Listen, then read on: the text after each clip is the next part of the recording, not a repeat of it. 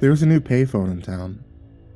At least, if you believe what some anonymous conspiracy theories had posted on the internet.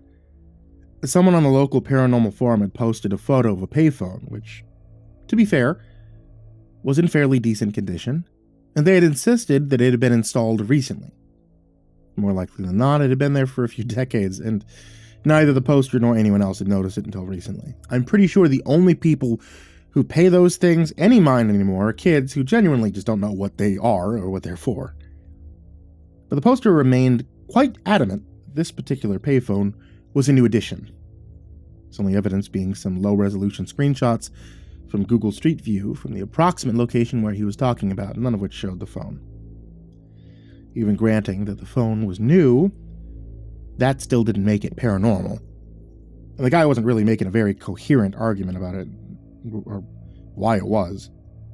He just kept rambling on and on about how the phone would only work if you put in a shiny FDR dime minted prior 1965, when they were still made from 90% silver. He said, give it silver and you'll see. When he refused to elaborate on exactly how he figured out the phone would only work with old American coins, everyone pretty much just assumed that he was full of it, and the thread fizzled out. But I just so happen to have a coin jar filled with interesting coins that I found in my change over the years, and it only took a moment of sorting through them before I found a US dime from 1963. I honestly couldn't think of a better way to spend it. I decided to check out the phone just after sunset, in the hopes that there wouldn't be too much traffic that might make it difficult to make a phone call. It was right where the post had said it would be. And as I viewed it with my own eyes, I was instantly convinced that I would have noticed it if it had been there before. The thing was turquoise, like some iconic household appliance from the 1950s. Its color and its pristine condition clashed so much with the surrounding weathered brick buildings that it would have been impossible not to notice it. Standing in front of it, I could see that there was a logo of a cartoon atom and a silver inlay beneath the name Oppenheimer's Opportunities and a calligraphic lettering. Beneath the atom was an infinity symbol, followed by the number 59, which I assumed was supposed to be read as Forever 59. It had to have been a modern-day recreation. There's no way that it could have been over 65 years old and still look so good. It had a rotary dial, and was befitting its alleged time period, beneath which was a small notice that should have held usage instructions, but instead, it held a poem. If it's gold, it glitters. If it's silver, it shines. If it's plutonium, it blisters. Won't you please spare a dime? That, at least, explained how the original poster figured out that he needed silver dimes to operate the thing, but why he didn't just come out and say it. I'm not sure that I would have gone looking for something that might give me radiation burns. I briefly considered leaving and possibly coming back with a Geiger counter, but I figured there was no way this thing was the demon core or the elephant's foot. I also didn't have the slightest idea where to get a Geiger counter. And by the time I found one, it was entirely possible the phone would be gone before I got back. I wasn't willing to let this opportunity slip through my fingers. Even if the phone was radioactive, brief exposure couldn't be that bad, right? I gingerly reached out and grabbed the receiver, holding it with a folded handkerchief for the radiation, I guess. Shut up. It was heavy in my hands, and even through the handkerchief I could feel it was ever so slightly warm. It was enough to give me an uneasy feeling in my stomach, but I nevertheless slowly lifted it up to my ear to see if there was a dial tone. I was hardly surprised it was completely dead. After testing it a bit by spinning the dial or tapping down on the hook, I put a modern dime in just to see what it would do. Unsurprisingly, nothing happened. So with nothing left to do, I dropped my silver dime into the slot and waited to see what would happen. As the dime passed through the slot with a rhythmic metallic clinking, I could feel soft vibrations as gears inside the phone whirred to life, and the receiver greeted me with a melodic, yet unsettling dial tone. I would describe it as forcefully cheery. Like it had to pretend that everything was wonderful, even though it was having the worst day of its life. It was a sensation that sank deeply into my brain and lingered for long after the call had ended. Thank you for using Oppenheimer's Opportunities Psychotronic Adaphone. An enthusiastic pre-recorded male voice greeted me, sounding like it had come straight out of the 1950s. Here at Oppenheimer's, our mission is to preserve the promise of post-war America that the rest of the world had long turned its back on. A promise of peace and prosperity, of nuclear power too cheap to meter and nuclear families too precious to measure. A world where everyone has his place, and knew his place. A world where we respected rather than resented our betters. We're proudly dedicated to bringing you yesterday's tomorrow today.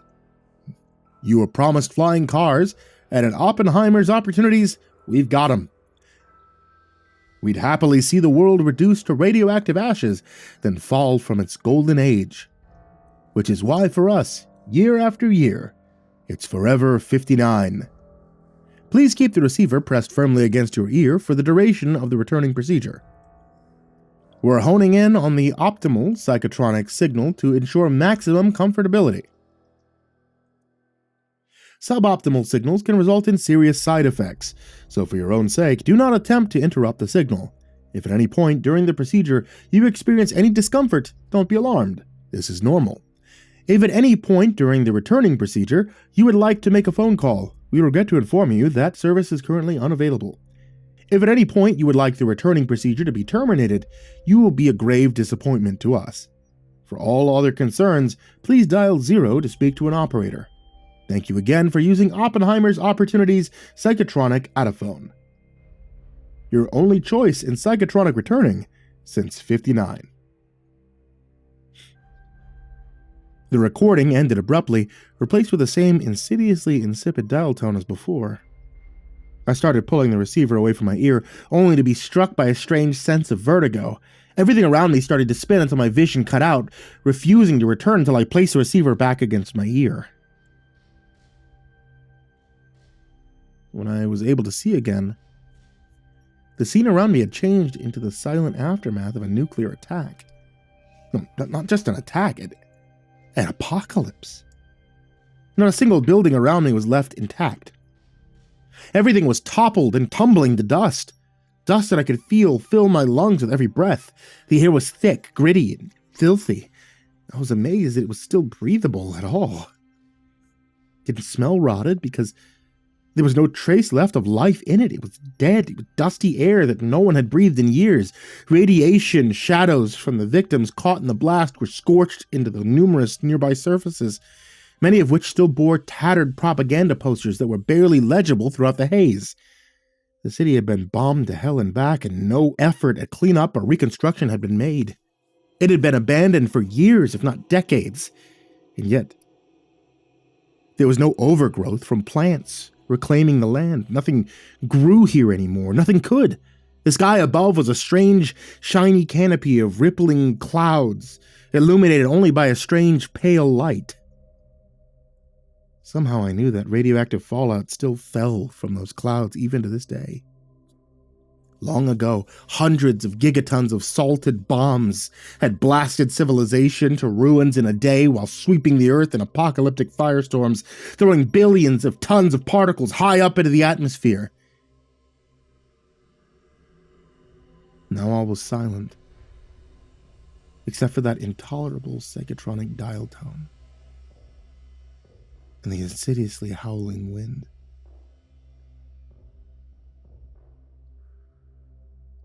Only when I realized that those two were the only sounds did I realize that they were perfectly harmonized with one another. I looked up into the sky at the ash clouds that should have washed out long ago, and I realized it wasn't the wind that was howling. It was them. The ripples in the clouds were constantly forming into screaming and melting faces before dissipating back into the ash. I was instantly stricken with dread that they might notice me. I wanted so desperately to flee and and cower in the rubble, but I was completely unable to move my feet. I wasn't even able to pull the phone away from my ear. So I did the only thing I could. Summoning all the strength and will that I could manage, I slowly lifted my free hand, placed my index finger into the smoothly spinning rotary, and dialed 0. "Don't worry," came the same voice as before. Through the phone, it sounded much more like a live person than a recording.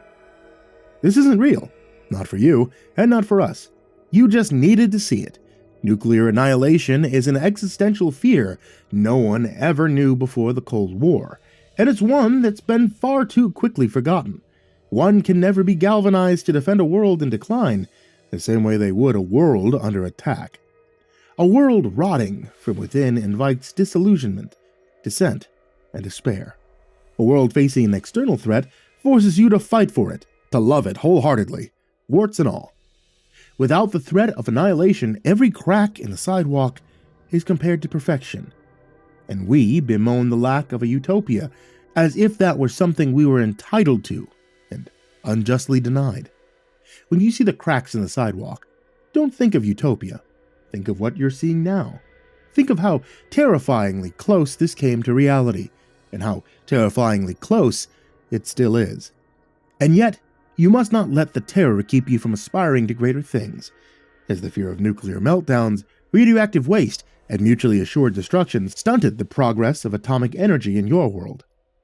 The instinct to fear fire is natural, but the drive to understand and tame it is fundamental to humanity and civilization.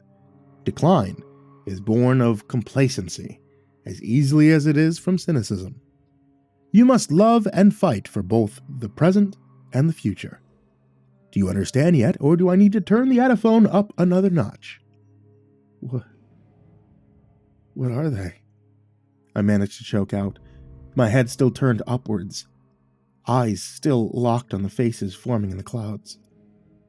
"Now, son, I already told you that this thing can't make phone calls," the man said, but not without some irony in his voice. "But to put it simply, they are the dead. The nukes that went off in this world weren't just salted, they were spiced, too. The sound waves produced by blasts were designed to have a particularly psychotronic resonance to them, causing every human consciousness that heard it to literally explode out of their skulls." "Explode?" I asked meekly, the tension in my own head having already gone far from comfortable. "That's right, kablamo!" the man shouted.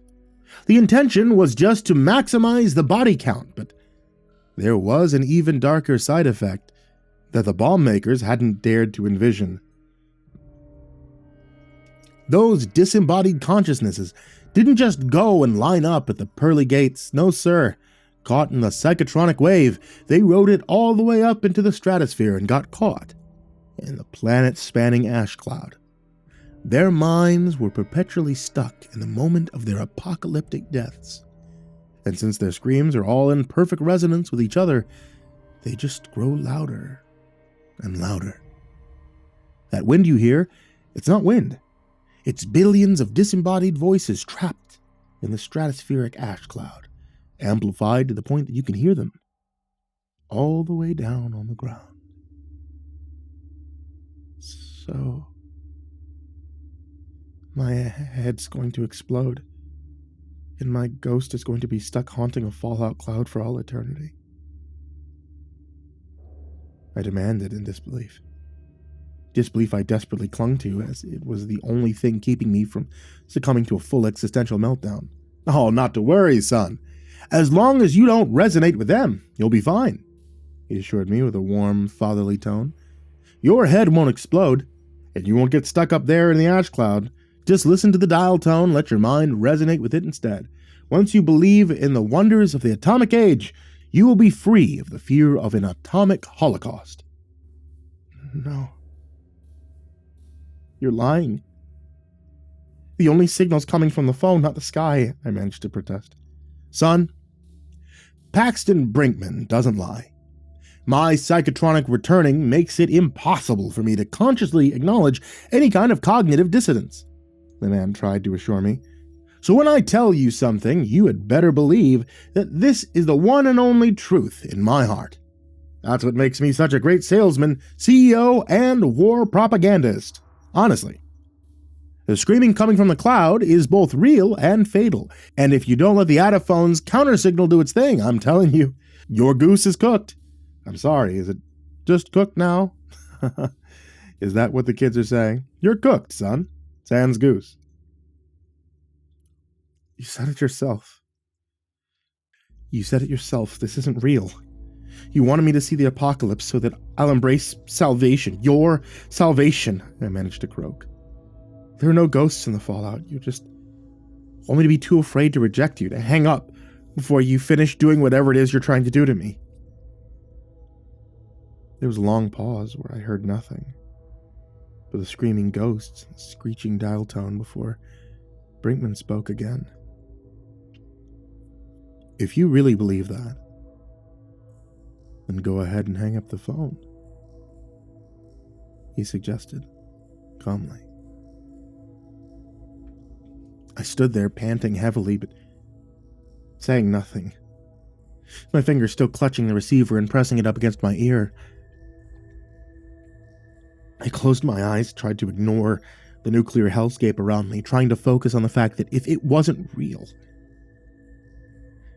the dial tone that was trying to rewrite my brain was the real threat, not the imagined ghosts in the fallout-saturated stratosphere, but the louder the dial tone grew, the less forcefully cheery it sounded. It didn't sound sincere necessarily, but it sounded better than eternity as a fallout ghost.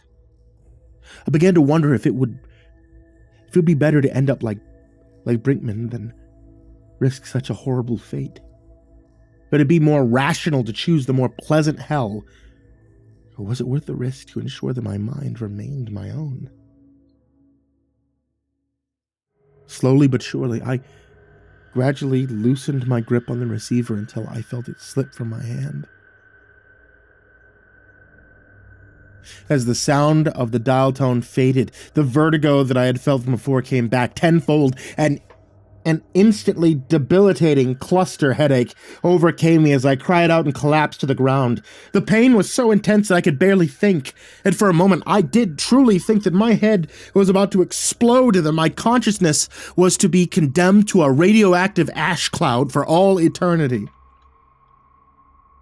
Before I lost consciousness, I remember hearing the Brinkman's voice again, wafting distant and dreamlike from the dangling receiver.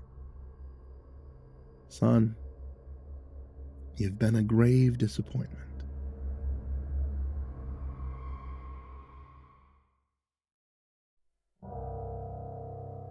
When I woke up, I was in the hospital. Someone had called an ambulance after they found me collapsed outside. When I told the healthcare workers and police my story, they told me there'd been no phone there, and never had been. They weren't sure what was wrong with me, or if I was lying or delirious. They kept me for observation. The fact that there was no phone and no evidence that any of it had been real was enough to make me seriously doubt it had ever happened. I spent several hours just thinking about what else could have possibly explained what happened to me.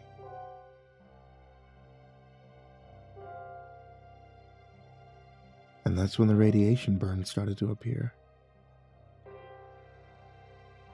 The doctors estimated that I was exposed to at least 200 rads of radiation, maybe more. It's too soon to say if I received a fatal dose, but it definitely would have been if I stayed on the phone much longer. The doctors are flabbergasted over how I could have received so much radiation, and there are specialists sweeping the streets with Geiger counters to find an orphan source. I wish I knew where I could have gotten one of those earlier. And again, I suppose I didn't really need one. I was warned, after all. If it's plutonium, it blisters. Now it seems that I and my goose may be cooked.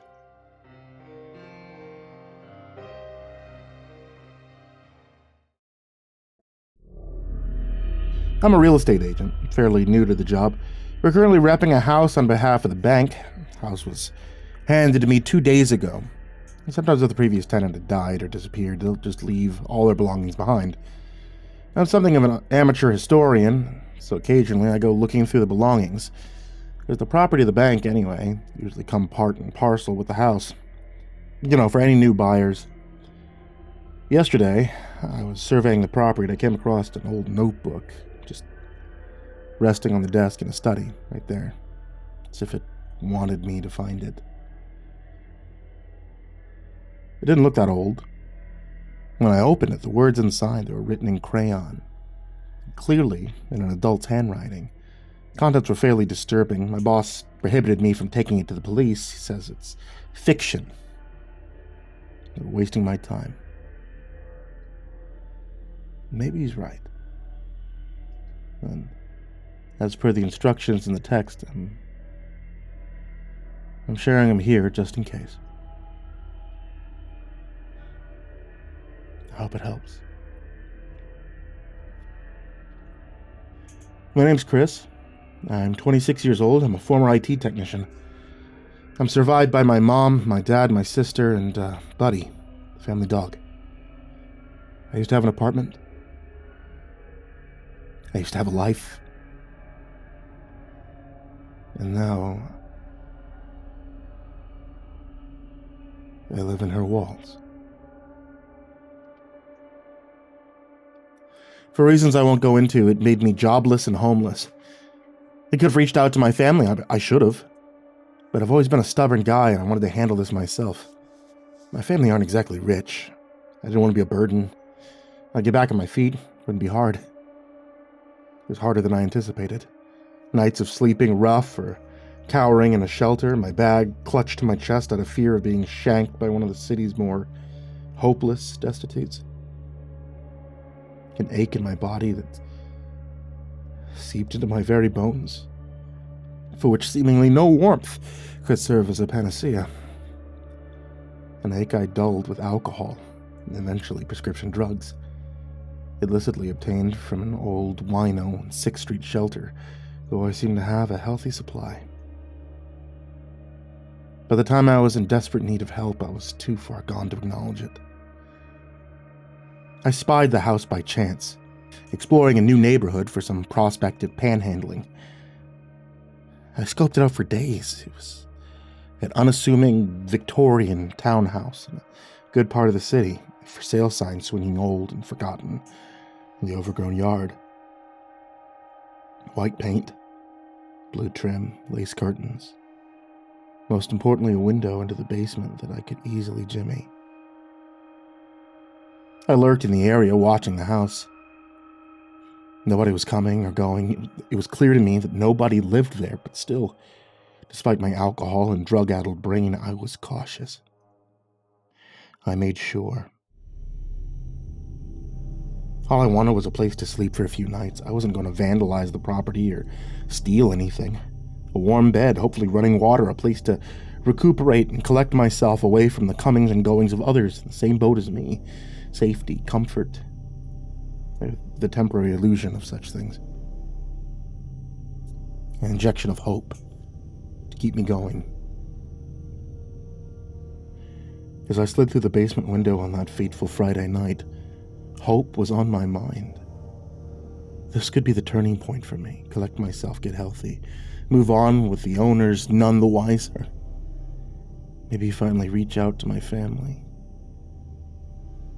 Hope. It's what I felt as I dropped onto that bare concrete floor, my eyes adjusting to the cellar dark. Hope. The house doesn't represent hope. It's a place where hope comes to die.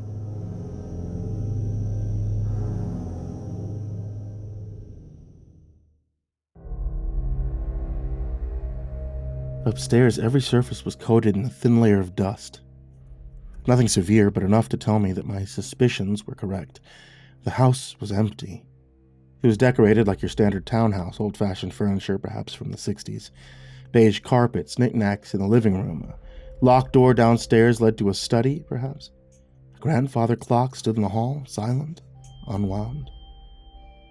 My feet squeaked over the tiled floors as I headed towards the stairs, and I winced at the sound, even knowing I was alone. The house felt empty. An old, musty smell wafted through the rooms, the ghost of an older inhabitant, perhaps, which hadn't been aired since they departed. Had they left of their own volition? Had they died? Something tells me the latter. But even the prospect that they might have expired in the house didn't sway me. My legs ached, my head hurt. I needed my pills, and I needed rest. Upstairs promised a bed, a soft mattress, respite. The master bedroom had all the trappings of a his and hers cohabitation. A king-size double bed took up most of the room, opposite which I spied a built-in wardrobe into which I peered.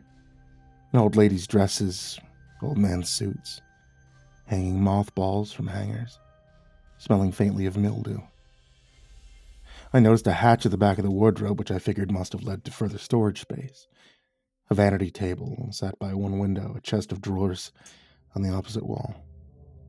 The small bedside clock worked, thankfully, and I could see it was nearly midnight. I could explore the rest of the house tomorrow. Right then, I needed rest. Suddenly and absolutely. I collapsed onto the bed. So soft. Softer than I'd felt in months. Just before I drifted off into a dreamless sleep, it struck me that I hadn't seen a single photograph in the house, not framed on a mantel or hanging on the walls. It wasn't too strange, I thought. The previous occupants must have taken them. My brain, sleep-deprived, didn't consider the fact they'd taken nothing else.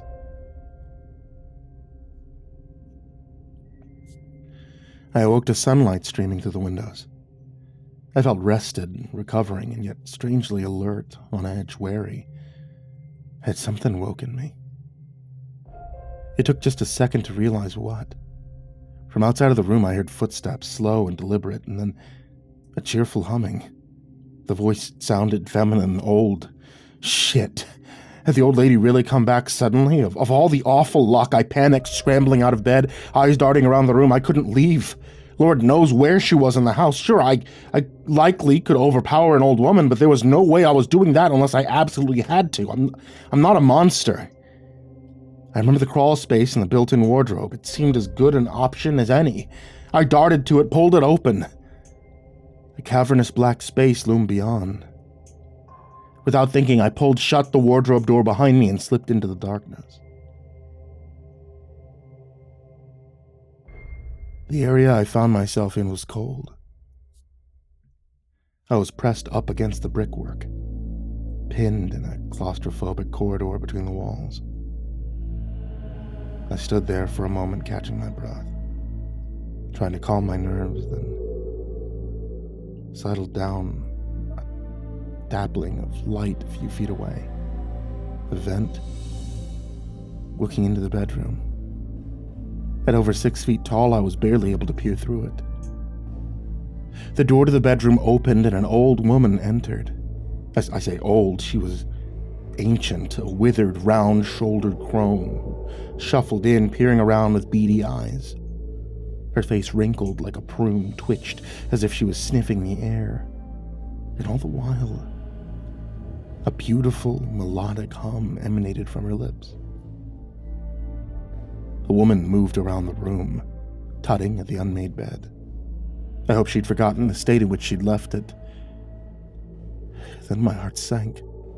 Icy fear gripped my spine. Beside the bed, I saw it, my bag, my worldly possessions. My pills were in there, my booze, my driver's license. Shit! I said a silent prayer that the old woman wouldn't notice. I couldn't afford to be caught. I couldn't. During my homeless days, I'd been arrested twice, once for aggravated assault against a businessman in a bar who provoked me and looked presentable enough for the law to come down on his side, despite witness testimony. Once for public drunkenness, Managed to avoid jail time, but I knew if I got caught breaking and entering, that'd be it. They'd lock me up. I wouldn't go to jail. I couldn't. I almost wept with relief as the old woman turned away from the side of the bed on which my bag rested. She shuffled out of view towards the vent I stood behind. Her humming drifted up into the walls, haunting and soothing. Then the notes began to transform, shifting into a cruel, cackling laugh. I held firm, heart pounding in my chest. There was no way that little old lady could have seen me in the vent. No way. With a shriek, her withered old face appeared in front of me, staring directly through the vent, over 6 feet high. Her eyes, yellowing, were wide and malevolent, her mouth split open in a rictus grin, revealing a smattering of rotten teeth. She shrieked and howled, eyes locked onto mine gleefully. I stumbled backwards in as little space as I had, cracking my skull against the brickwork behind me. Somewhere to my right, I heard a loud metallic slam. The air tasted suddenly too thin, too clogged with brick dust. I had to get out of there. I no longer cared about overpowering the old crone. I'd risk it. I stumbled back to the crawlspace door. I pushed on it. Unyielding metal met my touch. I shoved harder, my shoulders meeting brick. Unable to get a good purchase. Nothing. "Let me out," I called. "Please!" The old woman replied, her voice muffled by the walls. "Welcome home, my baby." The words chilled me. They were so emotionless, so rasping, and yet within them dripped a malice I could yet barely comprehend.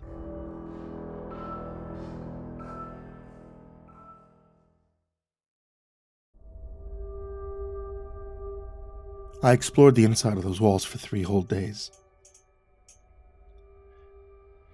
There was no way in or out save for that immovable crawlspace door through which I'd entered. It soon became clear to me that the house had been designed so that passage inside the walls was possible. To get between floors, there were vertical shafts lined with metal rungs. 3 accessible floors, I discovered. I couldn't reach the basement via the walls, but I could freely explore the first floor as well as the second floor at which I'd entered. Then there was the attic. After a day of searching, of screaming, of tracking the old woman between rooms only to be ignored every time, I poked my head out of the shaft leading to the top floor. Here I found a larger open space almost fit for human habitation. Filthy mattress lay in one corner, sand sheets or bedding. In the other was a toilet, also filthy, but fully functional. A journal, oddly new, dust-free, settled on the mattress alongside a pack of crayons. The floor, made of bricks, looked recently swept. The old woman had clearly been here at some point in the recent past. I looked around for another entrance. There was none. This meant the old crone had crawled through the walls herself to get here. While searching for an exit, I made a grisly discovery. In an alcove, high up on the wall, 3 skulls sat leering down at me. Hesitantly, I reached out for one, looking for something, anything I could use as a tool, a means of escape. The skulls were cemented in place. They felt like a message.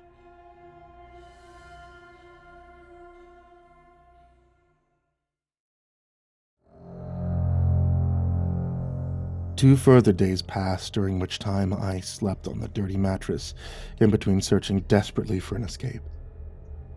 I was starving, thirsty, delirious from malnutrition, dehydration, and fear. Every time I slid through the walls, I felt the brick pressing down on my chest, as if the house itself was squeezing the life from me. On the 3rd day, throat dry and hoarse from screaming, I made my way down to the kitchen vent and saw the old woman preparing a bloody meal at the counter. Strands of stringy meat parted under her large, gleaming knife. I eyed the blade with longing, unsure what I could achieve with it. Nevertheless, the weight of the knife in my hand would have made me feel better. Instead, I begged for food and water. The old woman looked up at the vent and gave me a smile, her teeth stained with blood, as she chewed on a raw cut of the meat. I caught sight of the garbage can and saw what looked like a cat's tail hanging over the edge. My gorge rose in my throat, and I stifled a cry as all the while hunger bubbled in my belly. "Please, I need to eat," I croaked. The old woman scuttled towards me and momentarily disappeared out of my sight. When her face appeared in the vent, I was too tired and drained to even react. I had no idea how she'd gotten up so high. A chair positioned beneath, maybe. The whole process had been silent, or perhaps in my state I simply just hadn't noticed. "I'll feed you, Babby," the old woman said, and I let out a cry of relief and thanks. "But no, you listen," she went on. "I'll feed you, but only if you're good. No funny business, Babby, you hear? 'Cause I'll know. You go up to your bedroom like a good little girl, and I'll ring the bell for you. Come to the door in the bedroom, and nice treats will await. Understand, Babby?" I didn't have the energy to question her, or ask why she was calling me a good little girl, or back-chat in any way. I simply nodded, sniffled back tears, and began the long crawl back to my room. The old woman kept her promise, and when a tinkling bell echoed through the interior of the house, I made my way down to the metal door and found a steaming plate of cooked meat waiting for me. My stomach ached, and I was too ravenous to think too hard about it. I wolfed it down on the spot, swigging from the plastic water bottle beside it. The routine continued for a week. My body felt like it was atrophying. The withdrawal symptoms from the alcohol and pills had kicked in full force now, and simply dragging myself up and down the shafts was an effort I could rarely expend. Mostly I laid retching in my filthy attic room, emerging only to retrieve the daily meals the old crone provided. After several days, my strength felt like it was returning, and I decided to wait by the metal door, hoping I could surprise the old woman when she came to feed me.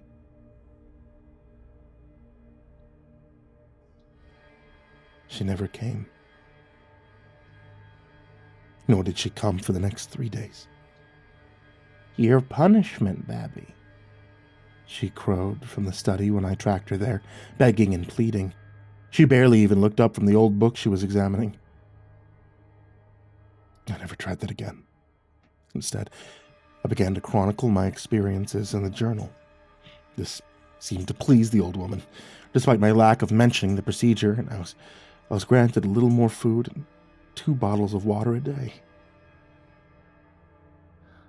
I kept writing after that, and I'm up to date now.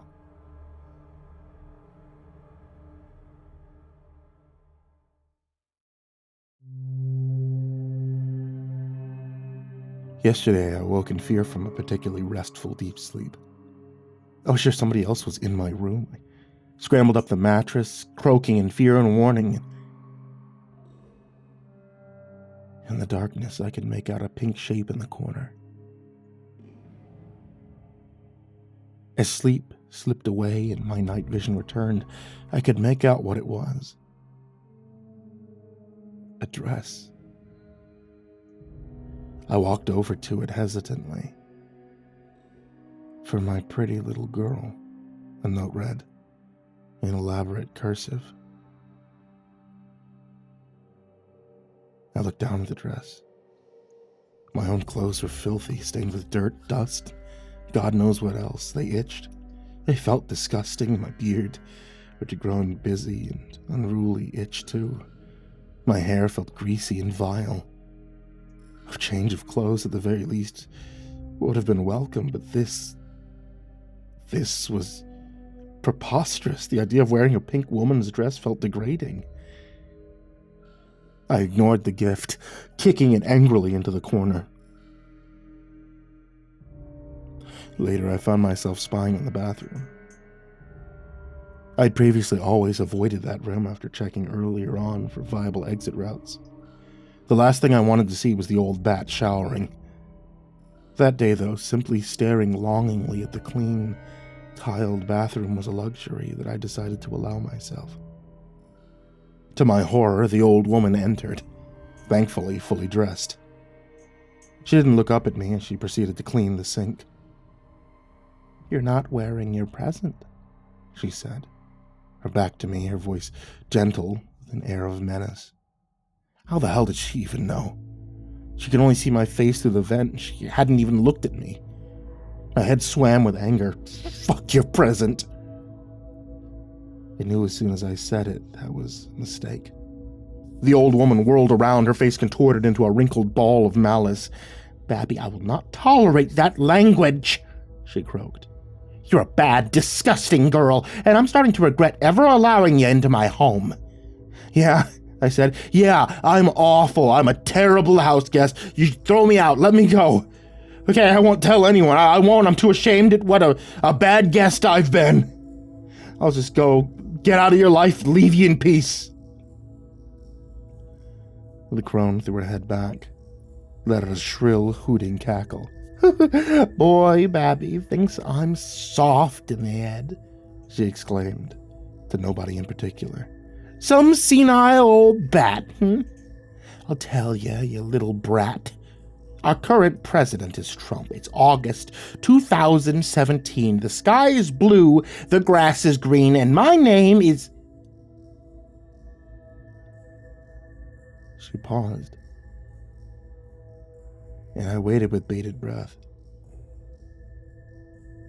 I had learned absolutely nothing about my captor. If I could call her by her name, maybe that would shift the power balance at least slightly. "You almost got me," she honked. Anyway, Babby, if you don't like your gift, maybe I'll find someone who will." The idea of having company, as macabre and selfish as it was, gave me a spike of optimism. Perhaps with two of us, escape would be more forthcoming.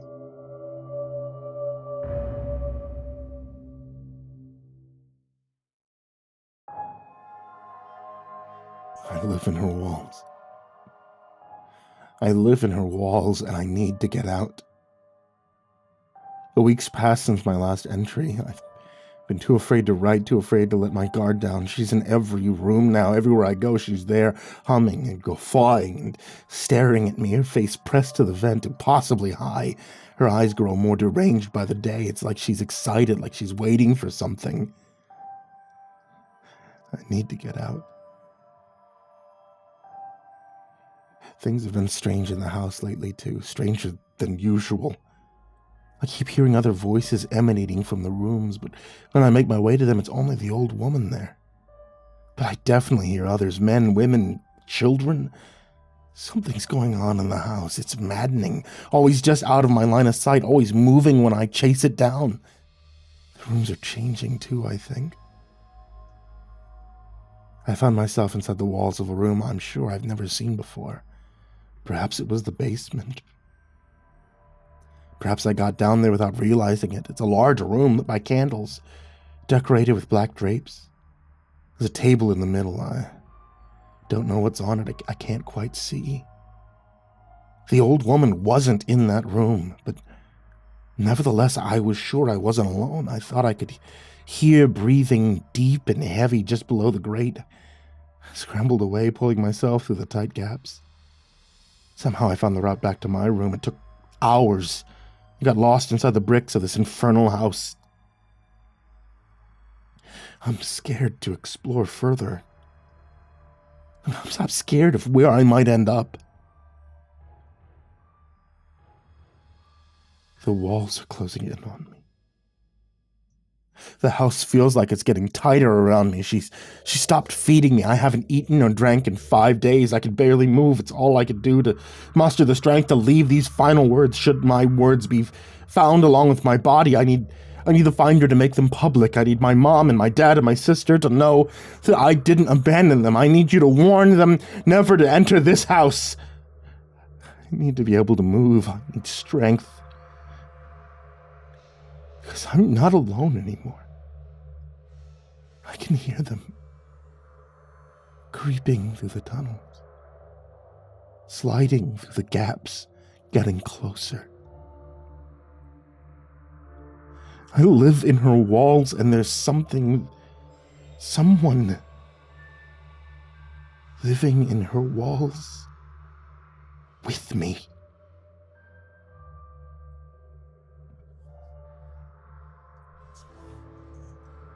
So, there you go.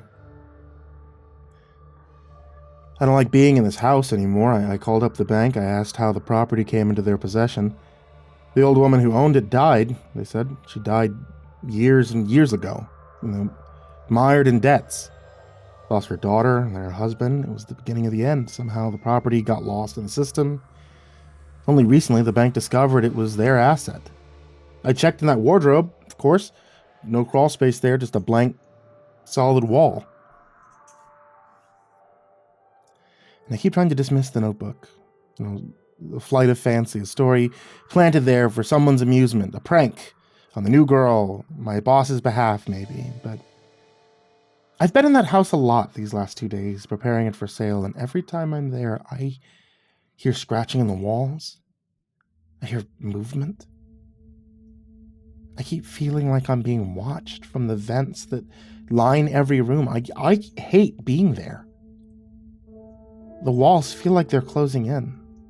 I mean, I'm in the house now, in fact, finishing up before I leave for the day, and I can hear movement in the walls again. I keep telling myself it's rats. It's just rats. But it doesn't sound like rats. I think I need to leave.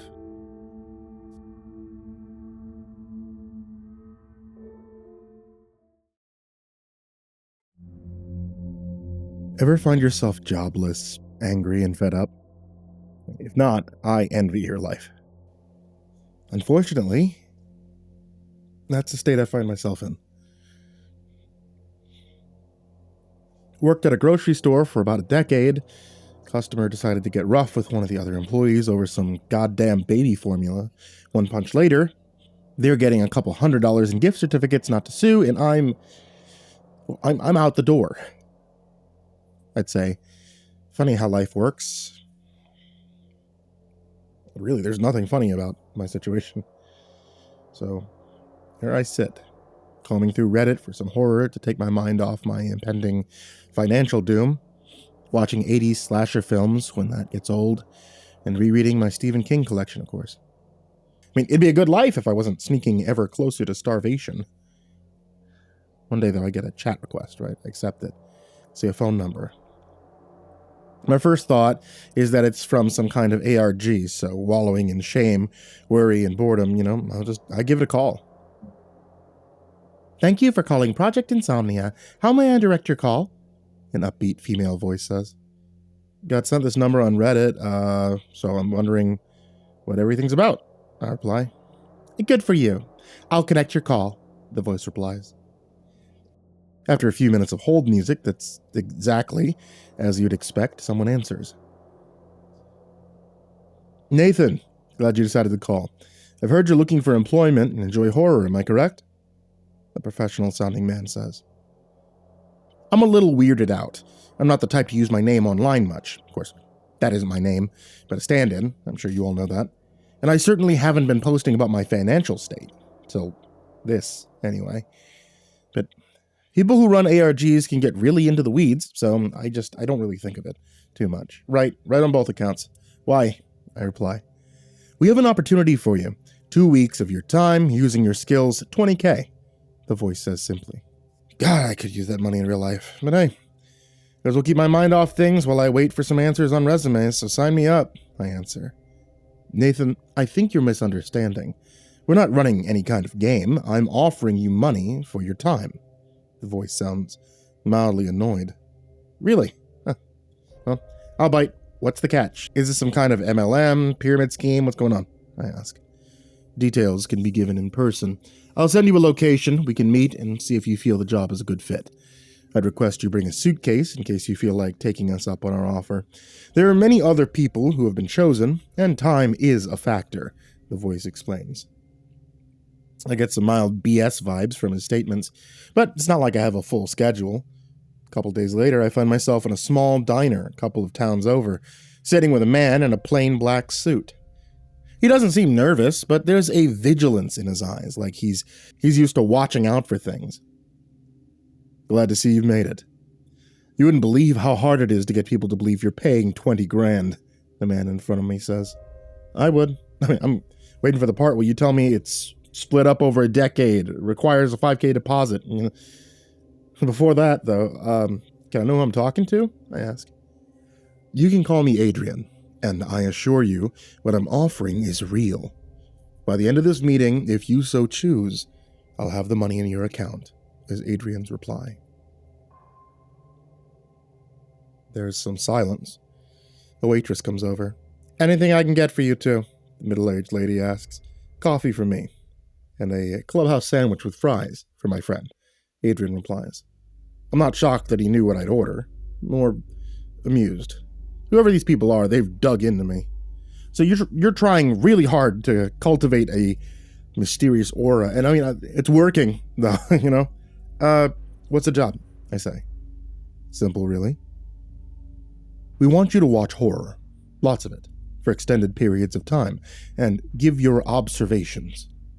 Adrian said. Is this some kind of, like, AI training shit? Because I don't know if I'm that desperate, I reply. No, Nathan. You'll be watching real people. Nothing artificial about it.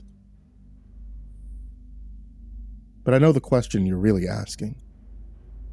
Why are we offering you so much money for something you do every day, while you hope to get a call back from the sanitation office or a McDonald's? The answer is not going to be as exciting as you think. Your accommodations are going to be rather Spartan, somewhere between a small apartment and a prison cell. We need secrecy and a high volume of participants, hence the arrangement, Adrian explained. My food comes. I feel like I'm under a microscope as I eat, Adrian's eyes dissecting my every movement. So, there's some kind of test run, I'm guessing, like Halloween-themed attractions at an amusement park. You're paying for me to shut up about it more than anything, I question. Adrian gives a half shrug. Close enough for government work. So what's the verdict? I have 2 more people I have to see tonight. Adrian offers, sliding over a small stack of papers and a pen. I read through the contract, smirking a little. This is some McCamey Manor stuff here, Adi. Like, this part about consenting to methods of encouragement that may lead to physical harm. You can't sign away your rights against assault, so clearly you guys aren't going to be knocking anyone's teeth out. Adrian smiles. No one in organization has any intent to put hands on you. Astute observation, though.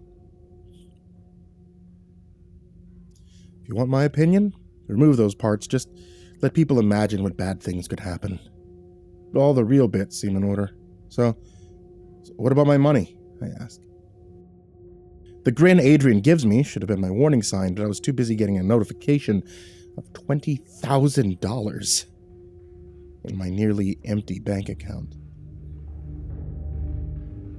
Jesus, Murphy, you weren't kidding, were you? It's like someone tried to turn a submarine brig into a bachelor pad, I say, looking around the small room. There's a bed with thin sheets, a large desk with a few dozen monitors, and that's about it. Enough room to maybe do some push-ups, but nothing more.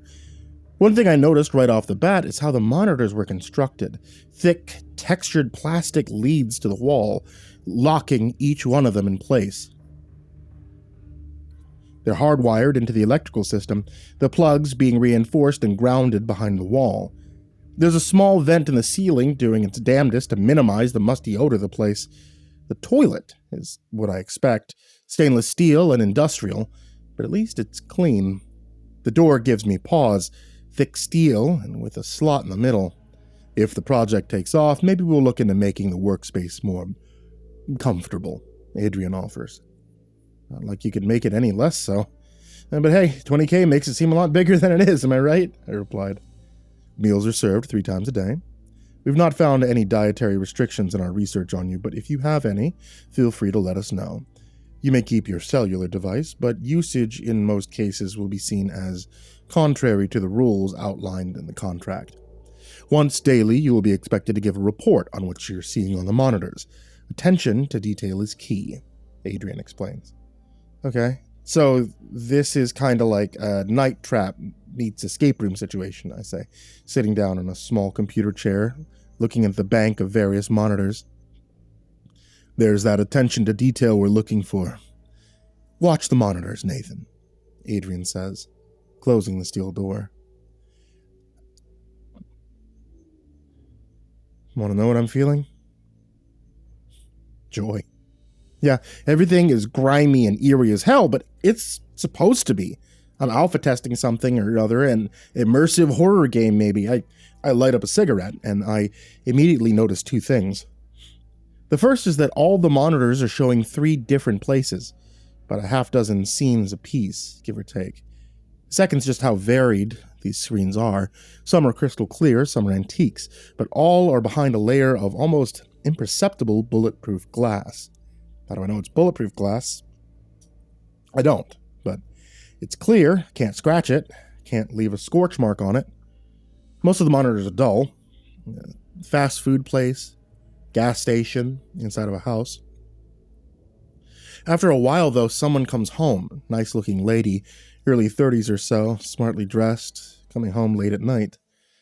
I've been watching paint dry for hours. I'm instantly drawn to anything resembling action. The hell am I doing here, I say, frustrated as I watch her through an impeccable screen. The house is dark. Her kitchen lights obscure the background. Shadows play like feral cats in her McMansion. I yawn, wondering when dinner is, or for that matter, what time it is. Then I see it on one of the older monitors. Could just be glitches from the ancient tech, but I swear it's a pair of eyes. It's subtle. Well done. It makes the hair on the back of my neck stand up, but as quickly as they appear, they're gone. The woman turns, looking to where the apparition once was. She does her fridge door. As she does, her fridge door closes, whether its own accord or something else, that's unclear. Nice, I say, complimenting the scare. Peter or no, my heart's racing. Boring hours fly by like water in a dangerous lake. I'm brought something they assure me is dinner. Meatloaf, heavy on the loaf, nearly green beans, and cornbread I debate on keeping to whittle. At least the coffee's decent, given to me in a 2-liter carafe. I look away when the woman starts changing. I'm starting to think this was a live improv, and meeting someone after I've seen them naked seems gross. One lamp on her desk lights her as she places modest jewelry in expensive cases. There's a noise, a keening wail, and the woman turns around, seeing nothing. We're in the same boat. That is, until I look at a smaller black and white monitor. Standing in front of the woman is a rotten, lanky specter, torn asunder and enraged. "Right in front of you!" I scream, but she can't hear me. The objects in the room rattle. It's enough to scare the wits back into the woman. She bolts to her bedroom door. The thing, that mournful thing, grabs her by the arms. The sleeve of the woman's housecoat crumbles. The flesh beneath it begins to wither. She tries to pull free, but the grip of the specter is immovable. She hammers down a hand, and somehow after 3 frantic blows, the spirit lets go, growling in rage. The woman gets distance between herself and the ghost, but the undead doesn't bother to move. Small furniture flies like it's been caught in a tornado. Windows rattle and fracture, sending broken glass in waves onto the carpet. The woman takes a wrong step, lacerating her foot, and she holds onto a banister for support. The ghost laughs. The woman rises as if she's being picked up by one leg. She screams now, begging. Blood pours from her torn foot into her eyes. The spirit dangles her in midair. Her arm begins to twist and warp, snapping and breaking. I try to cover the speaker, but it's no use. I can hear her pain. For a moment, she's still, and then, defenseless, she falls. The feed on that set of monitors cuts out, and I'm jarred back to reality. Sweat beading, nails digging into the armrest of the cheap chair. Well done, guys. I'm not usually one for ghost stories, but that was damn near worth the time, I say to whoever's keeping tabs on me. A few more hours of staring at the screens, and there's a loud klaxon, jarring in the small room. The monitor is shut off, and a pre-recorded voice says, "Now begins your 10-hour rest period." There's a handful of reasons I have trouble falling asleep. Not the least of which is the amount of coffee I've had. A close second are those noises. I've watched everything from Psycho, which is great, and a Serbian film, which is horrible. And not once has audio stuck with me so much. I'm woken by that same eardrum punching tone. Before I can brush the sleep from my eyes, a breakfast is shoved through the slot in the door. It's about as well made as dinner was. More coffee, and half a cigarette later, I hear a voice from an unseen speaker. "Hey, Nathan," the voice says. I can hear papers rustling. "That's me," I replied. "Hi, call me Percy. I'm asking you a few questions about what you watched the previous day. If you have any for me by any means, just let me know." The voice is level. It's friendly. "I was expecting Adrian, to be honest," I said. Percy laughs. "This is a little below his pay grade. I'm just a guy working a job, like yourself. Bit nicer digs. I'm also not making $2K a day." I smile. "So, what do you want to know?" I ask. "Well, I'd like for you to give me your overall impression of what you've seen, with particular attention to things that stood out, or may have seemed odd," Percy replied. "The format's neat. You think you get obnoxious, but those actors you hired, those effects, they make it worthwhile. I cut down a little on the dead air, though. The ghost was scary, especially the wounding around the face. Unique is probably the right word. Second effect blew me away. One thing, though. Why did the ghost let go when the lady hit her? Didn't make any sense. Maybe if she hit it with like a Bible or something. But as is, I don't know, kind of killed the vibe. Seemed a little lazy, or I guess silly," I explained. "Good catch, Nate. I'll have the higher-ups have a look into that."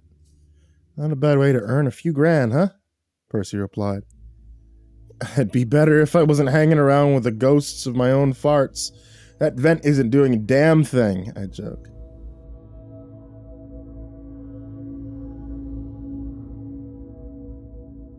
The next 3 days go on in much the same way. I scan the monitors till something spooky happens, and do my best to point all the plot holes and stupid things I find. Not that there's much to pick apart. The variety alone makes things worthwhile. I'm seeing ghosts, demons, a couple of slasher villain types, a handful of different creatures despite the sponge baths and stale air. It's a dream job. But I wouldn't be posting here if the dream didn't turn into a nightmare. Day 5 shows me what this place is really about. Breakfast comes the same as always, a dish I dub grey eggs, due to their color and my love of good portmanteau. I answer some questions, and the last thing I watched, some kind of monster fight club, seemed way too action-oriented, more like fantasy than horror, really. And I get ready for another day. My selection consists of an empty barn, a deep forest, and... "Adrian, I said in the interview, no AI bullshit. I'm out. Open the door, and if you want your 20K back, you can see me in court. I'm not going to be part of the downfall of art," I say. No reply. My issue is, I'm recognizing one of the places I'm watching on a set of monitors. Kumar's Comics. Now, I'm not much of a geek, but I've been known to buy a comic or two, and while I'm not in there every day, I know the owners well enough. Kumar and Jaspreet Patel, a little over middle-aged, and kind of folks that truly love what they do. There's no way other than some kind of generative special effects that I'm watching them. "Guys, I'm serious," I say. I try to sound enraged, but I hear the anxiety in my voice. "It's 20K, I whisper to myself. justifying the tossing of my artistic morals to the wind. The more I watch, the more people I know I see. The more I'm actually impressed. I ain't saying anything good about AI, but if I didn't know better, I'd swear I was actually watching cameras hidden in the shop. The longer I watch, the more I think that this can't just be some kind of special effect. I try to shake the thought, but as the hours slowly tick by, it's all I can think about. But what can I do? How could I prove things one way or another? My hand starts to move towards my phone. Plan forming. The second I grab it, a loudspeaker distorted voice hits me with like a slap in the face. "Nathan, do you know much about firing squads?" Adrian said, his voice calm. No, why?" I stuttered. "In any firing squad, one man is given a rifle loaded with a blank. None of them know who. The reason why is that certain actions carry a weight, one that's too heavy to carry for most, no matter how noble the intention.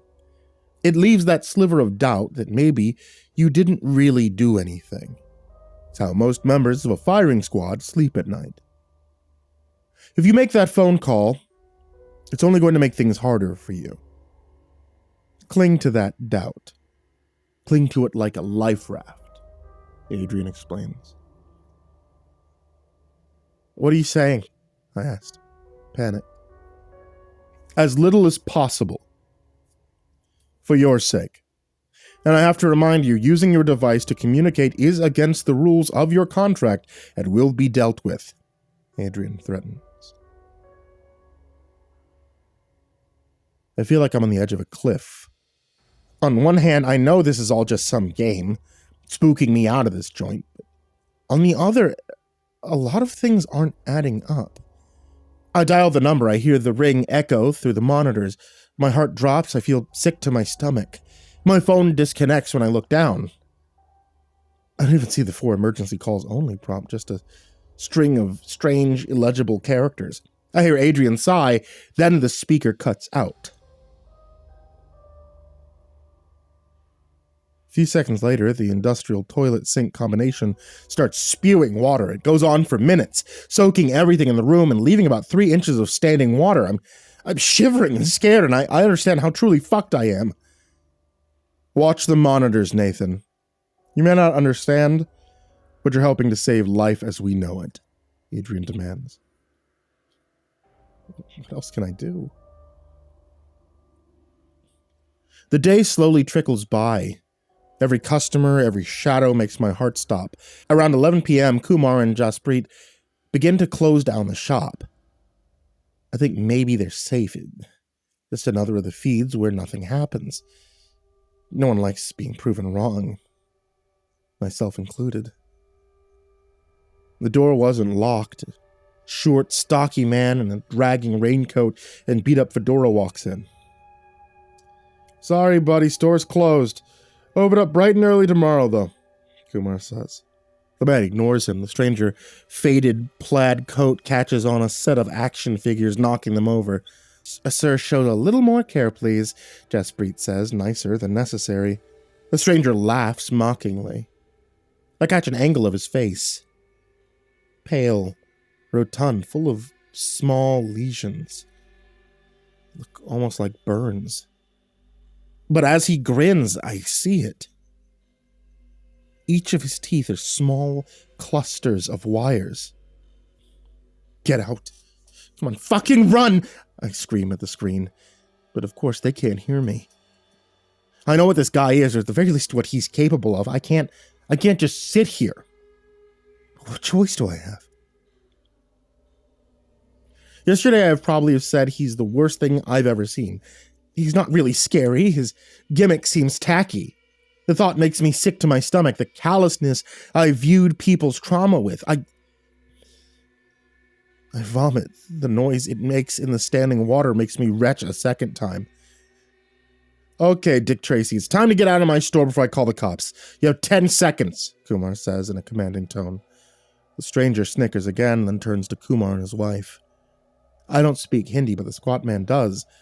What he says shocks Kumar enough to pick up the phone and dial 911. But of course, there's no dial tone. The lights flicker, then dim, then go out completely. Kumar and Jaspreet use their phones as the light, trying to find their way to the door. They reach it, but it doesn't budge. Kumar begins to rattle the door. There's an electric arcing sound, then above them is a twisted grin made of arcing wire.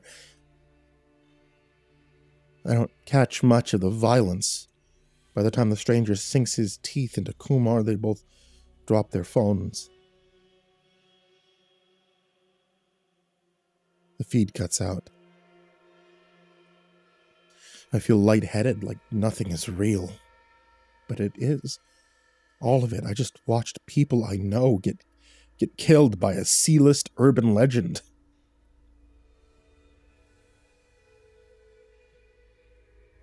I don't sleep. By the time I hear Percy, I'm staring angrily at the wall. Hey, I got about 10 seconds to talk. You need to think about this like getting drafted into a world war. It sucks. It's going to change you, but it's for the fate of the world, Percy says, his voice panicked. Why the hell are you doing this? Why are you killing people? I screamed. We're not. Every place you watched is the result of months of research, and even then, it doesn't always pan out. But the higher-ups, they don't fuck around, okay? Do your time, get out. Don't let anything get in the way of that, Percy pleads. From then on, things don't feel interesting or exciting. Knowing what I know, the violence hits home. It fucks with my head. The worst are the stupid ones, the kind of things I'd share with my family for the sole purpose of mocking the writer, something about a creature or a spirit that can be accurately described as cringeworthy, taking someone's life. It's shocking and dismal. Then there's the cell itself. After the first day of standing, water spots of mold and veins of mildew start to develop on the wall. A couple of days after that, I got a cough that won't quit. It's my second concern, beyond what I believe is a case of trench foot. Things are miserable. They're torture, really. By day 10, it's all I can do to focus on the screens in front of me. I'm running a fever. One of my toes is turning a foul shade of green. That morning's breakfast comes with a familiar-looking stack of papers. I laugh, then cough. And I see blood in the phlegm. It's a contract. Another 2 weeks of my life to have the water drain and some antibiotics. Of course, there's another $20K in it for me, but at this point, I'd burn the goddamn money just to get out of here. Truth be told, I don't know if I'm going to last another 4 days without medical attention and air without spores in it. I sign. Of course I do. It's not like I have a choice.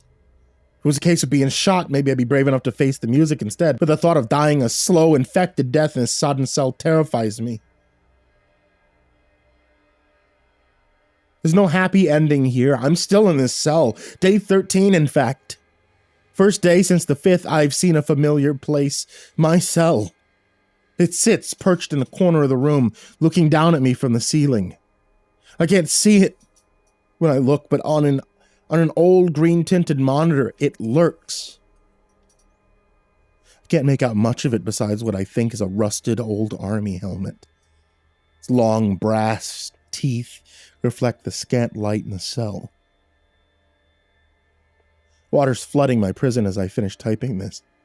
Punishment for reaching out to all of you.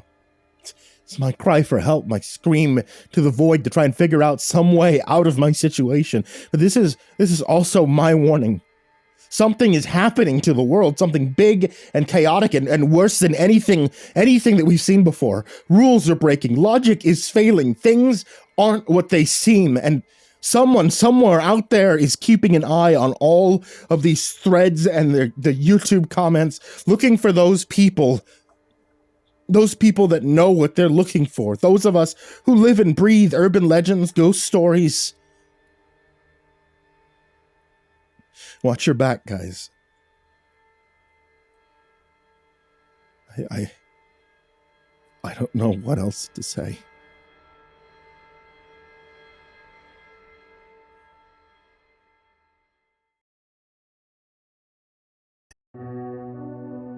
I'm honestly not sure where to even begin with this.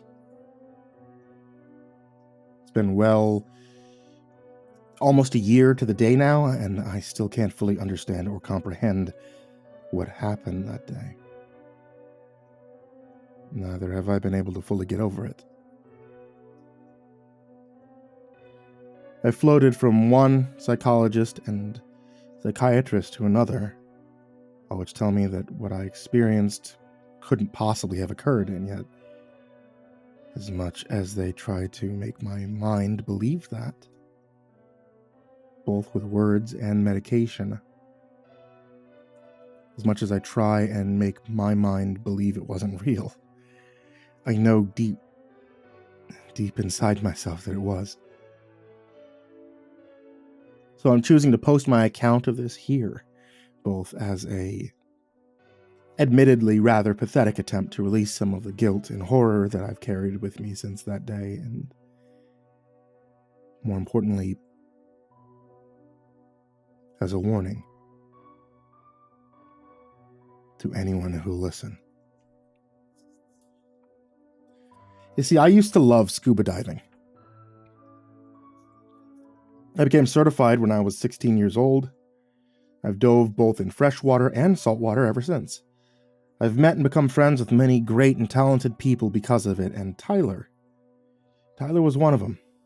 Daredevil at heart and always up for an adventure.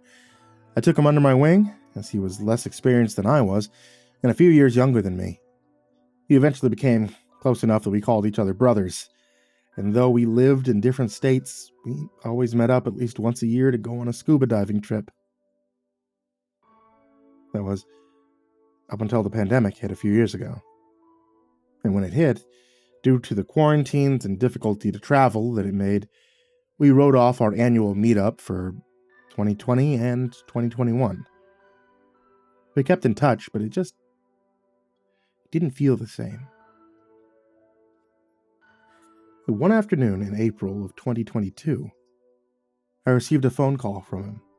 All the usual cheeriness and the bravado seemed to have been sucked out of his voice.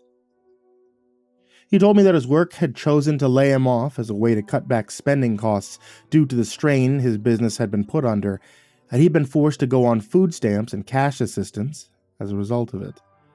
To make matters worse, Veronica, his longtime girlfriend of almost 7 years, had decided at the same time to break off her relationship with him. Let me tell you, that woman truly did complete him, and losing her, on top of the stress from losing his job and the inability to find a new one, quickly had quite literally deflated him. I felt helpless, unable to do anything to cheer him up. Standing in my kitchen, holding my phone, an idea that had been floating around in my head sprang to the surface. "Hey, Ty," I asked, trying to fill my voice with as much excitement and mystery as I could. "I thought of something we could do that might make you feel better." "Yeah, what?" he asked, his voice inflectionless and hollow, like that of a robot. "Well, I've been thinking. I have a few days off coming up in the next few days from my remote work. So what about just packing up, having me come drive and get you, and we take a scuba diving trip?" I heard a slight stir on the other end of the line, but his voice remained the same. I guess so, but where could we go? So many places are off limits due to the, have you taken a look at the news? A slight smile crept across my face as I prepared to spring my little idea on him. The place I'm thinking of is one where there won't be as many people right now, just because of the season, My smile grew wider. "What's one of the places you've wanted us to dive together the most, but we've never been able to?" A pause. There's plenty of places, like Superior, Blue Hole, Great Barrier Reef. I cut him off. "No, I'm talking about someplace much closer to both of us." I dropped my voice low. "I'm talking about Crater Lake."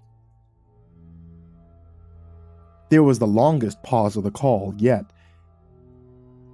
And then he spoke, his voice now filled with something I'd been hoping for: curiosity. and a bit of excitement. Crater Lake, huh? He asked.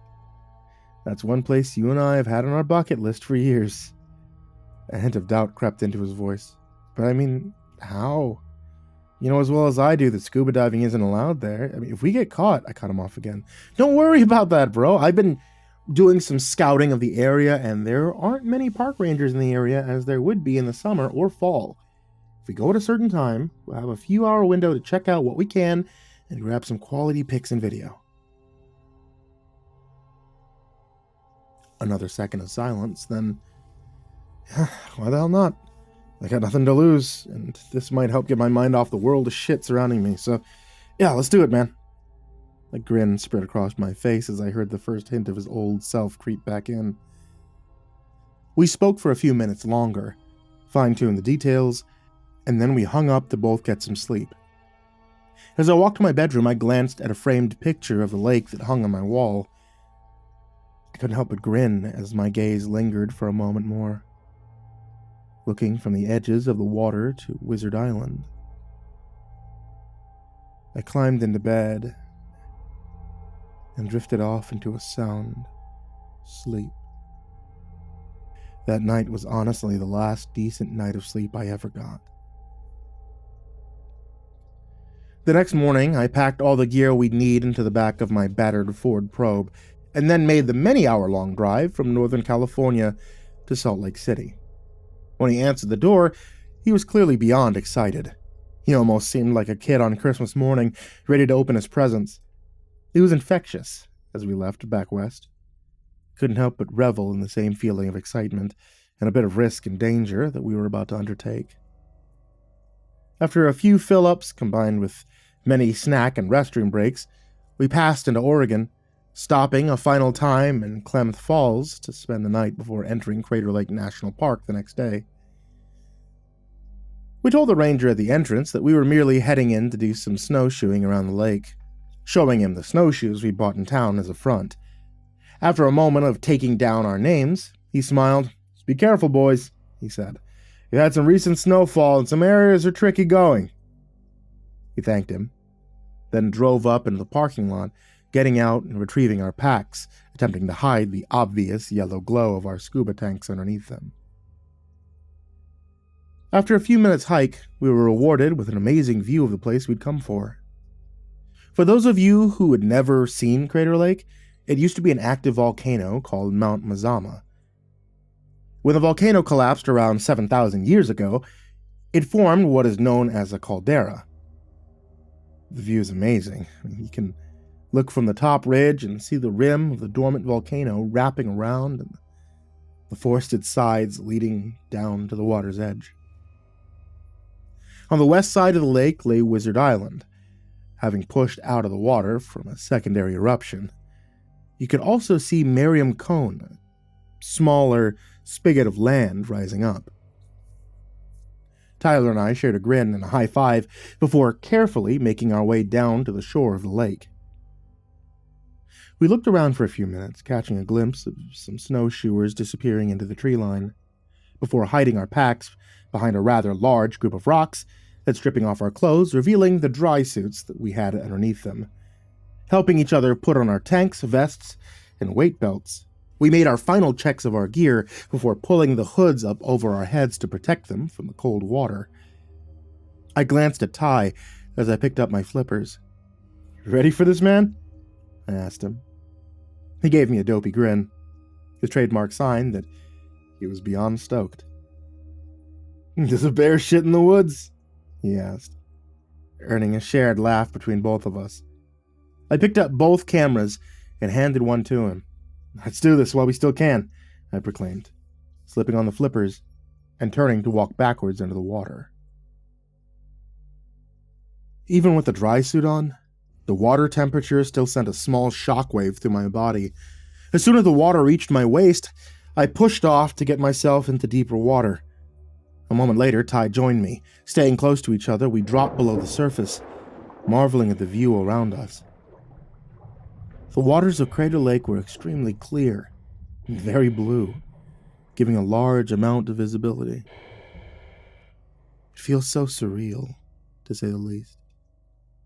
Flashing each other the OK sign, we pushed out towards the shoreline of Wizard Island, snapping photos and taking everything in. There have been a few other people to scuba dive here over the years, with the National Park Service's approval, of course, but recreational diving was barred to, according to the reasoning that was given, not wanting to bring any invasive species or creatures into the lake, or to mess up the ecosystem anyway. As we followed the rocky bottom next to the island, I felt at peace. The only sound that could be heard was the streaming of bubbles each of us made as we breathed in and out. I checked my air gauge quickly, noting that we had about 2 hours of air remaining. Plenty of time to enjoy everything, I thought to myself. The thought was interrupted by a poke in my shoulders. I glanced and saw Ty pointing out ahead of us. After a moment, I saw what he spotted. Swimming just ahead of us was a large school of kokanee salmon, one of the 2 species of fish that the lake had been stocked for. Their large, bright red bodies stood out clearly in the clear water, and it made for an amazing shot. I brought the camera up to my mask and snapped off a few photos, then noticed Ty motioning to me. He began heading out towards the salmon, and after a hesitant moment, I followed. As I followed him, I spared a glance downward and felt almost a sense of vertigo overtake me. Even underwater, not far off the shore of the island, the bottom simply dropped away into nothingness. The bottom of the lake is over 1,000 feet deep, making it the deepest lake in the United States and one of the deepest in North America. It was so deep that submersibles had traversed the lake bottom before. I stared down, feeling an almost unwilling sense of unease creep over me as I noted that. For all the water's clarity, it was so deep that you couldn't see the bottom. I shook my head. Get a grip, Marcus. This is a landlocked lake, not the Pacific Ocean. There's only salmon and trout in here with you. Nothing that could attack you. Refocusing, I noticed Ty had gotten a little too far ahead of me, and I kicked hard to catch up with him. He had drifted close to the school of salmon, and as I approached, I must have been making too much noise because they quickly scattered into the distance. Ty shot me a bit of an annoyed glance over his shoulder, and I raised both hands to the universal sign of sorry. As I joined him, something caught my eye out in the distance. Something bobbing up and down in the water. A large, cylindrical shape. I tapped Ty on the shoulder, then pointed. After a moment of looking, he gave me a cry of excitement, a sound muffled by the regulator in his mouth. The old man of the lake. I'd seen it countless times from the shore of the lake, and others from the tour boats which crisscrossed the lake in the summertime. He was a huge floating tree stump, almost 30 feet in length. The thing had become as famous as the lake itself due to the fact that it had been floating around in the lake since at least 1896, when it had been first spotted by a man named Joseph Diller. For one reason or another, even after over 100+ years in the water, it refused to sink and floated freely from one side of the lake to the other. It also held a lot of superstitious significance, as in 1988 a submersible expedition tied up the stump on one side of the island, resulting in storm clouds to immediately move in. They disappeared when it was released, and thus the legend of it being more than just a dead tree began.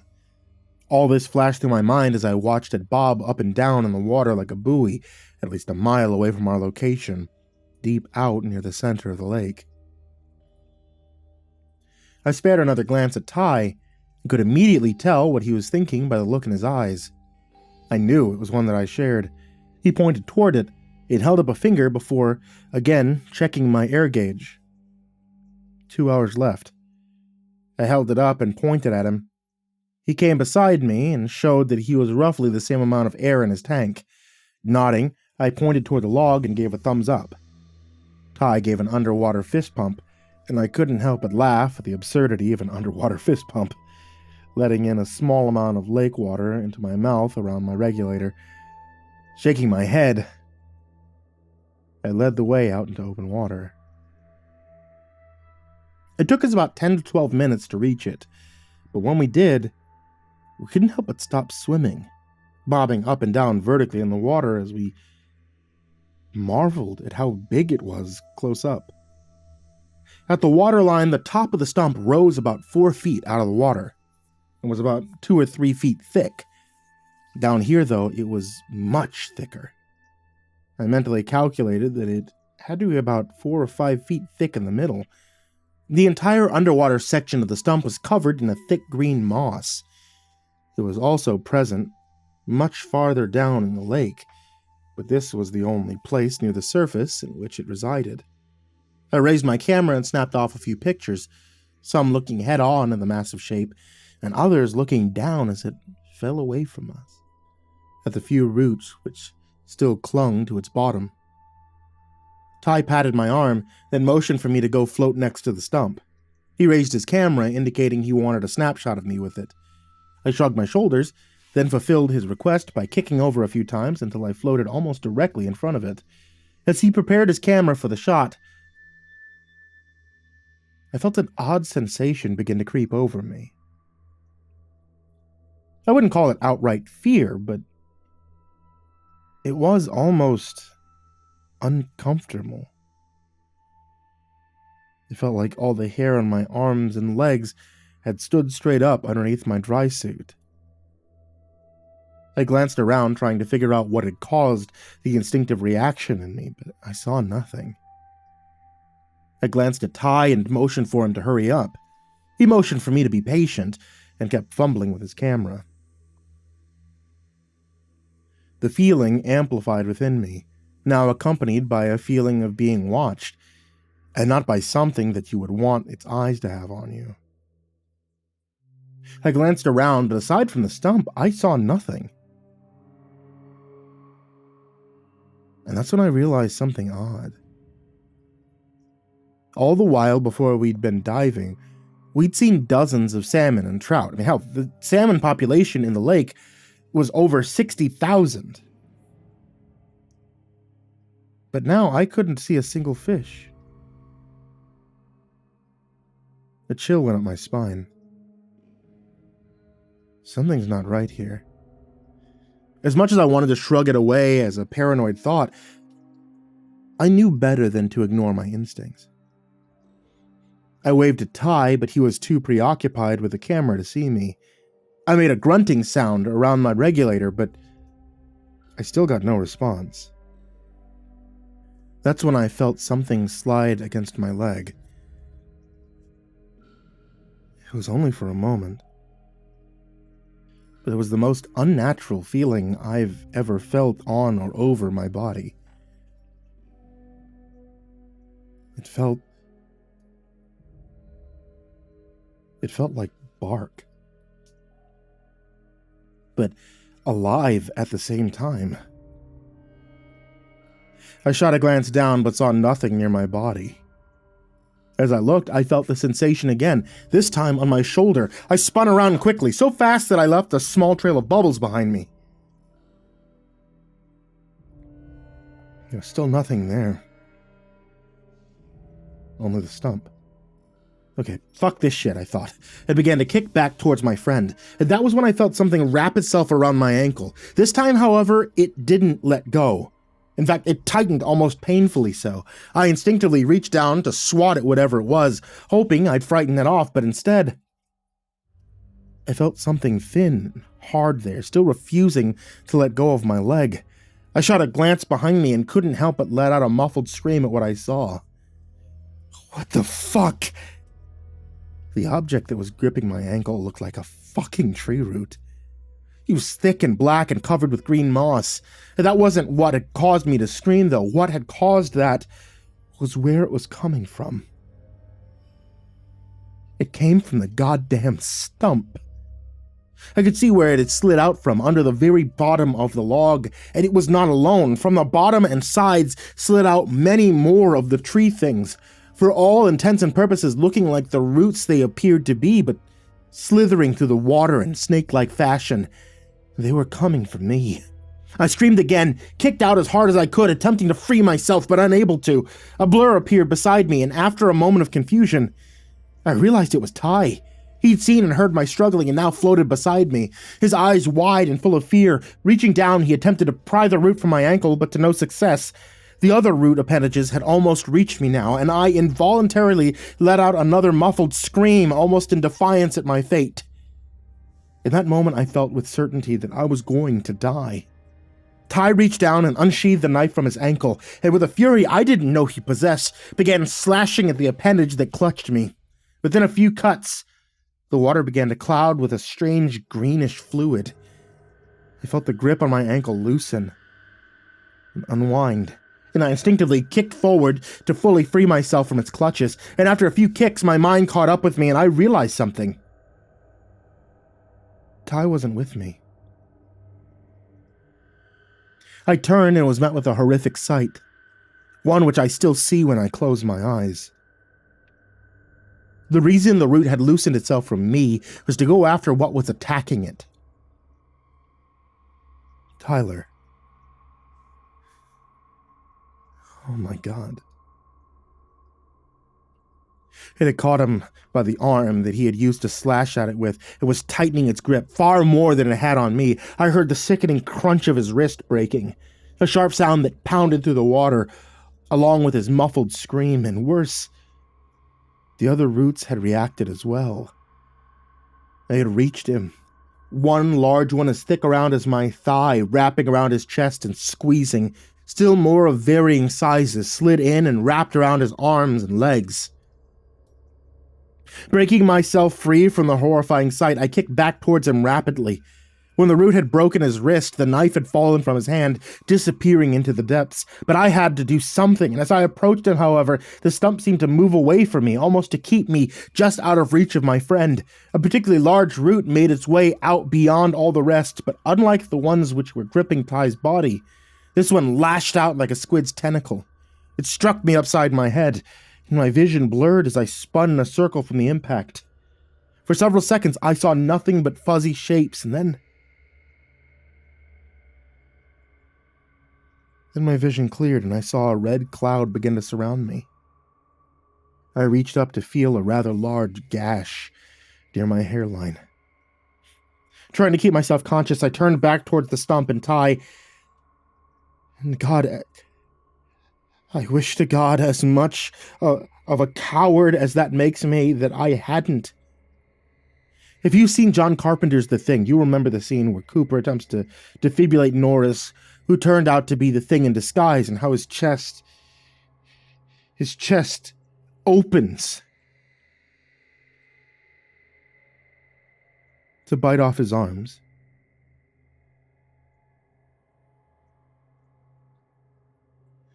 That was the sight that greeted me as I fell frozen in place.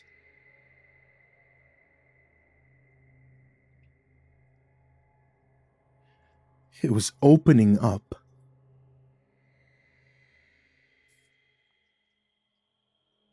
The middle of the stump split apart and opened like it was on hinges, like it was a mouth. More roots slid out from inside the darkened shape, and I heard my friend let out another muffled scream as his air tank was ripped off of his back by a few of them, the regulator torn from his mouth as the appendage tossed the tank out to the side, and more wrapped around his neck and head, effectively rendering him unable to move.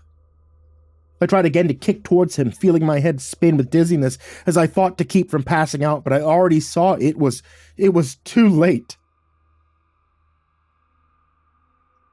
The roots had a firm grip on him and rapidly pulled him back towards the opening.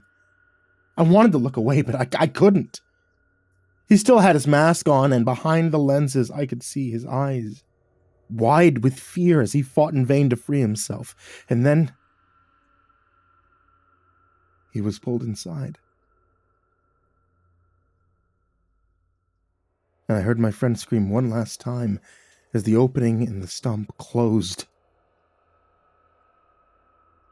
I saw a quick flash from the camera still attached to his wrist, momentarily illuminating the hellish interior.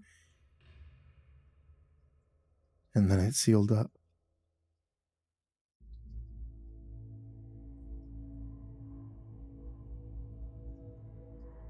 It floated further away from me, and the roots, the tendrils, retracted back.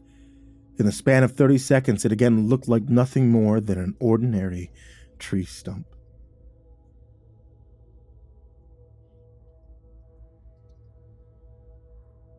Feeling a wave of nausea pass over me, as well as a growing blackness envelop the edge of my vision, I could do nothing but kick for the surface. My head broke the water into the chilly afternoon air, and I spat the regulator from my mouth. I began kicking backwards towards the shore as hard as I could, all the while keeping my eyes locked on the 4-foot-tall white shape bobbing up and down above the small waves until I reached shore, where I passed out. I awoke 2 days later in a hospital. A bandage covered my head where I had been gashed open, and it hurt like hell. I was greeted by the nurse along with 2 policemen and park ranger who had led us center. After a few questions from the nurse about how I felt, I was left alone with a policeman and the ranger, who, after telling me that the snowshoers that I had seen earlier that day had found me unconscious on the shoreline on their way back, proceeded to bombard me with questions. I tried explaining what had happened to them, knowing full well that I would sound insane and not caring. They needed to know what had happened.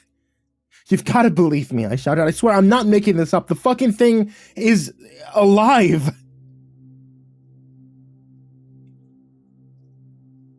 But of course they didn't believe me. They chalked my story up to my head injury. They also decided Tyler had drowned, having something faulty happen to his air supply. He barely even got a mention in the local paper. Just another drowning victim. I was slapped with a huge fine for illegally diving and given a lifetime ban from the national park with a penalty of jail time if I ever stepped foot in it again, like I would ever want to.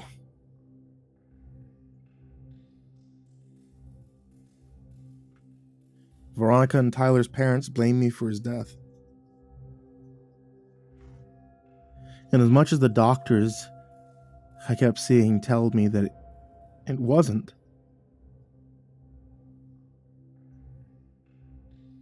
I can't help but feel consumed with guilt. After all, why shouldn't I?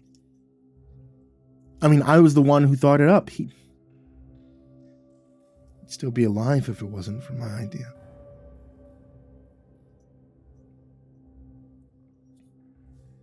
Now the 1-year anniversary of that horrifying day is fast approaching. Only weeks, anyway. I can't help but think about anything. But it's as I sit on my couch night after night and try to drown my memories and guilt with bottles of whiskey and vodka. But not even the alcohol is enough to chase away the memories of that day. Of that thing which pretends to be a stump. One which has floated around the lake for over a century. Every year there are a few people who reportedly drown in Crater Lake. Oftentimes their bodies are never recovered, the lake being too deep to retrieve the remains. I'm pretty damn sure that the true reason swimmers disappear is much worse than that. Because when the camera flashed in Tyler's hand before it closed around him, I saw something that still wakes me up in the middle of the night, screaming. As it closed, I saw the roots forcing their way into his mouth, down his throat. I think about trees, about how their roots dig into the soil to slowly extract the nutrients from it. And I shake uncontrollably at the thought that that thing might have had a similar purpose for my friend. So I'm posting this as a warning. You can go visit Crater Lake National Park. I mean, it's a beautiful place. You can even go walk around the edge of the lake or take a tour on one of the boats. Both perfectly safe. But whatever you do, stay the hell out of the water of Crater Lake.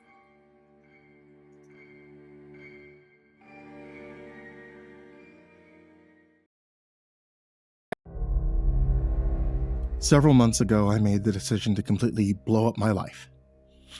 Impulsive, yeah. Not well thought out either.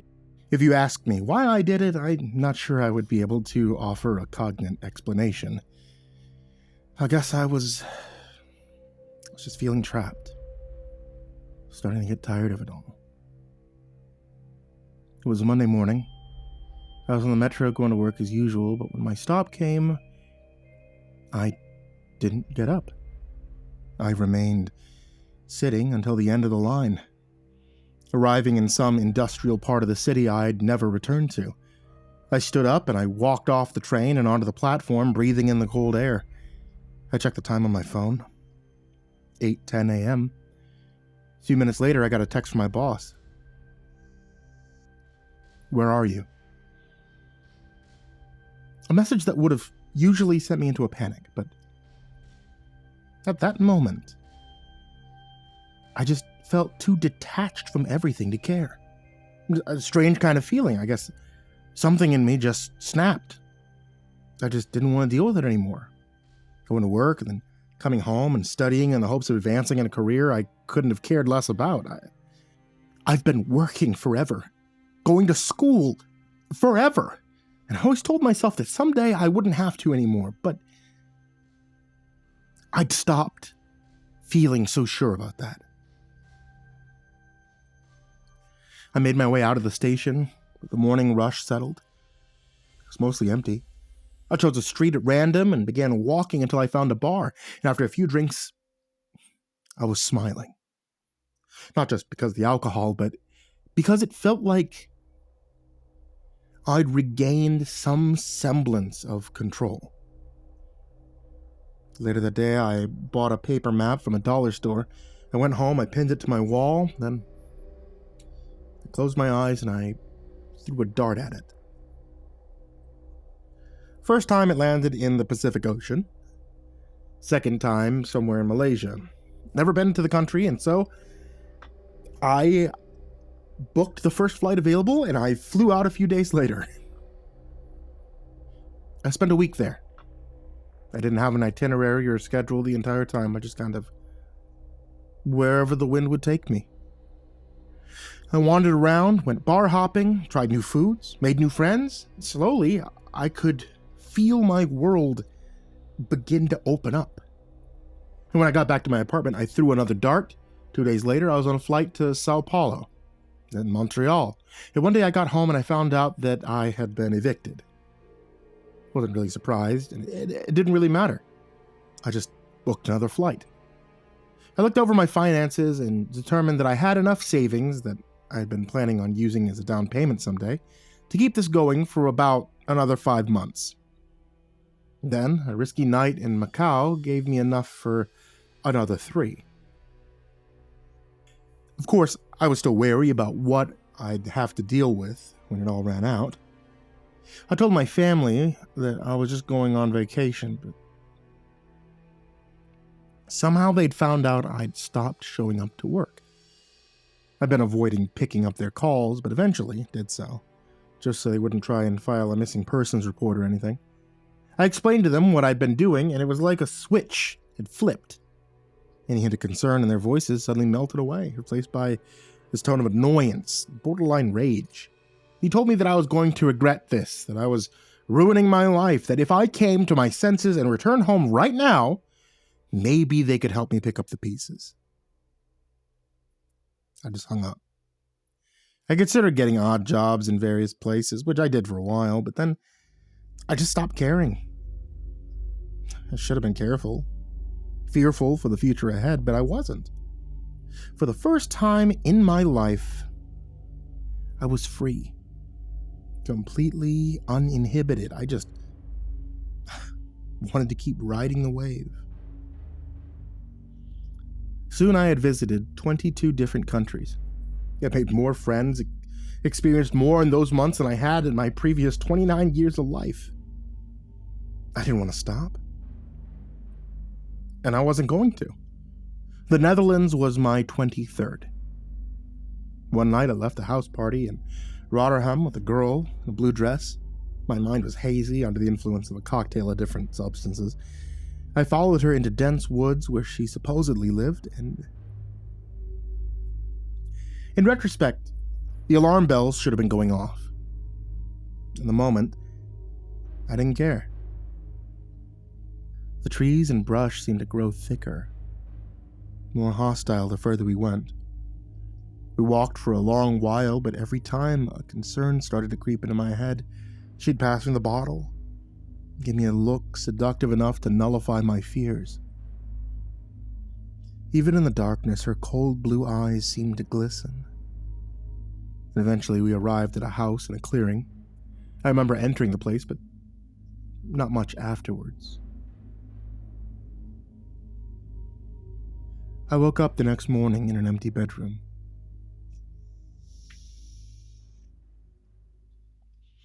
Everything was bathed in a gray, muted light. There was a loud, steady drumming against the windows and the roof. Rainfall. No idea where the hell I was, but the hangover was nasty enough that I didn't immediately question it. I looked around the room. Pretty bare bones. Other than the bed, there was a small dresser, a mirror, 2 paintings on separate walls. The closet was open, revealing nothing inside. The air smelled stale. I could feel traces of dust in my throat and nostrils. I stumbled into the bathroom and threw up for a bit, and then I washed my face with cold water, drinking some of it straight from the faucet. Then I laid back down, listening to the rain as I tried to piece together what happened the night prior. Memories of the party came back to me in fragments. The music festival I'd been at before then, the breakfast at the hostel, the girl, the woods. I began looking around for my phone and wallet, relieved to find them on the floor beside the bed with no cash or cards missing. After my headache had dulled into something manageable, I got out of bed and I left the room. The hallway was just as empty. Silent, still no sign of anybody. I called out. Got nothing back but a strange echo, as if the place was much bigger than what I could see. I checked the other rooms upstairs. Nothing still. Then I went downstairs and it was the same story. I sat down on the couch and checked my phone to see if I'd taken down a number, somebody I should call, but it didn't seem that way. The last message I received was from some dude I'd met at the festival earlier. Nothing that could have been from the girl in the blue dress. I found it strange just how much faith she must have had in me to leave me in her place alone like this, but I guess it was mostly empty anyway. Not much to steal. And then that cautious part of my brain lit up. What if this wasn't actually her place? What if I'd just been led into a really bad situation? I stood up and I raced to the front door, taking a deep sigh of relief, and I realized I could open it. The front porch was decorated with a few potted plants and 2 old rocking chairs, white paint peeling off of them. The air outside had a pleasant sweetness to it, something almost calming to breathe in. But the rain was a different story. It was chaotic, oppressive even, pouring harder than I'd ever seen it pouring anywhere before, the ceaseless deluge of droplets, smacking the ground, producing a near-deafening wall of noise. I never heard about a hurricane hitting the Netherlands. There didn't seem to be one because there was no wind. The rain was just coming down in a completely straight line, no thunder or lightning either. It was difficult to make out any of the surroundings, though I could still tell I was surrounded by woods. I squinted ahead, eventually spotting the clearing that we come in through, but the idea of venturing out and trying to find my way through the forest in conditions like this sounded god-awful. I decided to go back inside and wait it out. It wouldn't have been so bad if I could just scroll through Instagram or something, but my phone battery was sitting at around 25%. I hadn't been able to find a charger. I didn't want to be stuck out here with a dead phone, so I decided to explore the house instead. There really wasn't much to note. If I had to guess when it was built, I'd say maybe 20 years ago. Nothing close to modern, but not exactly ancient feeling either. It actually reminded me of my childhood home in the suburbs. Upstairs, there were 3 bedrooms and 2 bathrooms. Sounds like a lot of space, but the layout was pretty tight. Not a lot of space between. Making up the downstairs area was a living room, a kitchen, a small laundry room, and then one more room behind a locked wooden door. Could have led down to a basement, or maybe it was just a closet. Not that I really cared. I just wanted the rain to stop. I didn't know how it was possible, but it only seemed to be ramping up. I checked the weather app, but it claimed that Rotterdam was only partly cloudy, with a 5% chance of precipitation. Nothing about extremely heavy rainfall in the news either. I shook my head, feeling the confusion and frustration beginning to proliferate. This was insane. I went back upstairs, looking through every closet in hopes of finding a rain jacket, an umbrella, something that could give me a fighting chance. There was jack shit. I checked the time. 2 past noon. Fuck it, I thought. I'll just try and brave it, see how far I can get. I did find something, at least, a little bit useful in the kitchen. A full, unopened box of garbage bags. I turned one into a makeshift jacket using a knife I found in the drawer to cut out a head and armhole. Then I fashioned another one into a hood. I used a third to wrap tightly around my phone to minimize any water damage, and then I ventured out. And I didn't get far. The second there was no longer a roof covering my head, it felt like I was drowning. The bags really didn't do much to help. Every second, I was forced to wipe water from my eyes, making it nearly impossible to tell where the hell I was going. The forest floor had turned into a muddy swamp, my shoes pulling up heavy clumps of wet earth after every step. I was cold, uncomfortable, slowly losing my shit. But I was still determined to press forward. That was until I saw the people standing at the edge of the clearing. I had to do a double take. I really hadn't noticed them at first. Almost as if they just suddenly appeared. That should have been good news, right? There were people around. Maybe one of them could help me out. But the details didn't support that conclusion. There was a staggering amount of them, what appeared to be dozens, all just standing there, perfectly still. They could have been mannequins. I stood in place, waiting for one of them to say something, waiting for any kind of reaction at all. I tried making out their faces, what they were wearing. Through the rain, it made it difficult. The only thing I was reasonably sure about was that their frames were tall, slender, and that their skin was strangely pale, devoid of any color at all. Then I started wondering why I was able to notice this, why I was able to see a perfect outline of their bodies. They were naked, I realized. All of them. From head to toe. I turned, beginning to scramble back towards the house, and that's when I saw more. They were scattered along every inch of that clearing, all pale, naked, just standing stationary between the trees. The house was completely surrounded by them. I slipped and I fell about 4 times before I finally made it back inside. My entire body was soaked, my legs, arms, back slick with mud. I was shaking my head, really not wanting to accept whatever the fuck was happening. This was a dream, I tried to convince myself. A really fucked up, vivid dream. Wake up then, motherfucker, wake up! I waited for a long time before accepting that I wouldn't. I looked through a window. The pale figures were still there. It looked like they'd moved at all. I pulled out my phone. According to the weather app, it was now sunny. 0% precipitation. This was all too much. I was panicking. I decided it was worth dialing 112, the emergency line in the EU. The signal wasn't great, but I managed to get through. I tried explaining to the operator what was happening in a way that made me seem the least insane. I'm in a house in the woods, heavy rain outside, strange, potentially malicious people surrounding me. After I finished speaking, there came a long silence on the other end. I sound like a lunatic, I thought to myself. She thinks I'm crazy. I looked through the window again. The figures were still there. But maybe it was a good thing if she thought I was crazy.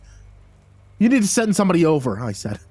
I don't know the address. I don't know where I am. Send somebody over. Send somebody now. I paused. I really need to get the fuck out of here. Eventually, I heard her sigh. I'm sorry, I can't do that, she said. Her voice sounded shaky, as if she were on the verge of tears. Why? I asked her. Can't you trace the call or something? Like, anything? I'm sorry, she repeated. We won't be able to find you. I asked her what she meant. It's happened before.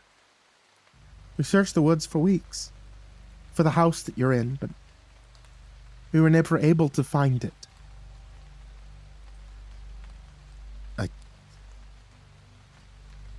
I stammered for a bit, suddenly unable to find any words. Listen to me, she continued. I believe you. Everything you've said. The first time I got a call about it, I didn't, but it's happened enough now that I know something's going on. But stay calm, don't panic. Just listen carefully. My head was starting to spin.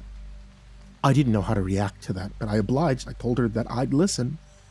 Because what the fuck else was I gonna do? You're not doomed, she told me. Eventually the rain will stop. It might not seem possible right now, but you need to be patient. Don't lose your head, don't panic. You need to be as lucid as possible, because when the rain does stop, you need to run like hell.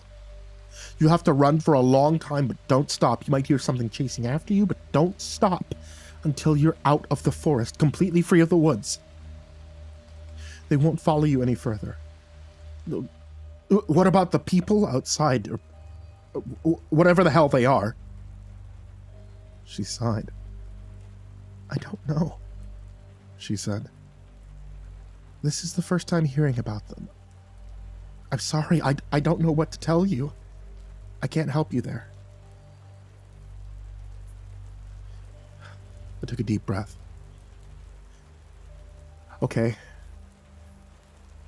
that's fine, I said, but can you stay on the line with me? Absolutely, she said. I'll be here. Also, one more thing you need to know. About the basement. Don't... She stopped mid-sentence and I looked at my phone. An empty battery sign lingered on the screen for just a moment before it went black. I stared at the screen for a long time, and then I just sat there. If you've never experienced sheer dread before, it's a weird kind of feeling. It nearly takes you out of your own body. But then I remembered what she told me, that eventually this would end, that I still had a chance. Once again, I looked through the window. The figures were all still there, though they appeared to have moved closer. Maybe not. I didn't want to think about it, and so I backed away. Be patient, I told myself. Just wait it out. I went back upstairs and got into one of the showers. If I had to wait, then I may as well be comfortable while I did so. The warm water felt nice. Even more so, I was able to wash away the mud that had begun to dry on my skin. I saw a bottle of shampoo and reached for it, but I hesitated before squeezing any out. It didn't feel right. It felt heavy, as if there was something solid inside of it. I unscrewed the lid, and immediately the shower filled with a deep scent of formaldehyde and rot. I looked inside. The bottle was full of eyeballs. It looked like they'd been scooped right out of their sockets. Some of them blinked. I put it down, I turned off the water, I left the shower. I rinsed some of the mud off of my clothes in the sink and then squeezed as much water out of the fabric as I could before putting them back on. Certainly wasn't comfortable, but with everything else going on, it wasn't really a big deal. I didn't know what else to do, so I went back downstairs. It was starting to get dark out, something that just put me more on edge, but I tried to focus on something else, like the fact I was starving. I went to the kitchen, I opened up the fridge. Nothing in there but a small container filled with some dark, sludgy-looking substance. I didn't open it. Instead, I tried rifling through cabinets, eventually finding one that was stocked with MREs. U.S. Army rations dated 1968. About a dozen of them. I didn't know what to make of it, so I just began opening them up, collecting the contents that I thought could have been edible. In the end, it just amounted to a bunch of crackers and hard candies, along with one pack of instant coffee that hadn't yet solidified, which was a fine enough meal given the circumstances. I was checking the window every few minutes, and every time the figure seemed to be getting closer. It was hard not to stress about it, but they at least appeared to be moving at a snail's pace. It'd be a long while before they reached the house. I paid close attention to the rain as well. At times, I'd sit on the couch for hours and just listen to it. But it never slowed down. It only poured harder. As the last daylight drained from the sky, the house was practically underwater. I could see nothing anymore. Water began leaking in from the door and from the ceiling in one of the bedrooms. I tried watching the television in the living room, but could only access one channel. It looked like handheld footage of an attic. The sole source of light being a candle on the floor. Someone was sitting in front of it, their back turned to the camera, and I could tell from the outline of their naked body that they were frail. Skin clinging loosely to bone. After a while, they began pounding their fists on the floor, and I thought I could hear noise coming from somewhere upstairs. I turned off the television, and everything went silent. I didn't turn it back on.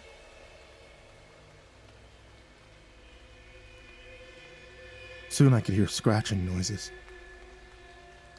like fingernails on wood. I traced the source of it to the other side of the wooden door. Basement. I grabbed a knife from the kitchen. Water began leaking in from the bottom. It was murky, as if it were mixed with dirt or blood or both. It smelled horrendous. I just sat back down on the couch, and after a while I got the sense that I was being watched. Through the windows I could see nothing but my own reflection, and then I turned the lights off.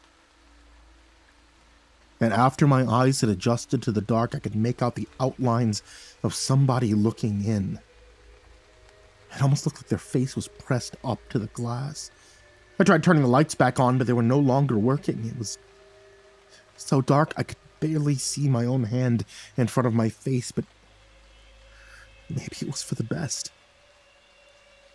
Because then they wouldn't be able to see me. That awful smell of the water leaking in from the basement began to intensify, like sulfur mixed with metal with a hint of rot. I could also smell something burning, a strange heat that filled the room, and soon I could hear the windows creaking, strain on the glass as if something was putting gradual heavy pressure on it from the outside. It no longer felt safe in the living room, and so I stood up, intending to go back upstairs. Then I realized I could no longer see anything at all. It was quite literally pitch black. I couldn't even tell where the windows were, which didn't make any sense, because shouldn't there have been at least a little moonlight? I began using my hands to feel around to guide my way towards the stairs, and eventually I found the railing. As I was making my way up the stairs, I nearly tripped over something. It was a person sitting on the steps. The skin was cold and clammy. Then they began to cry. The crying soon turned to sobbing, which turned to wailing, and I ran up the rest of the stairs and I heard it chasing after me. It sounded like they were crawling on all fours. I felt along the wall until I found one of the bedrooms and then rushed in and shut the door behind me. Whatever was on the other side began slamming into it, each impact rattling the frame. The wailing turned into horrific, inhuman shrieks. I was still clutching the knife, though it didn't prove much comfort. My heart was beating faster than it ever had, faster than I thought possible. Every slam was more furious than the last, and soon I could hear the wood beginning to splinter. The shriek filled the room, and it was loud enough to make my head hurt. I scrambled through the darkness until I found the bathroom, shutting myself inside it, right as I could hear the bedroom door being ripped off of its hinges. I listened as it stalked its way around the room. Sounded like a dead body being dragged in circles across the carpet. I tried to stay as silent as possible, thinking that maybe it didn't know I was in here, but then it knocked on the door. "Police, open up," it said. The voice sounded human enough. "Open up. Police."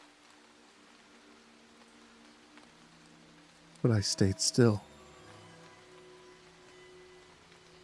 "If you don't open the door, I'm gonna come in there and rip your stomach out." A few more of these threats, and then it changed tactics. "Look what you've done," it said, now in my dad's voice. "Fucked everything up. You could have had a good life. What have you done?" I shook my head. "Fuck you," I muttered under my breath. "What was that?" he responded. It actually sounded exactly like him. "Get your ass out here right now. Right fucking now." I'd done a good job of staying composed up until this point, but it was all starting to become too much.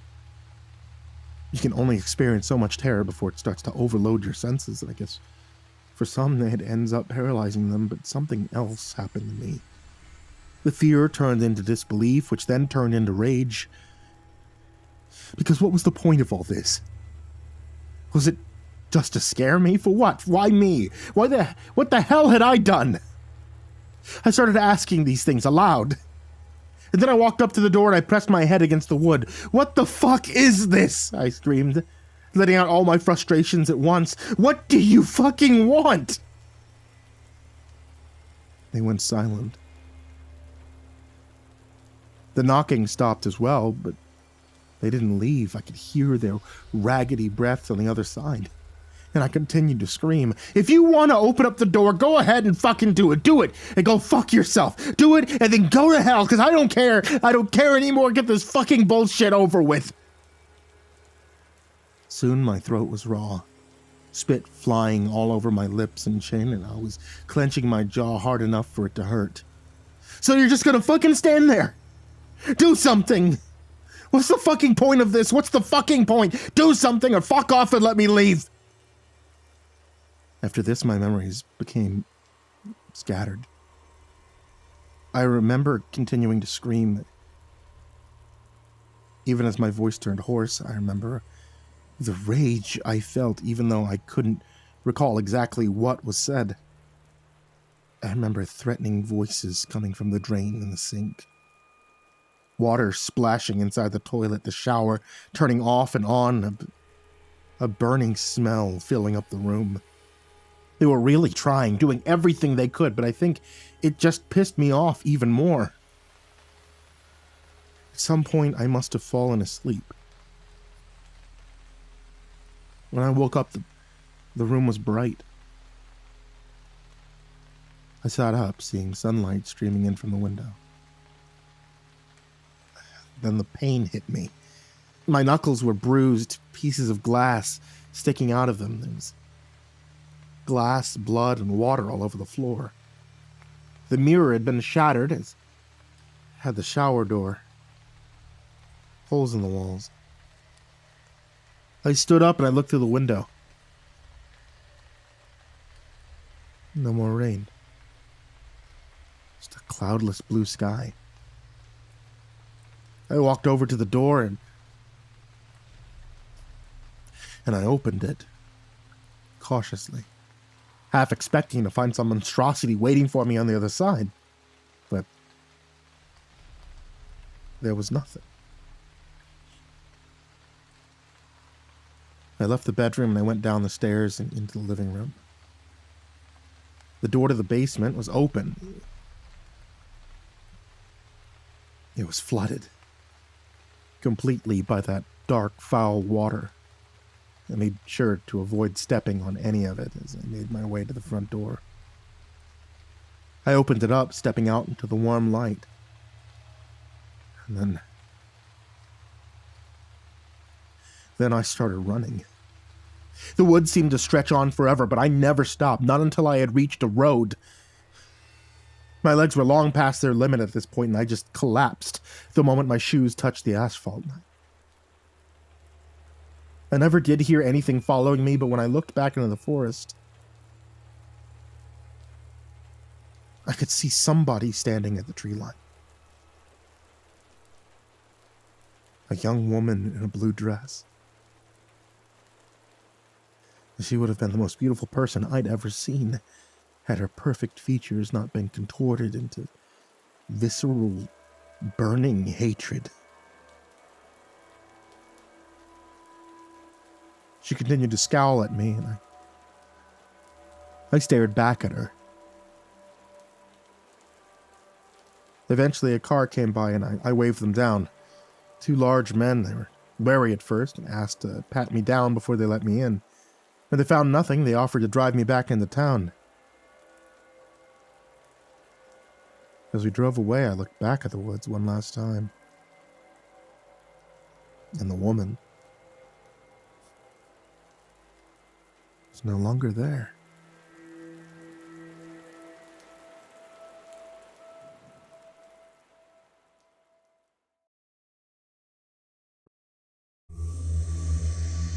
On October 16th, 1962,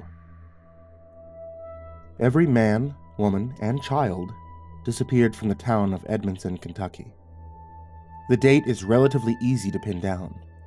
The day before, October 15th, a traveling salesman named Arnold Johnson passed through the small town in an unsuccessful attempt to sell an exciting new product: the bagless vacuum cleaner. During an interview with authorities afterwards, Johnson said he noticed nothing unusual about Edmonson the day before the disappearances. He did, however, remark that none of the housewives he spoke with during his brief stay seemed remotely interested in his product, something he found slightly surprising compared to the response he typically received when demonstrating the vacuum cleaner to a similarly sized town. Not only did I not sell a single vacuum cleaner, but no one even wanted to see the product in action, he said during the interview. If you can get in the door and show the woman what the vacuum could do, you were guaranteed a sale. Johnson chalked up his failure to the apprehension related to the Cuban Missile Crisis, which had begun a day before and had been dominating the airwaves. It's hard to sell a vacuum cleaner when your audience thinks there's a possibility there'll be radioactive dust by the end of the week, he said. Johnson left the town of Edmonson the evening of October 15th. The next town on his sales route, Clement, was 80 miles away. He drove all night and didn't think about Edmonson until the investigators from the Federal Bureau of Investigation knocked on his door 2 weeks later. During the early morning hours of October 17th, Randall Pierce, a farmer who sold his produce to the only grocer in Edmonson, drove into town to discover empty streets and closed storefronts. It was eerie, Pierce told the county newspaper later. Usually at 7 in the morning, that little town is bustling. I thought I'd maybe driven up during a holiday. Pierce lived with his wife and 3 children on a farm 15 minutes outside of Edmonson. Like most farming families in the early 1960s, Pierce's wife homeschooled their children when they weren't helping their father tend the farm. And I couldn't think of any holiday that would Close up a town in the middle of October, so I started getting a little spooked, Pierce said. I knocked on the doors of a few houses. I didn't get a response on many of them. At 8 o'clock, I realized there wasn't a single soul in Edmonson. Shaken and a little disoriented, Pierce returned home to his wife and children. He told them what he had seen, or not seen, in Edmonson, and with nationalistic fears of a communist invasion running rampant, his wife convinced him to drive to Clement and report what he had seen to the authorities. The Pierce family had no phone at their farm. Pierce arrived in Clement shortly after noon and immediately pulled into the parking lot of the local police department. He told the authorities what he had witnessed in Edmonson. Initially, as Pierce tells it, his story was met with disbelief and ridicule. But after multiple calls to Edmonson's police chief went unanswered, Clement's sheriff, Jonathan Ambrose, gathered a group of men and traveled to Edmonson to investigate Pierce's claims. Sheriff Ambrose died of lung cancer in 1968. However, in spite of being a veteran of both World War II and the Korean War, on his deathbed, Ambrose said that his visit to Edmonson on October 17th was, quote, the most disturbing and haunting experience of my entire life, end quote. And thinking about the events of that day would still, quote, turn the blood in his veins to ice.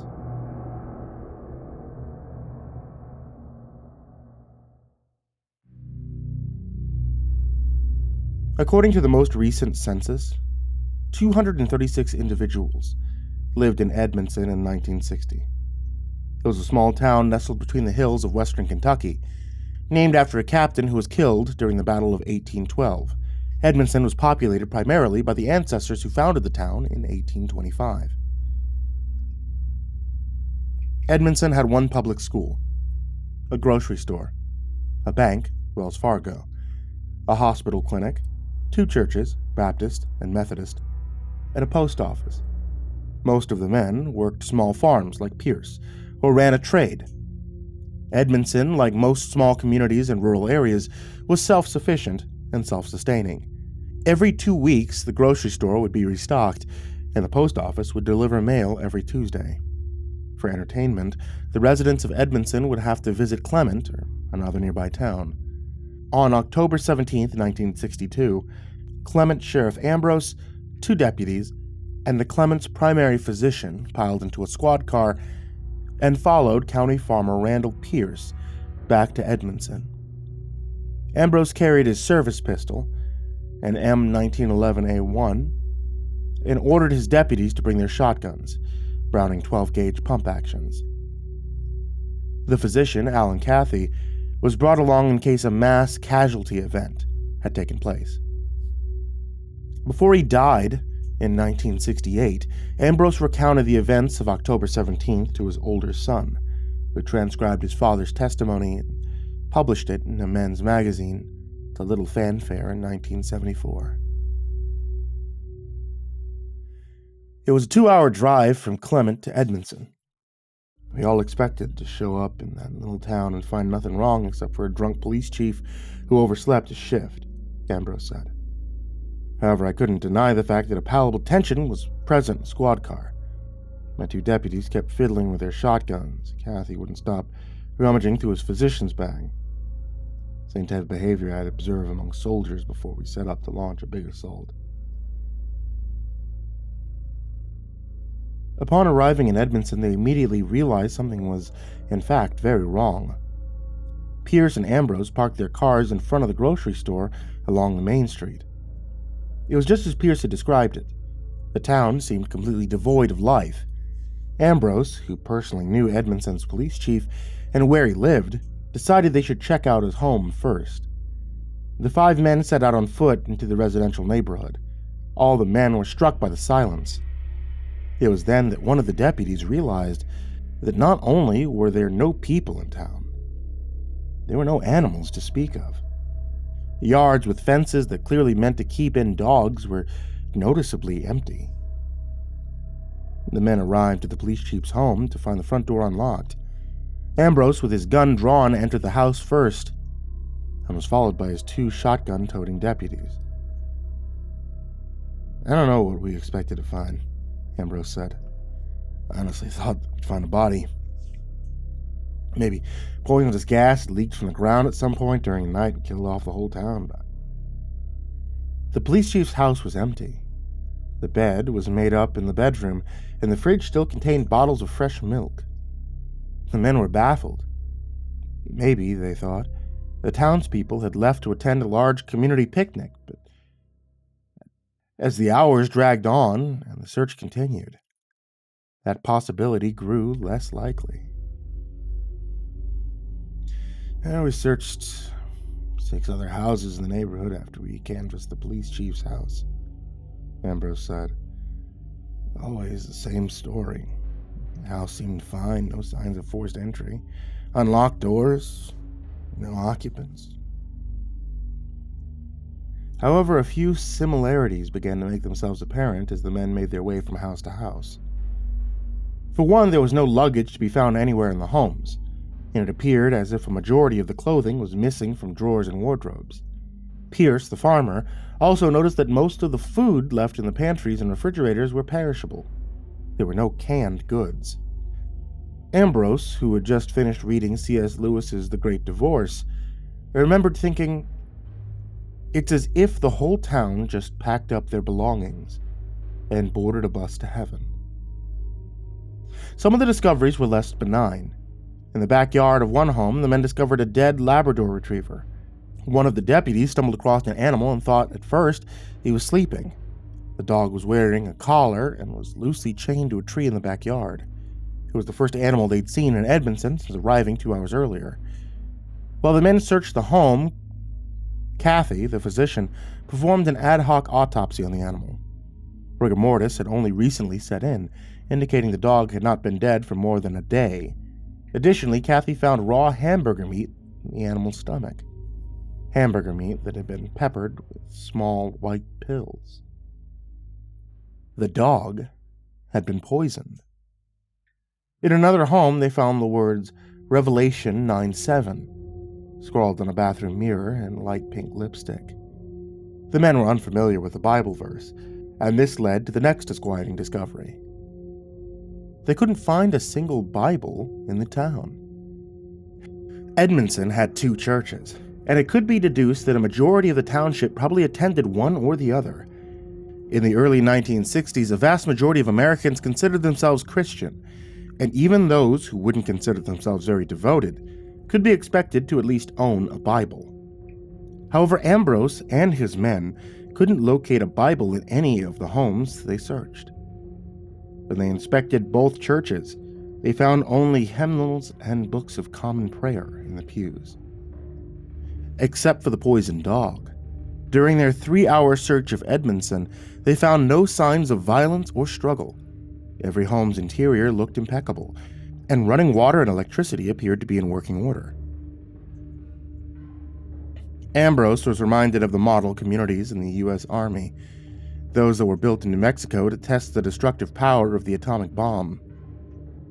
As the sun began to slip beneath the trees, and the men's shadows grew longer and dimmer, Ambrose detected another palpable sense of urgency brewing amongst members of the group.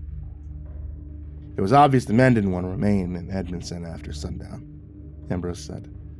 I felt it too, and I somehow sensed that if we stayed in Edmonson overnight, it'd be another group of men from Clement trying to find us the next afternoon. And, I don't think they'd find us. Before twilight ended, the men loaded up in their cars, the 2 deputies, Kathy and Ambrose, in the squad car, Pierce in his truck, and they left Edmonson. Even though they knew the town was empty, each man reported a creeping sensation that they were being watched from the darkened windows of the homes they passed on their way out of town. We didn't talk much on the ride back to Clement. I'd be lying if I said I was driving with any regard towards the speed limit, Ambrose said. We had to get out of there. At some point, I was convinced we'd stumbled across Ground Zero as some new communist weapon system. Something that would vaporize the inhabitants of an entire town without causing any collateral damage. Even then, I knew that story didn't completely add up.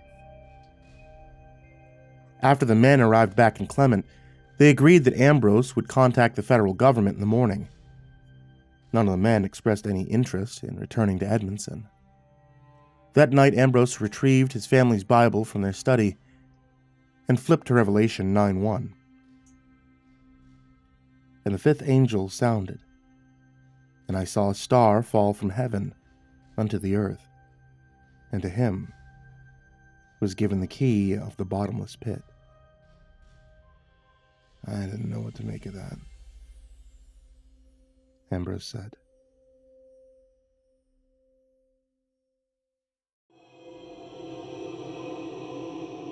The next morning, Ambrose reported what he had seen in Edmonson to the governing authorities in Frankfurt. Things began moving very quickly after that. While the rest of the world was transfixed by the escalating tension between Cuba and the United States, the FBI sent an investigation team to investigate the disappearance of Edmonson. Fearing a communist plot, or as Ambrose had suspected, the use of a powerful new weapon, the FBI shut down access to Edmonson in October 19th of 1962. The strange case of Edmonson made its way into a few local papers, but it was a story that always ended up buried beneath pages of international news. Because many of the town's inhabitants were ancestors of the people who founded the town, there weren't too many relatives inquiring about the status of their loved ones. The roads that passed through Edmonson, there were very few, were rerouted around the town. The FBI finished their investigation in 1967. By then, no one really cared about Edmonson anymore. In between the town's disappearance in 1962 and the FBI's final report on the incident, the nation's attention had been distracted by a number of earth-shaking events: the assassination of President Kennedy, the civil rights movement, and the U.S.'s involvement in Vietnam. Unfortunately, the results of the FBI investigation were sealed and deemed confidential. As the decades progressed, nature began to overtake Edmonson, Kentucky. No attempt was made to rebuild or resettle the town. Edmonson soon became a little-known historical footnote in Kentucky's history, while many of the structures collapsed due to exposure. A handful of homes and one of the churches remained standing, enshrouded by thick vines and a thriving deer population. In 2002, the official report from the FBI was made public after a local historian placed a Freedom of Information request. Dennis Miller, president and sole member of the Edmonson Historical Society, learned the FBI officially declared the reason for the town's spontaneous abandonment as fears related to the possibility of nuclear annihilation and unexplained atomic phenomena, ones that had led to a panic-induced dispersal of the town. Of course, that reason was bullshit, Miller said. The reason didn't even mention the fact that none of the townsfolk had ever been accounted for. There were no reports of atmospheric phenomena by anyone in the area. However, by then, a new theory had emerged regarding the fate of the Edmonson inhabitants. A theory that began circulating after two self-proclaimed backyard adventurers stumbled upon a hatch in the basement of the abandoned First Baptist Church of Edmonson.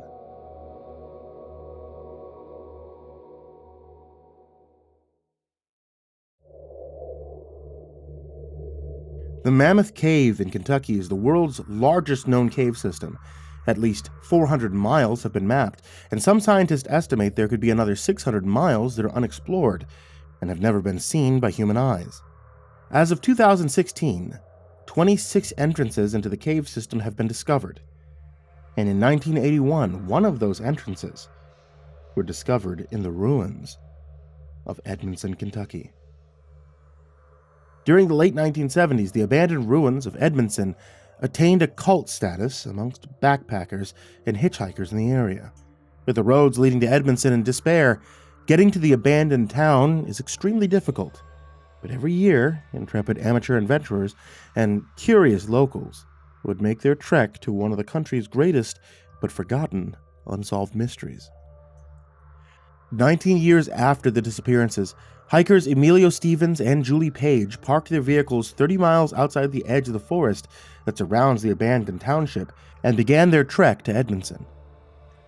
"We'd visited Edmonson 2 years before that day," Stevens said to a scientific journal afterwards. "Oh, it's creepy as hell. Takes about a day and a half to reach the town from the trailhead, and when you get there, you really don't feel like sticking around. Most hikers pass through it or they camp overnight on the outskirts. That November, Julie and I planned on staying overnight in the church. I think it was more about testing our nerves, than anything else." The church Stephen was talking about is the First Baptist Church of Edmonson. It's the largest structure still standing in the town. The grocery store and Methodist church collapsed in the late 1960s. "We were in Edmonton around nightfall on the second day," Stevens said. "Julie wasn't feeling too hot, and it was beginning to sprinkle. So we set our tents in the center of the church, and we prepared for our night. I could tell it was going to be like a miserable night. The roof of the church leaked. A lot of pews had been destroyed by vandals or raccoons." As they settled in for the night, Stevens and Page both couldn't shake a creeping sense of dread. Even though they had hiked into Edmonson before, they both felt unprepared for the degree of uneasiness that they were experiencing. Around midnight, however, exhaustion got the better of the two of them, and they fell asleep. 2 hours later, Stevens awoke to a loud cracking sound. "At first I thought it was thunder, but then the floor slanted and we were falling," Stevens said. "There's nothing more disorienting than waking up in a tent and experiencing the sensation of free fall." The floor of the church had collapsed in the middle of the night, flinging Stevens and Page into an as-of-yet undiscovered basement. Luckily, both Stevens and Page survived the fall without any serious injury. "We were both pretty shaken and, frankly, a little banged up," Stevens said. "But in all the time that we had spent in and around Edmonson, we'd never heard of a basement in the Baptist church. We knew that we'd found something no one else knew about." Armed with only their flashlights, Stevens and Page sat exploring the decrepit basement. The room was hidden beneath the floorboards of the church and was small and appeared to have been carved into the bedrock beneath the building's foundation. Stevens said there wasn't much to see. It looked as if the room had been used to store extra tables and chairs, presumably for after-church socials.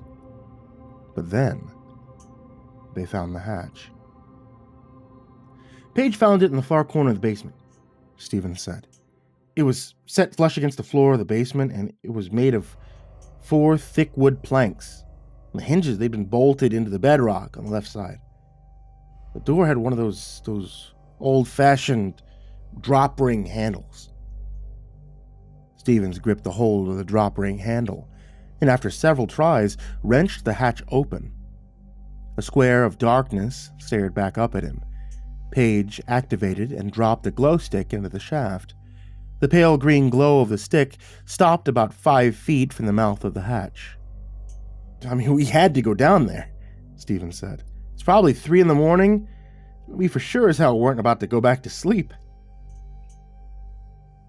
Stevens tied a climbing rope to his back pant loop and dropped down through the hatch. Page stayed above and metered out the rope as Stevens progressed into the darkness. So at the bottom of the shaft, a passageway opened up to my left. It was pointing westward. It was obvious by then that I was traveling through a cave tunnel. And that it was not, man-made, Stevens said. Eventually, the tunnel tightened, and Stevens found himself crawling on his hands and knees. The roof of the passage scratched by his back, and his hands began to get rubbed raw by the cave's rough floor. "Now, I'm not claustrophobic, but it started getting really tight," Stevens said. "I began worrying about not being able to turn around and get back to the hatch. But I started to hear something coming up from ahead of me. I should have been freaked out, but at that point I figured that I'd just gone too far to bail out." After 15 minutes of crawling, Stevens was straining to put his shoulders through the ever-tightening passageway. but the eerie noises emanating from ahead drove him deeper into the cave. However, his adventure came to an abrupt end. The passageway ended at a pile of rocks, Stephen said. Each rock looked to be about the size of my head. It completely blocked any further spelunking. I could hear noises clearly now. I could even distinguish words and phrases, but my journey was done. However, right before the passageway terminated at the cave-in, Stevens found a couple of objects. He put them in his jacket and began backing out. It took him 30 minutes to back up out of the tight passageway. When he made it up out of the shaft and back into the church's basement to a relieved Page, he took out the objects and inspected them. I found an old pair of glasses, like old-fashioned reader's glasses, and a woman's shoe with the heel missing. It didn't mean anything to us at the time. Stevens and Page hiked out of Edmonson early the next morning, battered and spooked. When they reached their car, they immediately headed into Mammoth National Park and reported what they had found to a park ranger.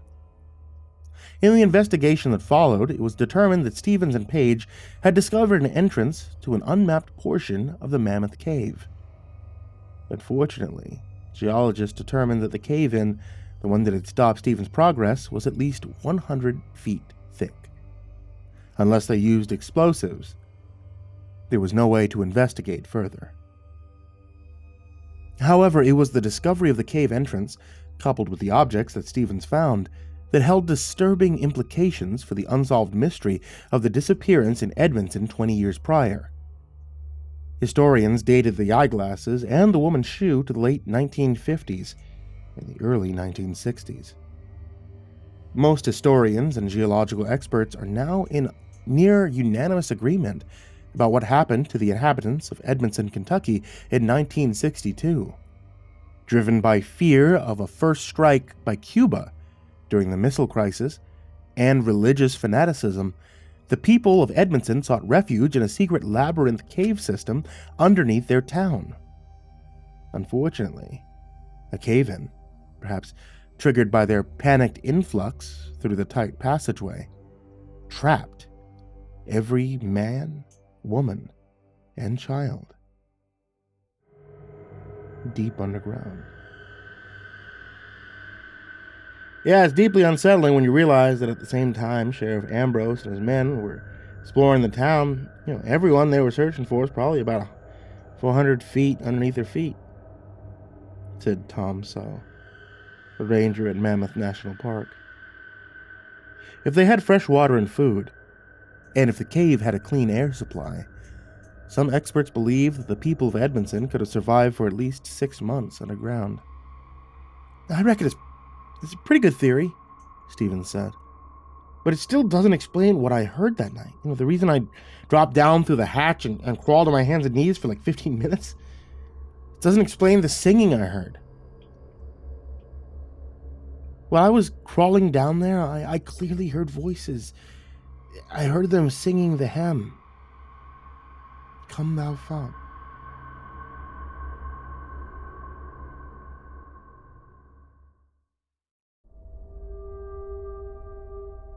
Dennis Miller started the Edmonson Historical Society in 2001 to raise awareness about the town and the mystery surrounding it. He was 12 years old.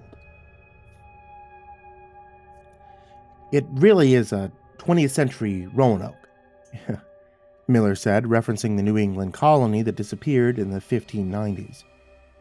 And there's no reason why we shouldn't be able to figure out what happened. Miller lived in Clement, and on his days when he's not researching Edmonton, he runs a small pawn shop. Many people would consider Miller's fascination with Edmonton to border on obsession, but when they learn about Miller's personal history with the area, it begins to make sense. During a family camping trip in 1997, Miller's father and mother went missing after making camp in the wilderness 3 miles north of Edmonson. Miller, who was 7 at the time, was with them when they disappeared. We camped often, and we used a big tent, the 3 of us. That night, we went to bed around 9 after cooking hot dogs. I woke up around 1 in the morning and realized my parents weren't in the tent anymore, and the front flaps were open. Miller spent 2 days alone in the woods, never straying far from the campsite in case his parents came back.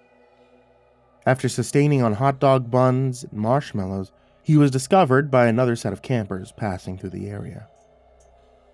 After searching the area for 2 weeks, the police officially concluded that I had been abandoned in the woods by my parents. But that's not true.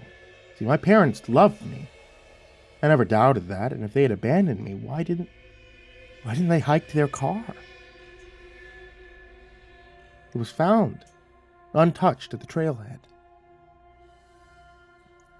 After the investigation closed, Miller spent the next decade of his life in and out of the foster care system, driven by a desire to protect his parents' reputation and validate their love for him.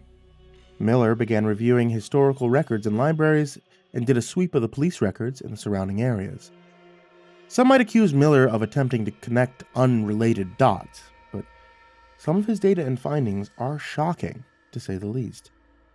For example, the 3 counties that border the location of Edmonson have a missing persons rate 17 times higher than similarly sized counties in the United States. It's an area we sometimes refer to as the Kentucky Triangle, said FBI agent Brittany Hooper, head of the state's Missing Person Division. For some reason, a lot of people seem to disappear in those counties. Some of the disappearances can be attributed to caving accidents, the vast swath of unmapped wilderness, and the recent boom of meth operations in rural areas. Also, Stevens wasn't the first person to report hearing strange voices and singing in and around the Mammoth Cave system. Some people consider Mammoth National Park to be the most haunted national park in the United States.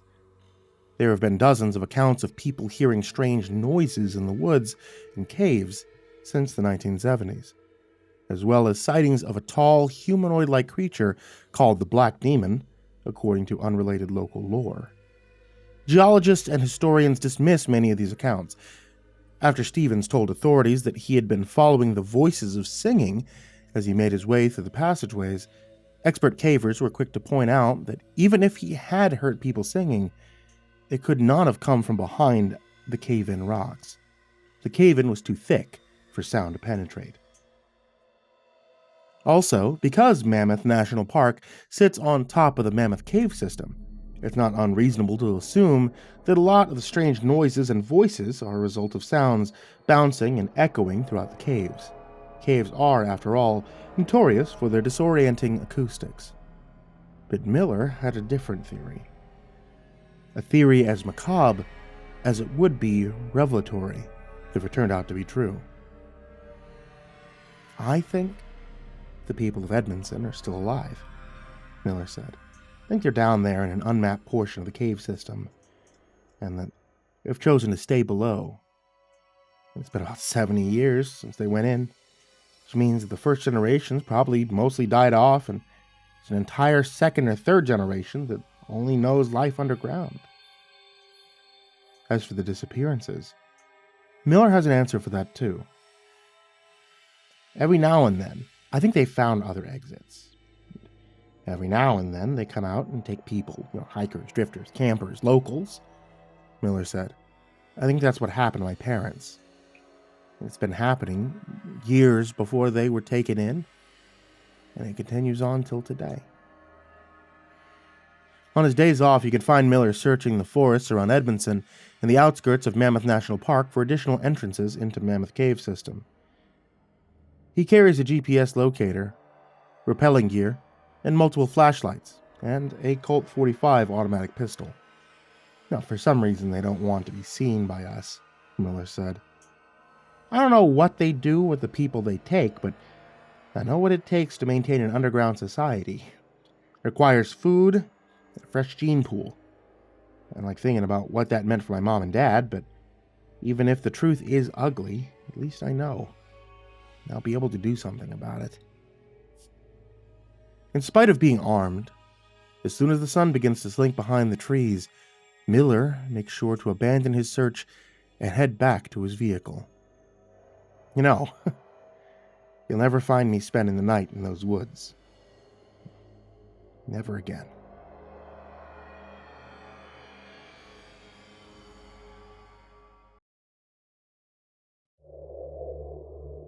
Phase 1. The arrival. The photograph arrived without explanation. It showed some kind of mass, dark gray and pulsing. It was hovering far above the North Atlantic. It resembled a cyclone, but there was no eye of the storm, no rotation. Just layers, like folds of gauze, stacked and suspended. The sky around it was eerily clear. And that was the first impossibility. Dr. Myreed Finn saw the image at 6:32 a.m. It was forwarded to her personal account from an encrypted ministry. The subject line read only, "Come in immediately." Dr. Finn arrived at the North Strand Climate Monitoring Facility before sunrise. The conference room was already full, unusual for a Wednesday. Technicians, military liaisons, 2 senior meteorologists, and a man from the Department of Anomalous Phenomena, a department that officially didn't exist.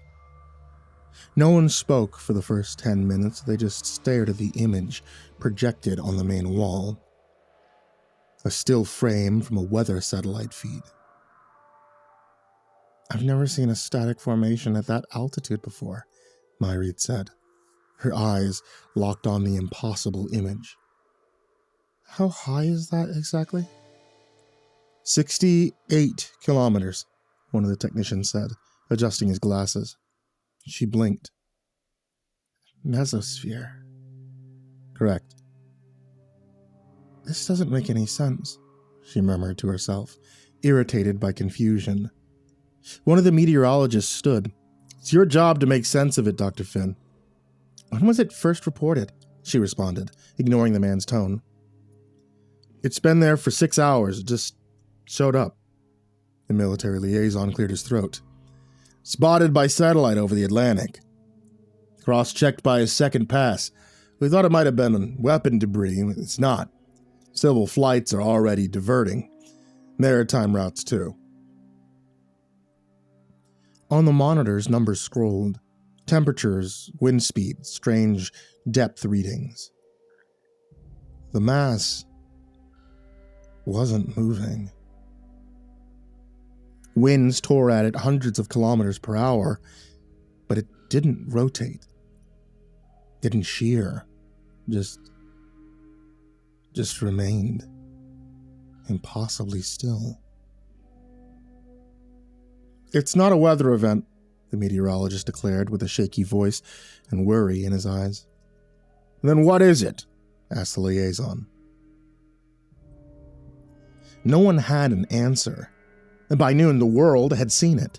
Footage taken by a commercial pilot had gone viral. A bank of dark mist stretching from horizon to horizon, bloated and heavy, blotting out the sun. It covered a region roughly the size of North America and appeared to be growing. The shadow the cloud cast was immeasurable. On a clear day, the light would dim like a solar eclipse. The sky turned a dull gray. Shadows vanished. Birds fell silent. Some areas experienced perpetual dusk, the night imposing in its darkness. People on the ground began reporting changes. Strange static humming in their teeth, tension headaches, a persistent low pressure in the ears. Online forums exploded. #TheCloud trended within the hour. Dr. Finn kept working. She had trained herself to remain clinical, methodical. Still, she couldn't shake the feeling that the air in the lab had gone stale. Something was very wrong, and not a single thinking brain on the planet could provide answers to the impossible situation. At exactly 9:43 p.m., the first sound was recorded.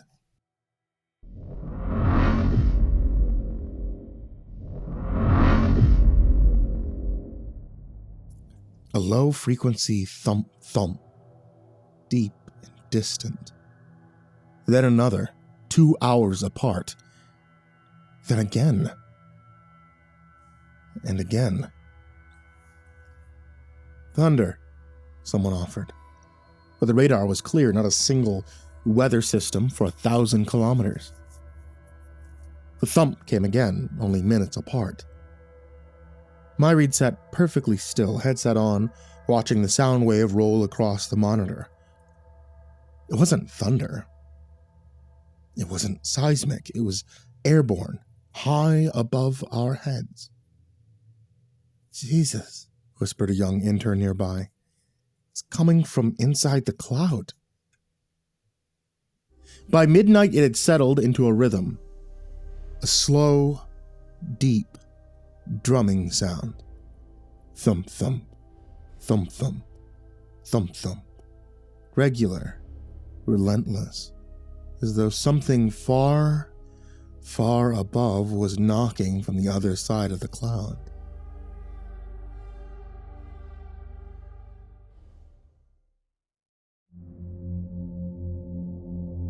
Project Cerberus Vale, field journal entry.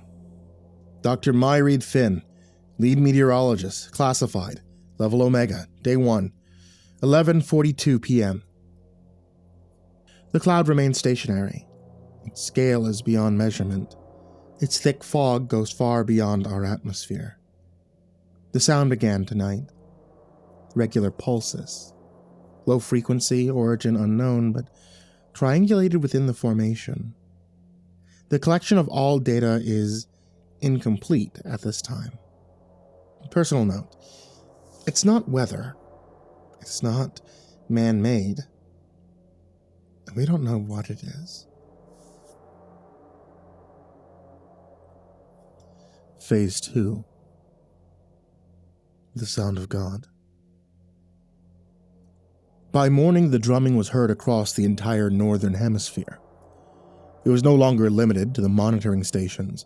People across Europe, eastern United States, part of Western Africa, and even as far as Argentina reported hearing it. Not just through the air, but through their bodies. In the base of the skull, the hollows of the chest, or behind the eyes, the sound was felt just as much as it was heard. Entire cities reported the vibrations.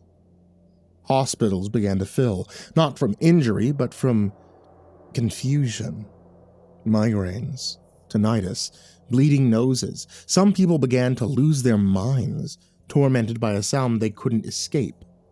Others seemed unfazed by the strange phenomenon. A woman in Bordeaux began convulsing and screaming, "I hear it! I hear it!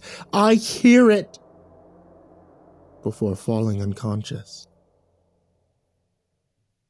At 6:01 a.m., Dr. Finn watched from the roof of the North Strand facility as the light changed again.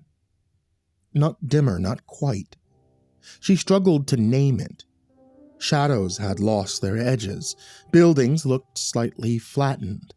Colors were muted like the world had been submerged in water. She raised her hand and stared at her palm. Veins, like rivers on a map. Her skin was paler than before. The hairs on her arm stood up. The drumming continued. "Dr. Finn?" The man from the Department of Anomalous Phenomena pushed through the steel door behind her. "My name's Jonas, ma'am. I've been meaning to speak with you." He paused beside her, eyes turned upward to the dreaded cloud.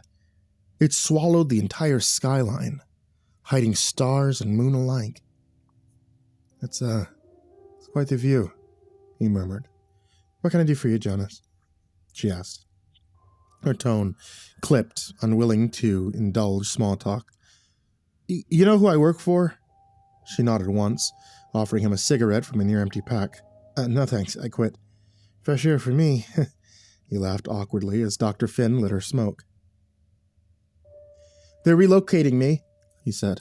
Opposite side of the world. A counterpart facility in the southern hemisphere. They want simultaneous readings, mirrored data sets. It feels like I'm being moved out of the blast zone. She paused for a moment. If this thing is global, if it's growing, we need to know if it behaves the same way everywhere. Otherwise, we're flying blind. Finn studied him.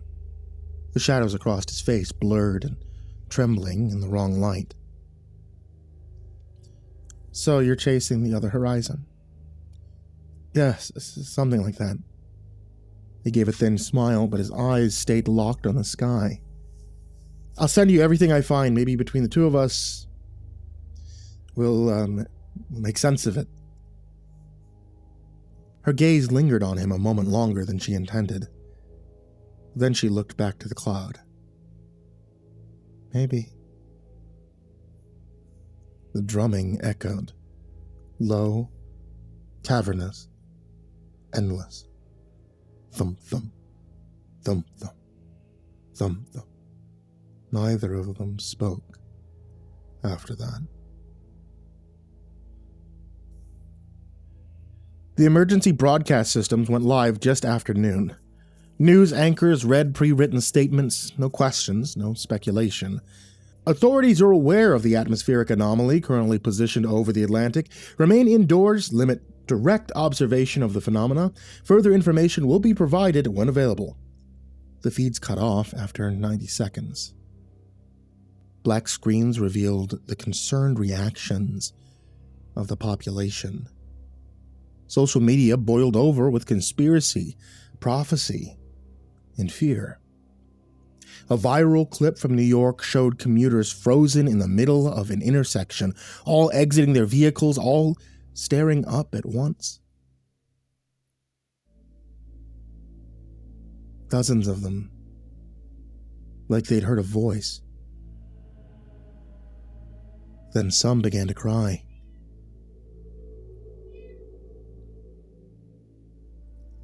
Others fell to their knees in prayer, all united by the oppression of complete and total helplessness.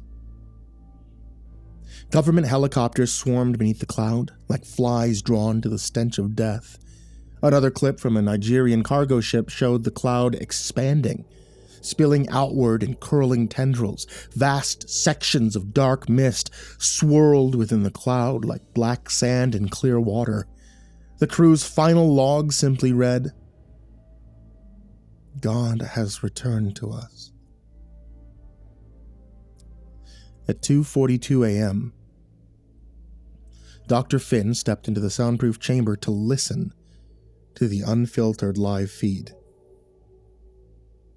She sat in the center of the small white room, strapped on the over-ear monitors, and listened. There it was. Thump, thump, thump, thump, thump, thump. The drumming from the cloud. Clear now. More spacious. More thoughtful. There were pauses between the beats, pauses long enough to create the illusion that it had stopped, before it came again. She felt it deep in her ribcage, her heart sinking to the aerial phenomenon.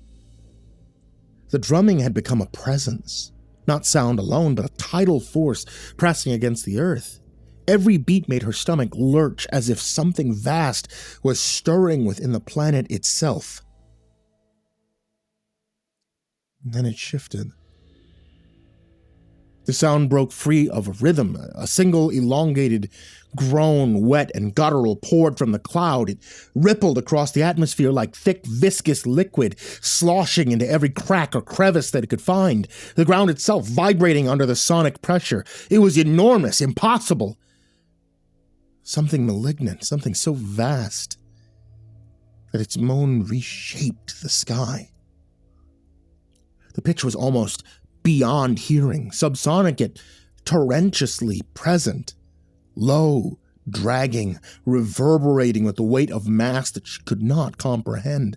The groan slithered and pulsed like the wet crack of muscle tearing sinew, stretching, a predator yawning across the heavens. Her chest heaved, her stomach twisted, her fingers tingled with the pressure of sound. Her mind screamed against comprehension. The noise was alive, shapeless yet aware. It hung in the room like a storm that could devour everything, pausing only to let its presence sink further into her bones before dragging itself back into a wet, shuddering growl. She ripped the headphones off, trembling, sweat prickling across her skin. The chamber was silent, but not really. The sound lingered, imprinted on her ribs and skull, crawling through her blood. Was that a voice? The intern monitoring the signal turned to her, pale and crying. No, Dr. Finn whispered. It wasn't a voice. He swallowed. Then what was it? She stood slowly and left the room without speaking another word. The drumming resumed as normal. Project Cerberus Vale, Field Journal entry. Dr. Maya Reed Finn, Lead Meteorologist. Classified, Level Omega. Day 2, 3:17 a.m. Clouds remain stationary. Estimated diameter now exceeds 5,000 kilometers. Audio patterns continue, rhythmic, biological, possibly vocal. Global symptoms reported.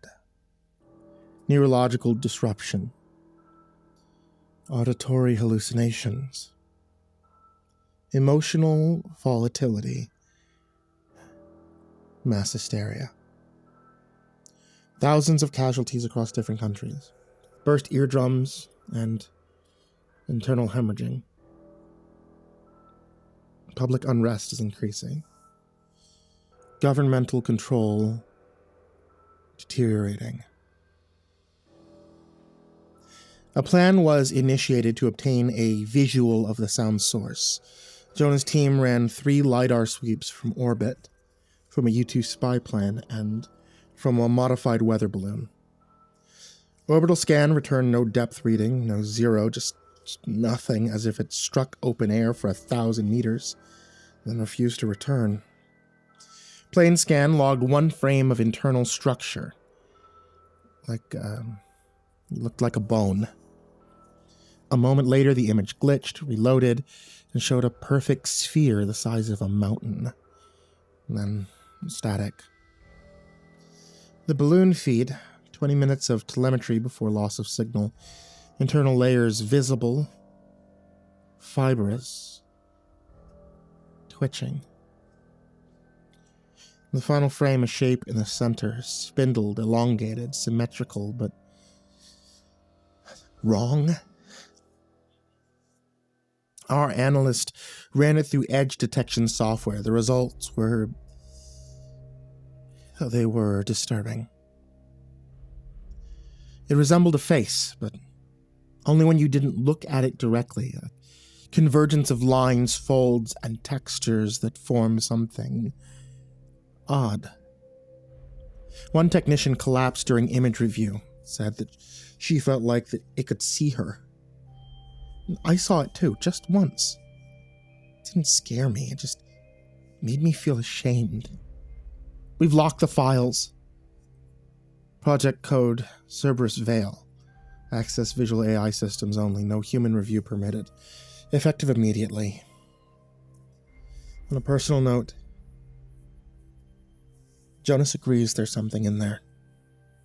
He's gone south into the dark. I don't know when I'll see him again. I think it's stretching.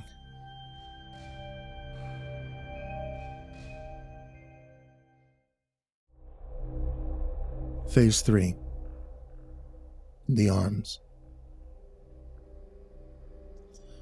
Dr. Finn jolted from her sleep, her phone vibrating on the steel table. She'd passed out at her desk, overworked and exhausted. She grabbed her phone. The screen read, Jonas, DAP. Finn? Jonas's voice came sharp, urgent. Are you seeing the latest readings? Her pulse quickened. The cloud had been behaving differently. The drumming was heavier, more insistent. Thump, thump, thump, thump, thump, thump. I'm watching. It's intense, but nothing new yet. Thump, thump, thump, thump, thump, thump. Intense? His laugh was bitter. Intense doesn't cover this. The subsonic pulse? Every monitoring station on every continent, they're aligning. The underside of the cloud, it's splitting along a straight vertical seam. The satellites caught it just before it closed again. Dr. Finn frowned. A seam? Thump, thump, thump, thump, thump, thump, thump, thump. Like it's preparing to open, and I don't mean metaphorically. His voice dropped, urgent. There's a pattern in the pulse. Rhythms building. I don't know how else to say it. The drumming, it's like a fucking heartbeat, Mareed, and it's getting faster. You need to be ready. Something's happening. Whatever you do, don't go outside. Whatever happens next, it's not just a sound, okay? It's alive. Thump, thump, thump, thump, thump, thump, thump, thump. She felt it in her chest before she could reply. A vibration deep in bone and blood, the wet resonance of something enormous stirring. Jonas, stay calm, lock yourself in, go to that bunker now. The monitors are there, you can observe, whatever you do, just do not fucking step outside. And then the line went dead. A heartbeat later across the northern hemisphere, a vertical fracture tore through the sky like a wound. It widened with deliberate slowness. Layers of mist peeled back in fleshy folds, shadows deepened, bending the space around it. A deafening, sticky squelch like tearing flesh echoed across the hemisphere. Behind it was a darkness that seemed to breathe, vast and unfathomable, a darkness that bent perception. No camera could capture it. No eye on the planet was built to perceive such a biblical event. Without tremor or trumpet, the cloud opened. What lay inside was not lightless, but unknowable. Some say it was a mouth. Some say it was a wound, and from it came the sound again, louder now, clearer. Something wet and vast and pulsing, something impossible. Not breathing, mawing. Across the world, people looked up in unison. Some screamed, some dropped to their knees. Others stood still and watched, transfixed, as the first of the arms descended. Long, tapering limbs like serpents, oily, black, and glistening, emerging from the wound in the sky in slow spirals. Some were miles long, others kilometers. They swam through the air like they were underwater. Languid, elegant, hypnotic, thousands of them, tens of thousands. They moved across the sky like a nest of worms, pouring through a funnel, coiling, searching. One by one, the arms reached down into the earth, slithering through cities, across oceans, over fields. It didn't take long for the first to be taken. A man in Tokyo screamed as an arm squirmed its way around him. His fingers dug into the strange meat as the grip around his waist tightened, pulling him skyward. His cries split the morning air. In a European city, a young couple ran through the streets hand in hand. The woman tripped, an arm twisted around her ankle. Her boyfriend tried to pull her free. The arm retracted, twisting her upwards with such force that his hands tore away from hers. He fell on his back, begging only for the arm to return for him. In a Venezuelan village, a mother was snatched from her courtyard. Her young daughter clung desperately to her leg, screaming for her mother to come back down. Her tiny hands gripped her mother's ankle in desperation to save her, but the child's fingers could not hold. They were ripped upwards hundreds of feet in a matter of seconds. Her mother's body ascended, twisting elegantly like a dancer in midair, but gravity did not forgive the child. She fell, limbs flailing, hair whipping across her face, colliding with the unforgiving earth. The sickening thump echoed across the village. Some were taken screaming, others laughing, lifted as if ascending to a dark ecstasy. Cultists, convinced of divine favor, threw themselves towards the putrid appendages, arms outstretched, their voices raised in hymns or chants of joy, begging for rapture. The arms took only a few of them with the same cold precision, pulling them upward as their ecstasy transformed into terror mid-flight. Across continents, people fought, clawed, resisted. But it was futile. Each arm performed the same ritual, one human at a time, spiraling upward towards the yawning darkness, then returning to the earth for its next selection. Cities became theaters of chaos. Streets emptied in seconds. Traffic snarled and stalled.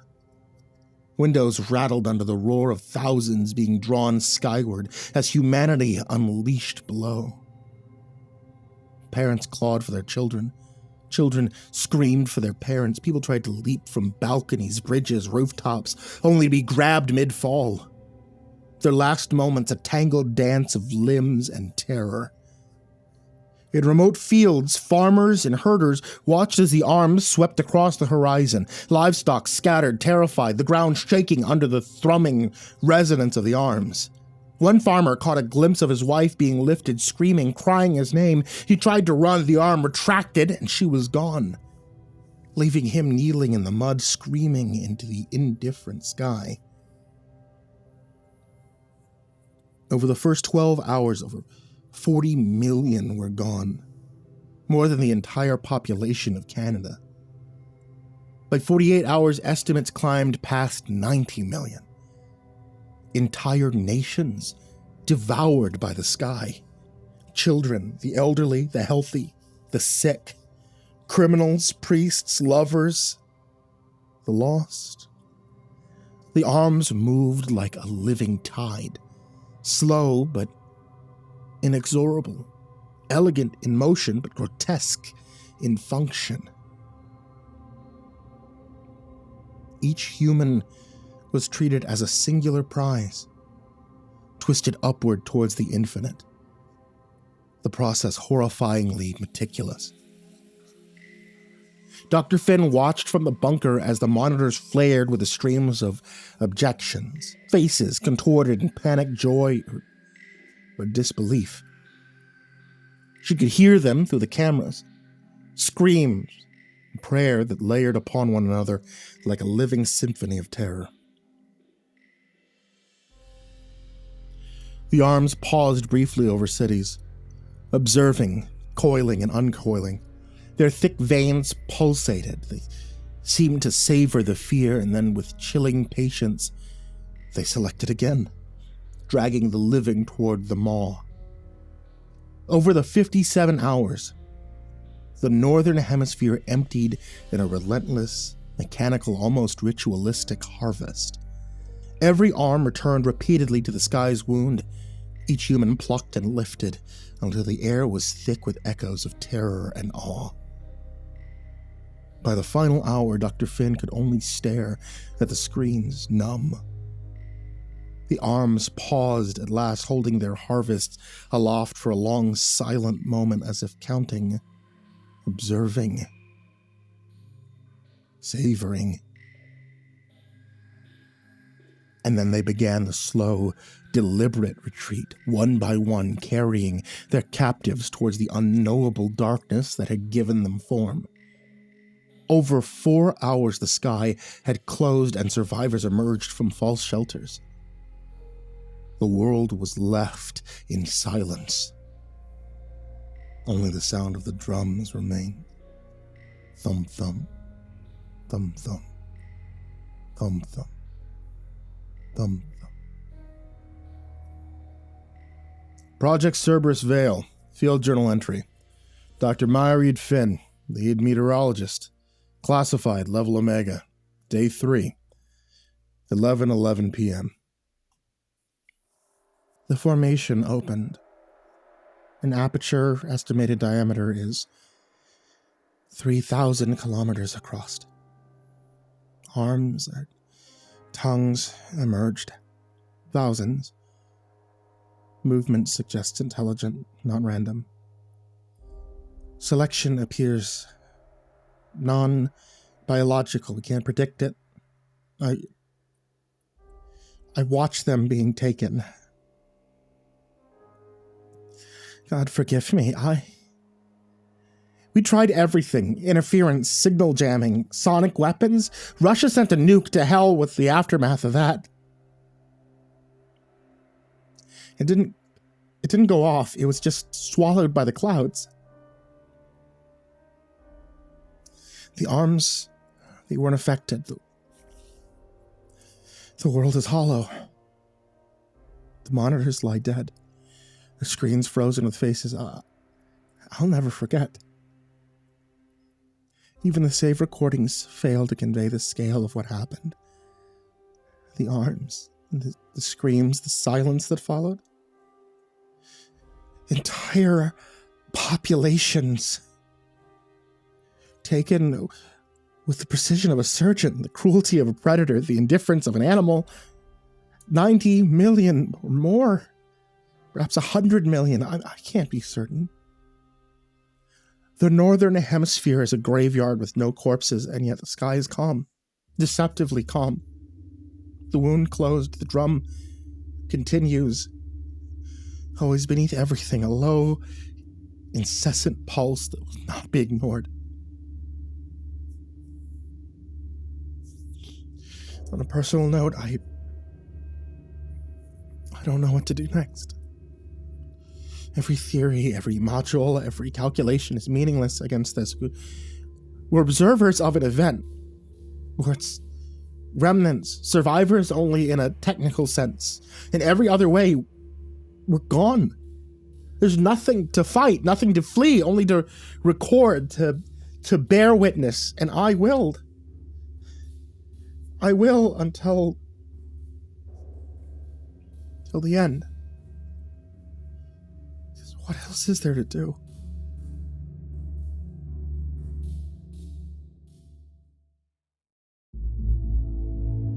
Phase 4. The Belch. 1 month and 14 days passed. No arms. No movement from the sky. The cloud remained hanging impossibly still above the Atlantic, like a wound that refused to heal.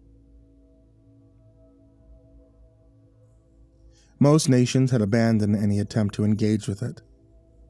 Some still broadcast official statements, hollow, robotic, reassurances, but no one was listening.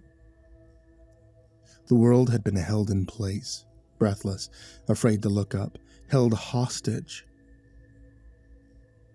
by our new god.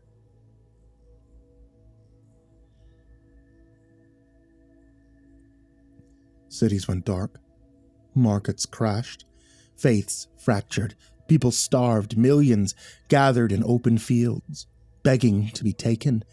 Millions took their own lives in the face of the inevitable. Others locked their doors and prayed to be forgotten. Dr. Myreed Finn stayed. She slept inside the bunker beneath the North Strand climate facility. She hadn't left in weeks. The others were gone, Some taken when the arms descended. Some fled. Some too broken to continue. She kept her notes, her logs, her rituals of data and control, but every day it grew harder to believe that any of it mattered. Finn's console cracked to life at 3:58 a.m. The signal was faint, washed in static, but the voice on the other end was unmistakable. Finn! Jonas said, quick and hushed, like he was afraid the sound itself might carry. Tell me you're awake. I'm awake. Her voice was brittle. Her syllables clipped. She'd been awake for days. What is it? I've been tracking something. He said.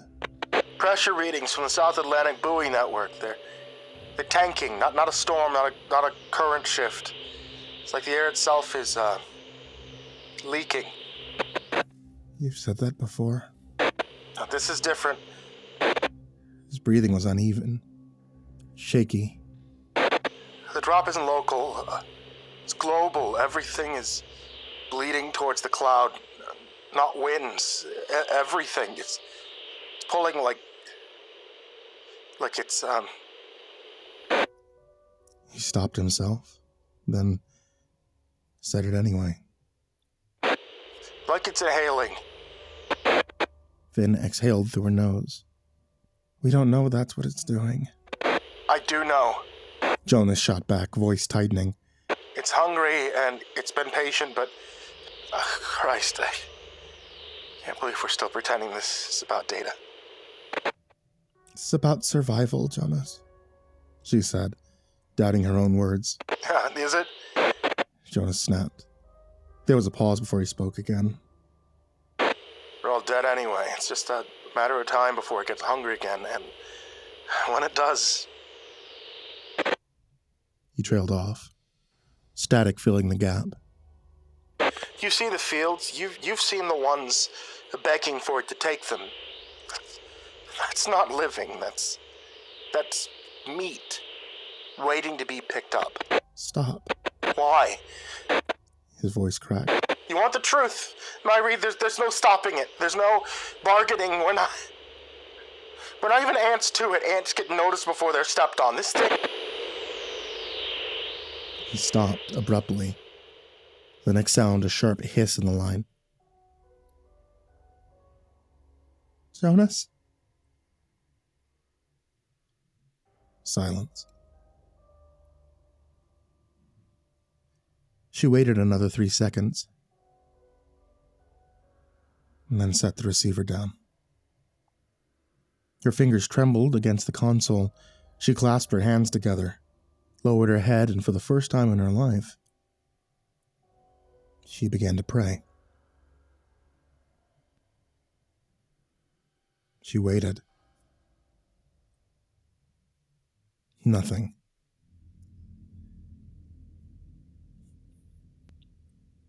At exactly 4:17 a.m., 1 month and 14 days since the cloud arrived, the sky opened again.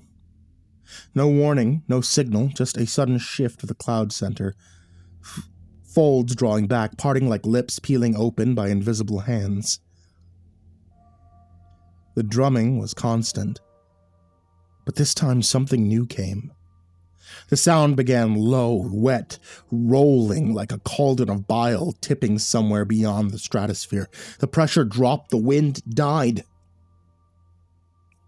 Then came a vast guttural exhalation that seemed to surge from the planet's core and shatter the sky above, a noise like the entire sky dry heaving, viscous and phlegm-soaked, the kind of sounds that make the stomach knot before the ears understand.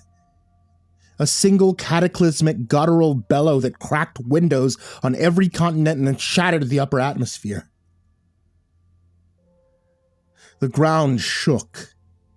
Tides recoiled and birds fell from the skies. It wasn't just sound. It was a force, a presence, a wave of wet breath and raw heat. Like an open furnace filled with rotting flesh.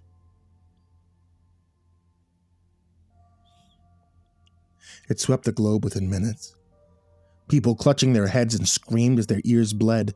Animals bolted and dropped dead mid-run. Birds fell in flocks. Machines died. Satellites blinked out. Those at the epicenter could only scream as the force burst them into nothingness. And the smell. The stench so vast, so cellular, it soaked through the walls. It crawled into the lungs and stayed there. A taste of spoiled meat, copper.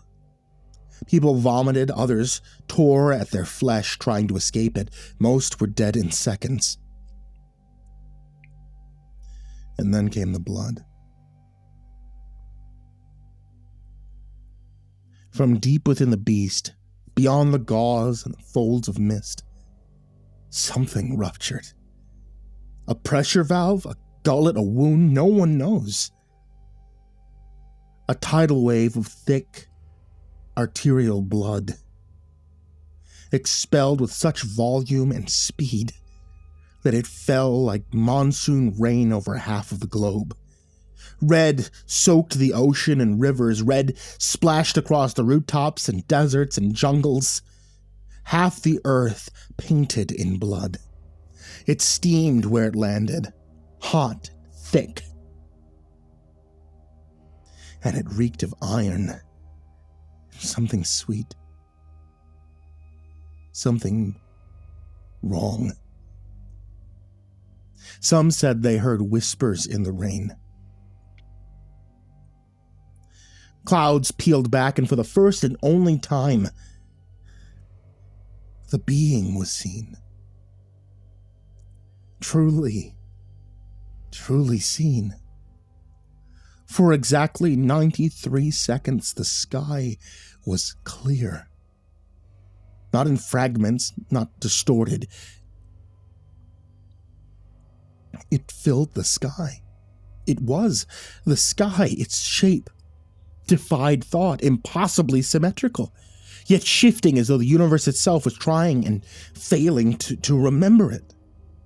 The surface was a chaos of textures, pinkish gray, membranes that pulsed with a rhythm older than time, bone plate, ridges spiraling in geometries our mind could not hold, and the spindled nerves that writhed like lightning frozen mid-strike. Each wrinkle, each twitch seemed to hum with awareness, as if the cosmos itself had been stitched into its flesh. Its face, or what passed for one, stared down through a million lidless goat eyes.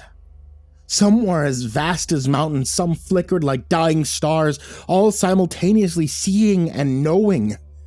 Our thoughts recoiled, our vision trembled, and yet we couldn't look away. And then it did something impossible. It smiled.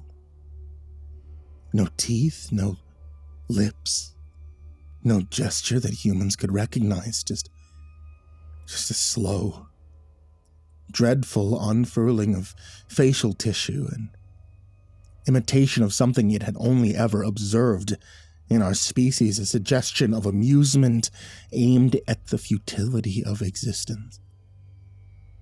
The motion folded in on itself in ways that should have torn it apart, yet held. We felt it not just in our eyes, but in our blood, in our marrow, in the corners of thought we didn't know existed. And then the sky swallowed itself once more. But the memory lingered. Shapes impossible to describe etched themselves into our minds. Geometry that should not exist haunted our dreams. And the faint, impossible smile echoed in every shadow we ever crossed again.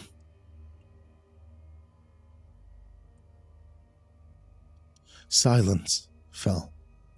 Not peace, but silence. And then nothing. No arms, no sound. Just the repetition of fear felt through the drum of the cloud. The wind returning at last, the stench never faded, never fully gone. The red rain soaked into everything. No government spoke publicly again after that. People stopped going outside. Entire towns were found empty, dead. Others worshipped. Others killed themselves. The world waited. Project Cerberus Vale, Field Journal Entry. Dr. Myreed Finn, Lead Meteorologist. Classified. Level Omega. Day 45. 7:02 a.m.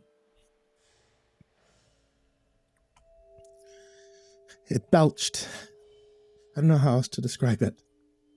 It expelled something vast and foul into our atmosphere. Not an attack, not a gesture of dominance, just a function. A bodily function. Like it forgot we were here. The sound I can't put into words. I felt it in the roots of my teeth, in the gaps between cells. It broke something in the sky, and that smell, the smell is still here, clinging to the vents, to my skin. It soaked its way into the bunker. The blood is everywhere. We confirmed it's organic, human, and something else. For 93 seconds, it let us see it. I don't know if we were supposed to. I don't think it cares. I haven't slept since. I don't believe there's anyone left who can read this, but I'm still writing. There's no scientific language left for what's happening. It's not an anomaly. This is a presence. This is an extinction event.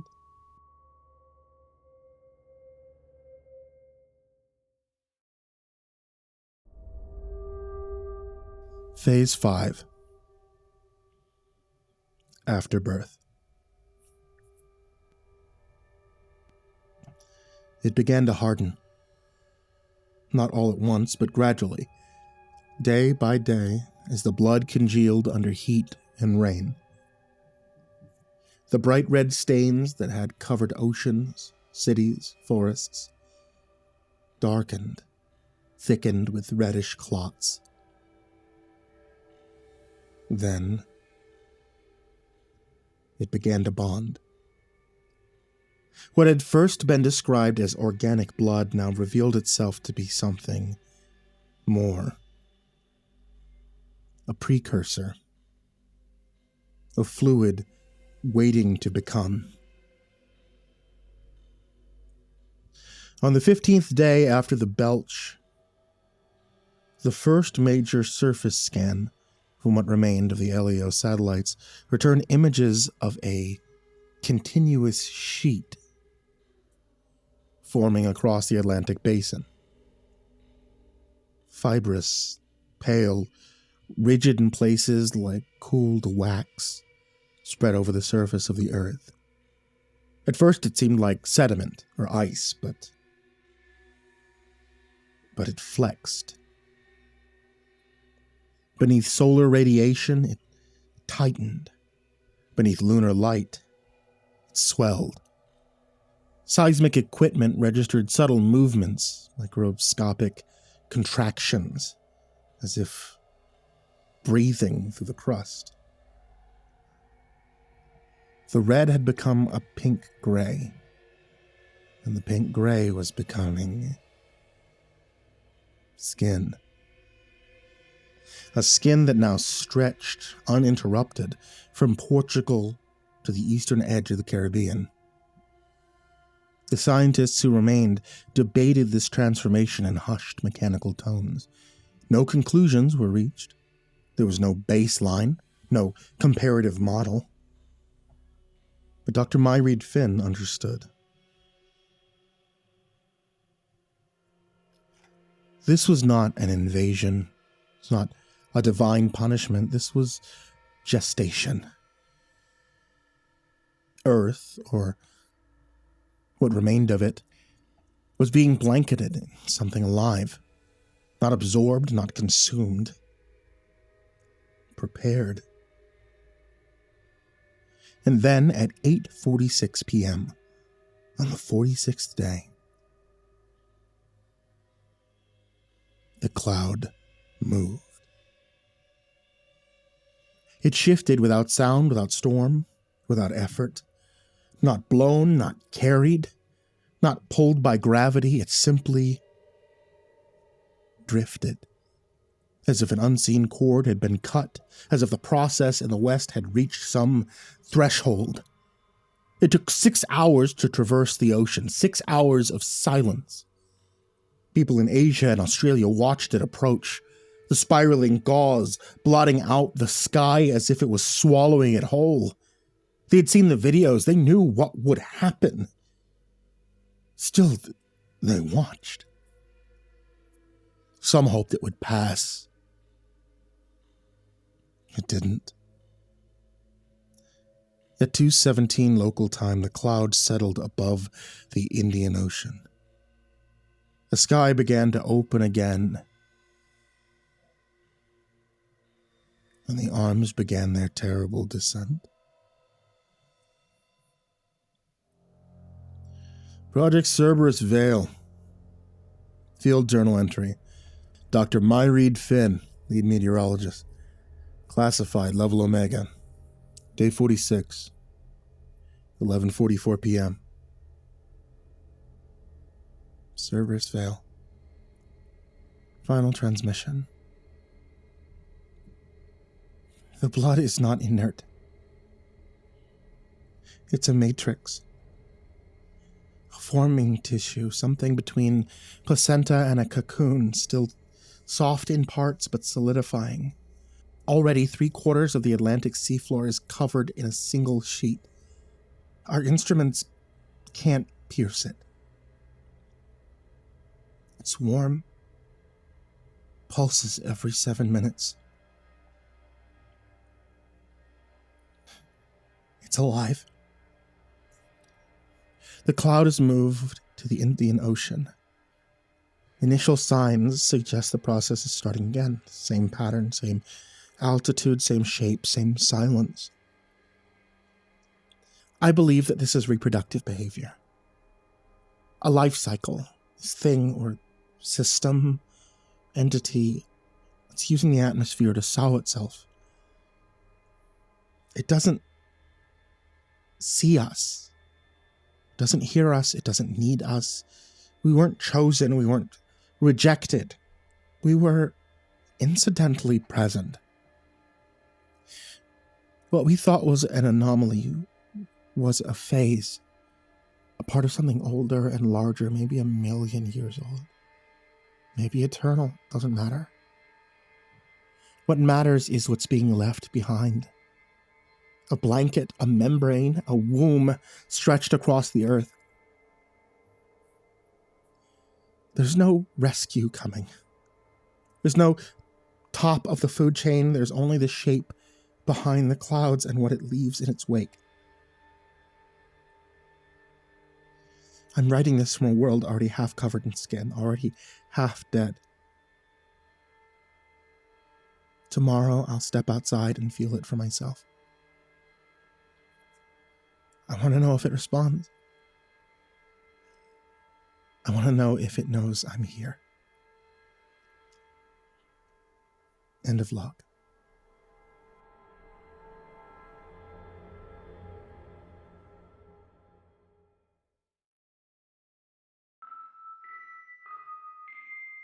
Phase 6. Final breath. The surface of the planet is no longer visible. A thick, swirling fog blankets every inhospitable continent, every ocean, rising miles into the sky. It doesn't move with the wind. It ignores the weather. It simply clings, dense, luminous, and unnaturally still. Satellite feeds, what few remain, show the same impossible formations above Earth's surface. Layered mist, spiraling but unmoving. No rotation, no eye. Just folds, just gauze, stacked and suspended. Jonas no longer checks the time. He hasn't for days. His oxygen mask hisses its final shallow breaths, each one thinner than the last. The generators have gone silent. The lights burn only in intermittent flickers, casting the facility in a pulse of dim, ghost-like hues. Every room is empty. Everyone else is dead. Jonas lies flat on the cold concrete floor, cheek pressed against it. One hand spread wide as if to hold the earth steady. His lips move, forming soundless words, but he stops. He doesn't need words. He only needs to listen. Thump, thump, thump, thump, thump, thump. A heartbeat. It was in the cloud. It was in the sky, and now it's here. Beneath his bones, inside the crust, deep in the dark belly of the world. Jonas let out a broken laugh that cracked into a sob. His eyes glisten, unfocused, staring at the ceiling as if he could see through it to the sky above. "There's two of them now," he whispers, barely audible. The fog outside pulses with a faint internal light. Not lightning, not fire. Something vascular. Something alive. His throat tightens. His chest is heavy. The hiss of his mask is a thin trickle of air, barely enough to maintain hope. He pulls it away, lets it fall beside him. The silence rushes in. He smiles, weak and delirious, teeth streaked with blood from biting his tongue raw in his sleep. "We were the womb." Jonas had never been a religious man. He used to scoff at prayer, ritual, but now, on the floor of a dying world, the last man standing, a gun trembling in his hand. He mouthed the words anyway. Fragments of hymns, half-remembered psalms, apologies to no one. He turns the gun on himself, comforted by the realization it will all be over soon. The fog above glows brighter, its folds pulsing with rhythm like veins, like lungs. Jonas closes his eyes, the weight of suffocation pressing him into the floor. His last thought is not of escape, not of resistance. Only awe.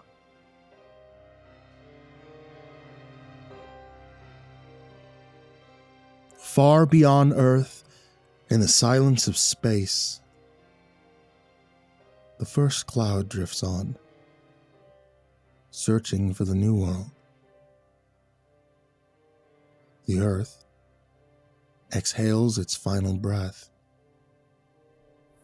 and becomes something new.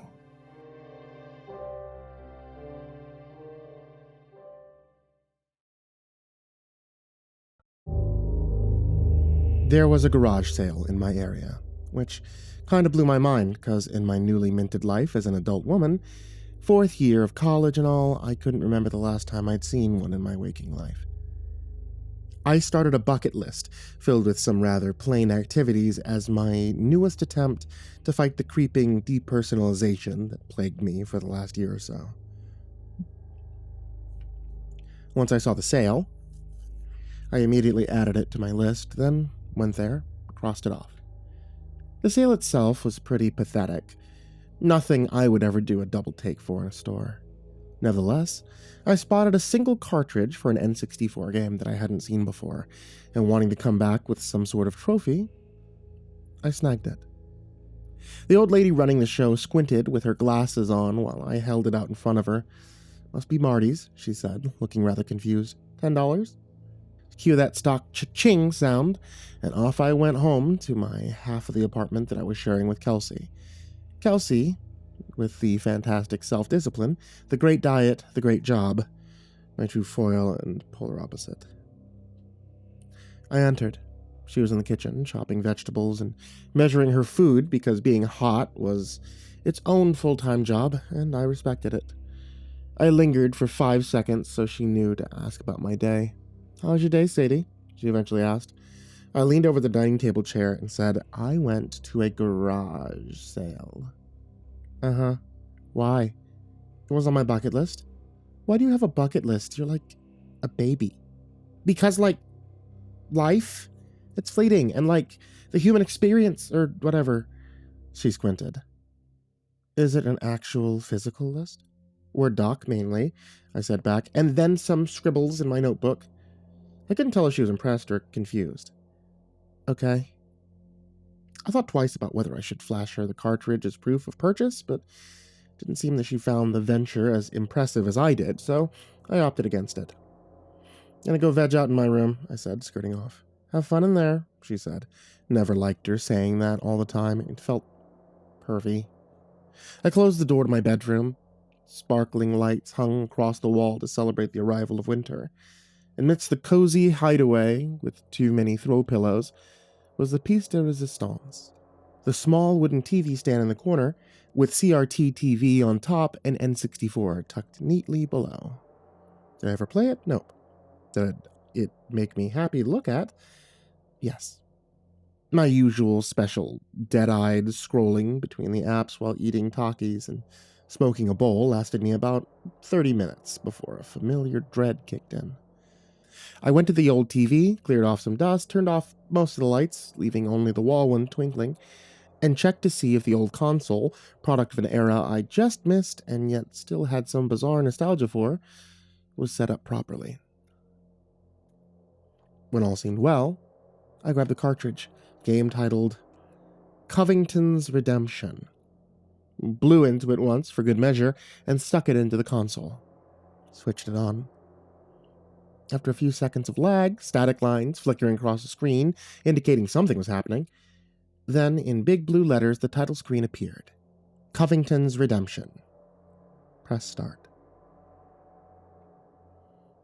I pressed the button, and immediately I was met with a presence sitting across the table in a small kitchen.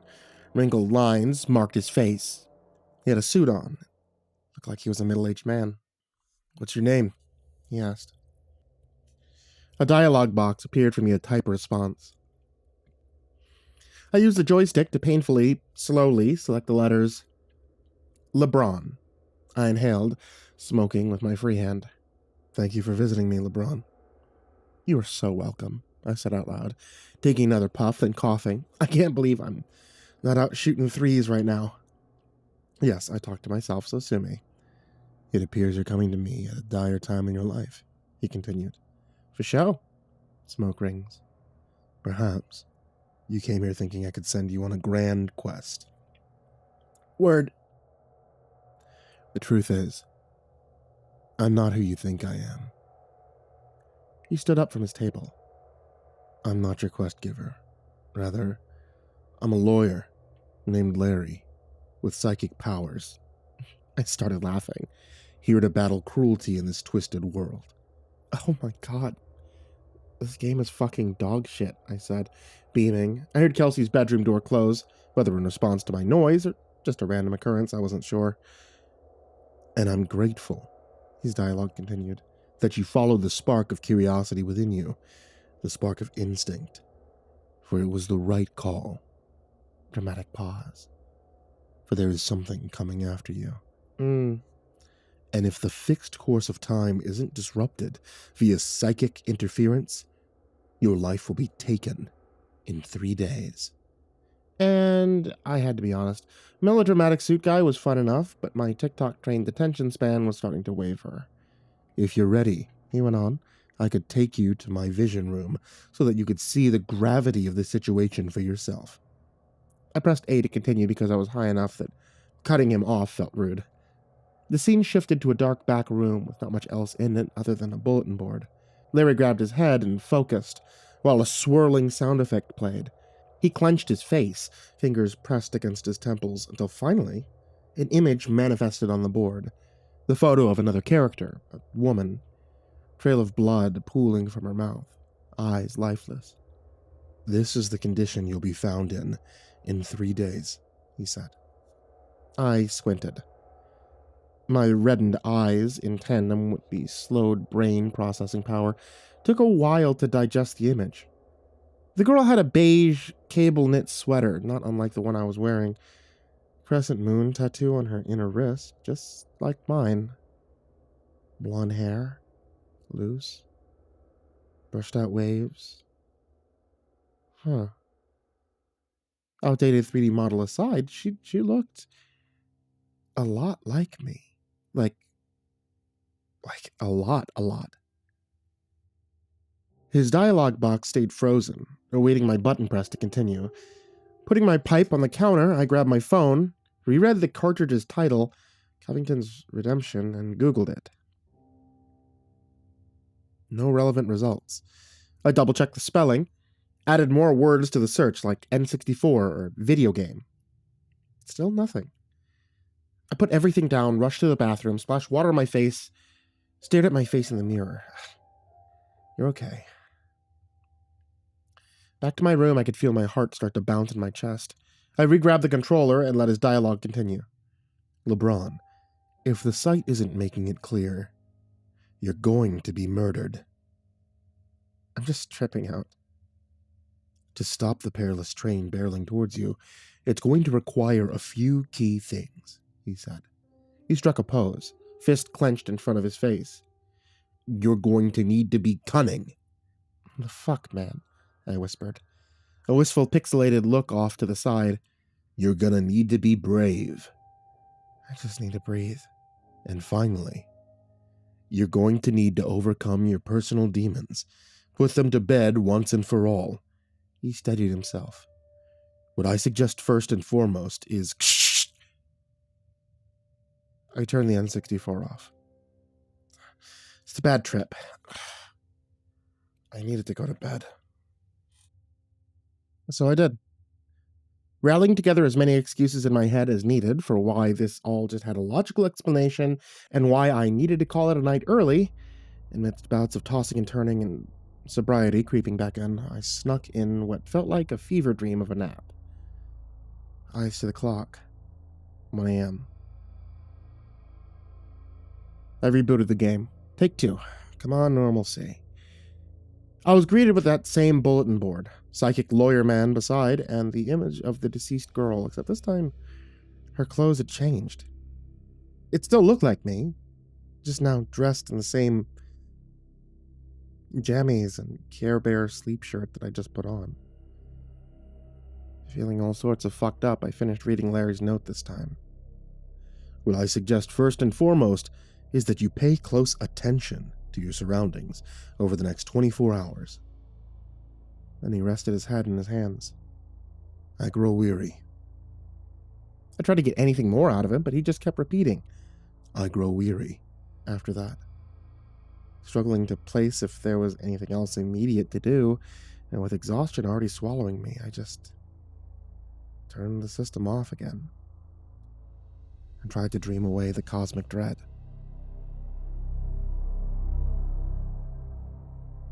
It was the next day, and after some truly terrible sleep, I was back at my university forcing myself into the routine of classes. Clutched in my hand was a small pocketbook for jotting down any noticings, as per the recommendations of one psychic Larry. My eyes shot from mark to mark in the hallway. People, students, with their micro-expressions, laughing at dumb shit or stressed out. I wasn't actually going to die, right? This was all just like, it was a joke or something, right? Sadie!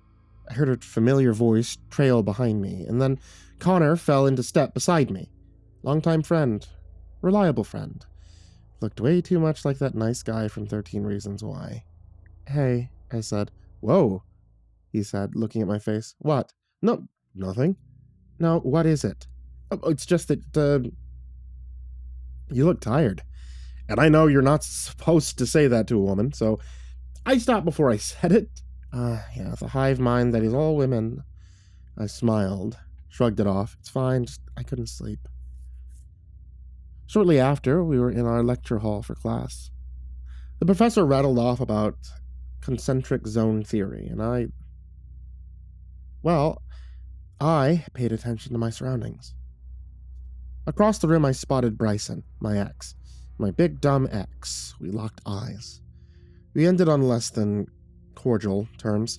He wanted to open our relationship, and I granted him permission. He could sleep with anyone in the world but me. Notebook suddenly opened. I scribbled Bryson, spiteful polyamorous. Connor whispered, sneaking bites of his terrible-looking lunch.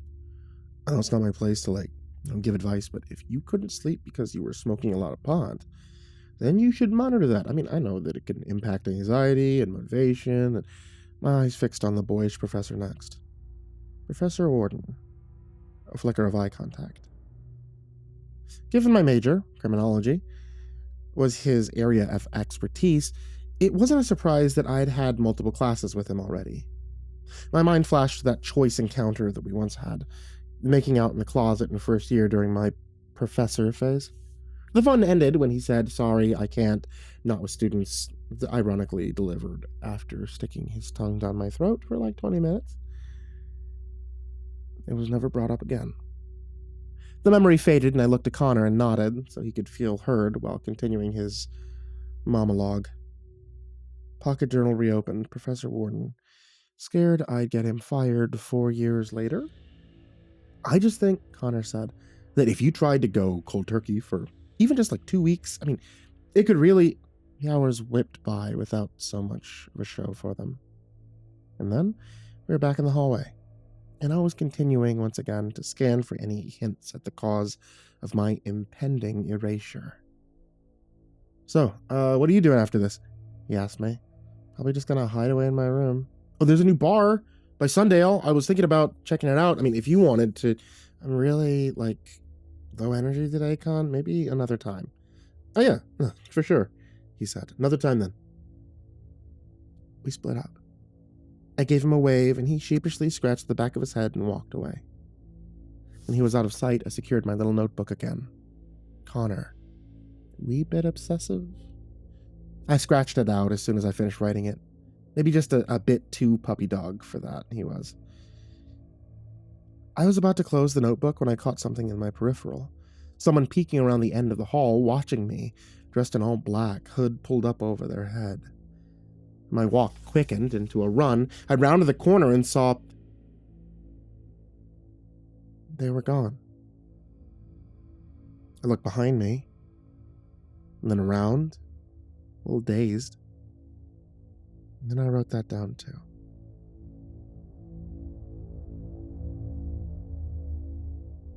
I arrived back at the apartment marred with sleeplessness. Kelsey was in the kitchen, meal prep, always, slicing and dicing so elegantly, too elegantly. Hey, I said.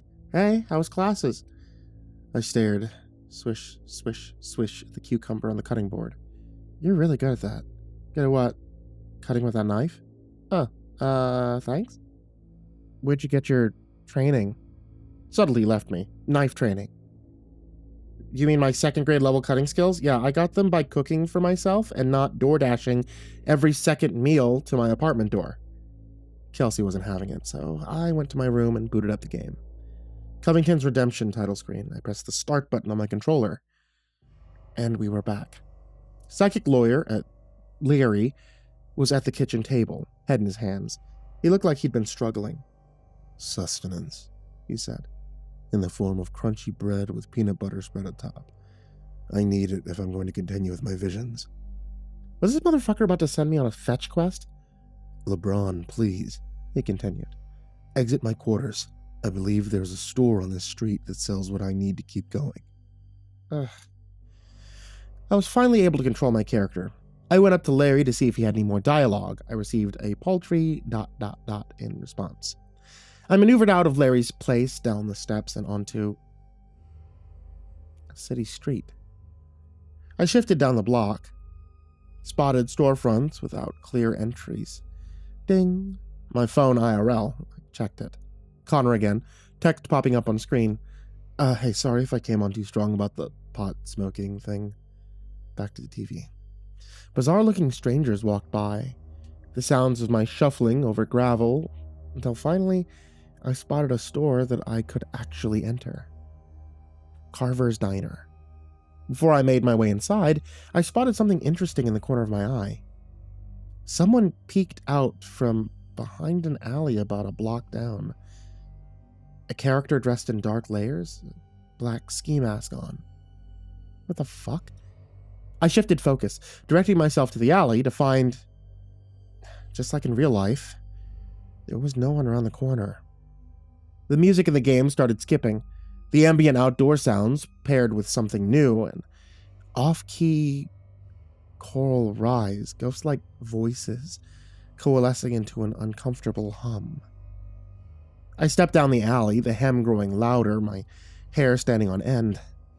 I didn't like this fucking game. And as I did step, I clocked a small square panel in the wall. I removed it, ducked down, and crawled inside. I inched through the passageway, slow movements in the crawl space leading to an eventual resolve. A room. Lanterns piercing the dark. I spotted a chessboard on the ground. All the little pieces caught fire, all except for one. There was a statue of a winged, crown-bearing figure. Hollow eyes with a serpent coiled around one arm, and a staff gripped in the other.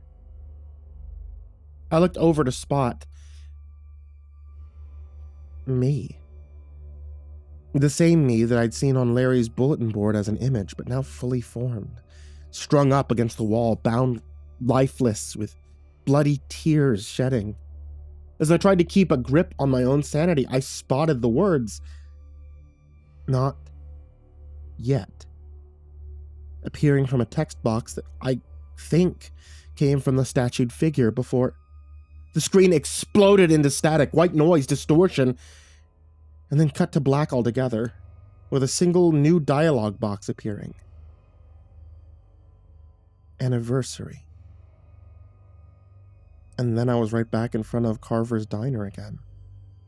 This time, traumatized as all hell, I simply went into the store while scribbling horrifying, demonic shit into my pocketbook.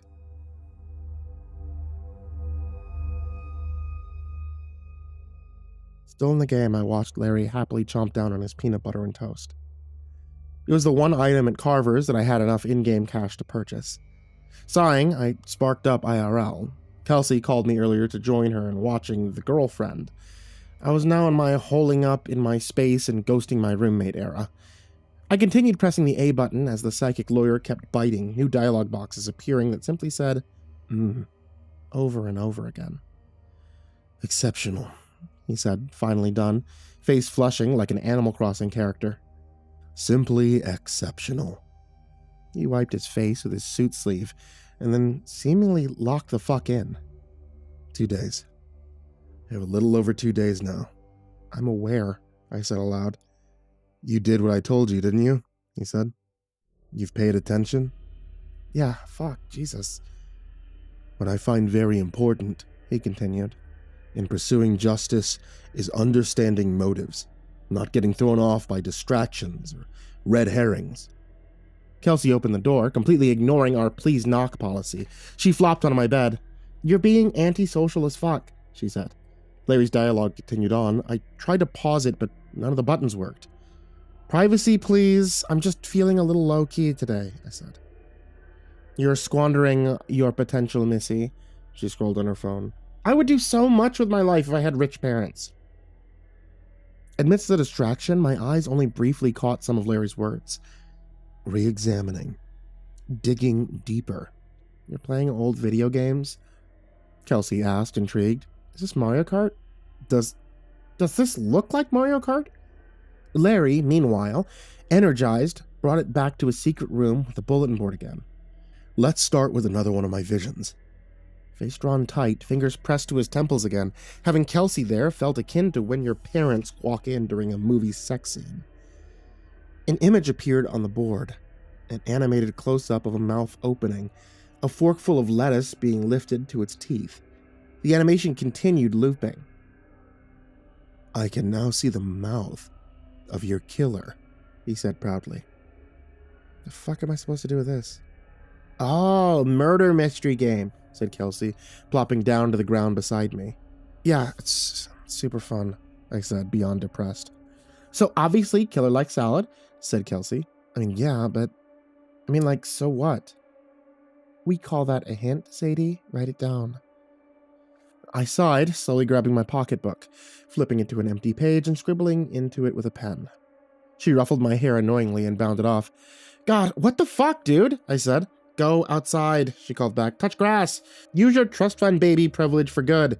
Go easy on the ganja. I got up and shut the door. Back to Larry. So, he continued.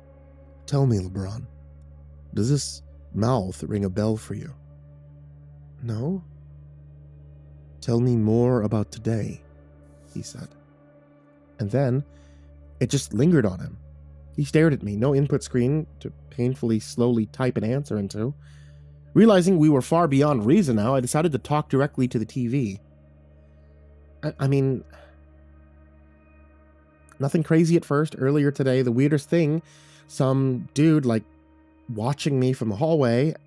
That said, in the game, he squinted. Never mind the insanity that the words I was speaking seemed to be translating. His expression at the game was worrisome. I rephrased. Near your place, there was an alleyway and another creepy guy there was more... Anyway, then I saw some satanic shit. I don't know. The journey grows dangerous, he said. Yeah, no shit, man. He spent some time, fingers pressed to his lips, thinking. Should I leave? Or he finally landed on something. Go somewhere. Have a drink. Okay, I said. Near your place? I corrected again. Or in my area. In your area. God damn it. I grabbed my phone, text from Mom. Come home for dinner this week. It was one of a string of messages from her I hadn't responded to yet. Needed to get to that too. I texted Connor.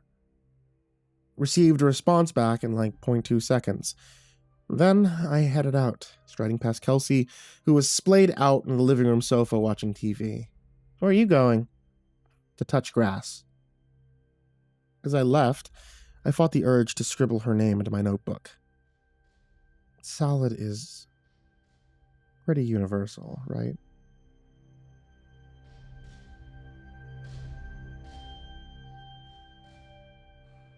So, what do you think? Asked Connor from across our booth at the bar. Yeah, it's a bar, so that's cool. It was the place that he had pitched earlier today. He was the only person I knew who'd go out with me on a Wednesday night on short notice. They've got this, really cool cocktail. He flipped the page. I was thinking of trying it later. A server came by with our drinks. He smiled as she put them down. She left. I took a sip of the blue buck that he'd offered me before I got here. He knew my favorite, and I handed it to him. So, he continued as my eyes flitted from patrons to barkeep, paying attention, as always. You don't usually come out with me. I smiled. I just needed, like, air, I think. Air and ambience. Didn't feel, I don't know, safe doing it alone, so you feel safe with me? He said, almost lighting up. and yeah, I said, dodging. Just wanting to try a new place out. People watch, maybe. If that makes sense? More darting in my eyes. I tried to keep it subtle while cursing my 64-bit lawyer for putting me into this awkward situation. Silence. So, I'm worried about you. I'm fine. Please stop. Not about the weed smoking. I'll drop that. Thank you. But how you don't ever, like, talk about, like, I swallowed. He continued. And I'm sorry for even bringing it up, but we're friends, and I mean, we never discuss it, but I can tell it's weighing on you. It's not weighing on me. Your sister. Like, that's so, it's just the fact that you're trying to find yourself again, and I did say ambient night. It's fucked up. You know what happened to her? I just want you to know that I'm here for you as you try to, move forward. Thanks, Connor, truly. I'm gonna go piss. I saw his expression shift as I got up and headed for the ladies' room. Inside, I felt my heart race a bit. I didn't need this right now. I steadied my breathing in front of the mirror. A memory flashed across my eyes. Waking up late to missed calls from everyone in my family. I was supposed to be with her that night. I left the bathroom. I spotted Connor still goofily cycling through the cocktails menu. My attention shifted to the bar's back area, past the mostly empty kitchen, where I saw another person in a ski mask, dressed in all black, peering through the back door that led outside, eyes fixed on me. Beyond the stirring mix of sensations within me, fear, my heart sinking, anxiety pounding, came something a little different. Anger. I rushed towards the figure, blitzing past confused restaurant workers and kicking the door into the back alley, only to see not one, but two masked people sprinting away, far out of reach.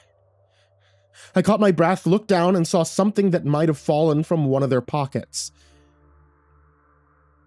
A small totem carved from black stone, no bigger than a thumb. Wings folded tight around its body, a serpent coiled along one side, looking a bit like the strange statue I'd seen in the game. I pocketed it, still reeling. Connor showed up behind me. Sadie, what are you doing back here? Nothing. I needed some air. I'm not feeling that great. Sorry, for mentioning it. It's fine. I'm guessing that you wanted to go home. Yeah.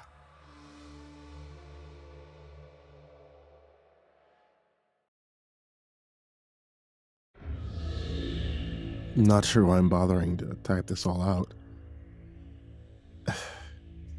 I guess I'm hoping that it'll help me make sense of things. That it may reveal details I hadn't noticed before, but I doubt it. I'm really starting to lose it. So is everybody else.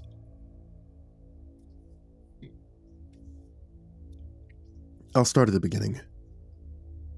I got to the university at around 10 this morning.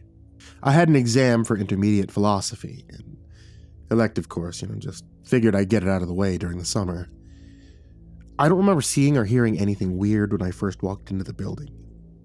Then again, I wasn't really paying attention. My eyes were glued to my notes, an attempt at some last-second cramming. Although I distinctly recall first entering the building through a door that I'd gone through many times before. The weird shit started with the exam itself. The questions on the first page seemed relevant enough to the material that we'd been taught in class, but then Then I turned the page over, and I couldn't understand what I was looking at. It was a diagram of some bizarre, complex shape. Could have been a machine of sorts. The part that scared me was that it vaguely seemed similar. Not enough for me to be able to place where exactly I'd seen it before, but enough to invoke this distant recognition. It made my skin crawl. Whatever the memory was, it had most certainly been an unpleasant one. There was no question below it. Actually, the rest of the page was completely blank. I raised my hand while continuing to stare at the diagram, thinking that maybe they'd given me a misprinted copy. When no one came over to me, I looked around the room, seeing that it wasn't actually a proctor or supervisor present at all, just a bunch of confused-looking students.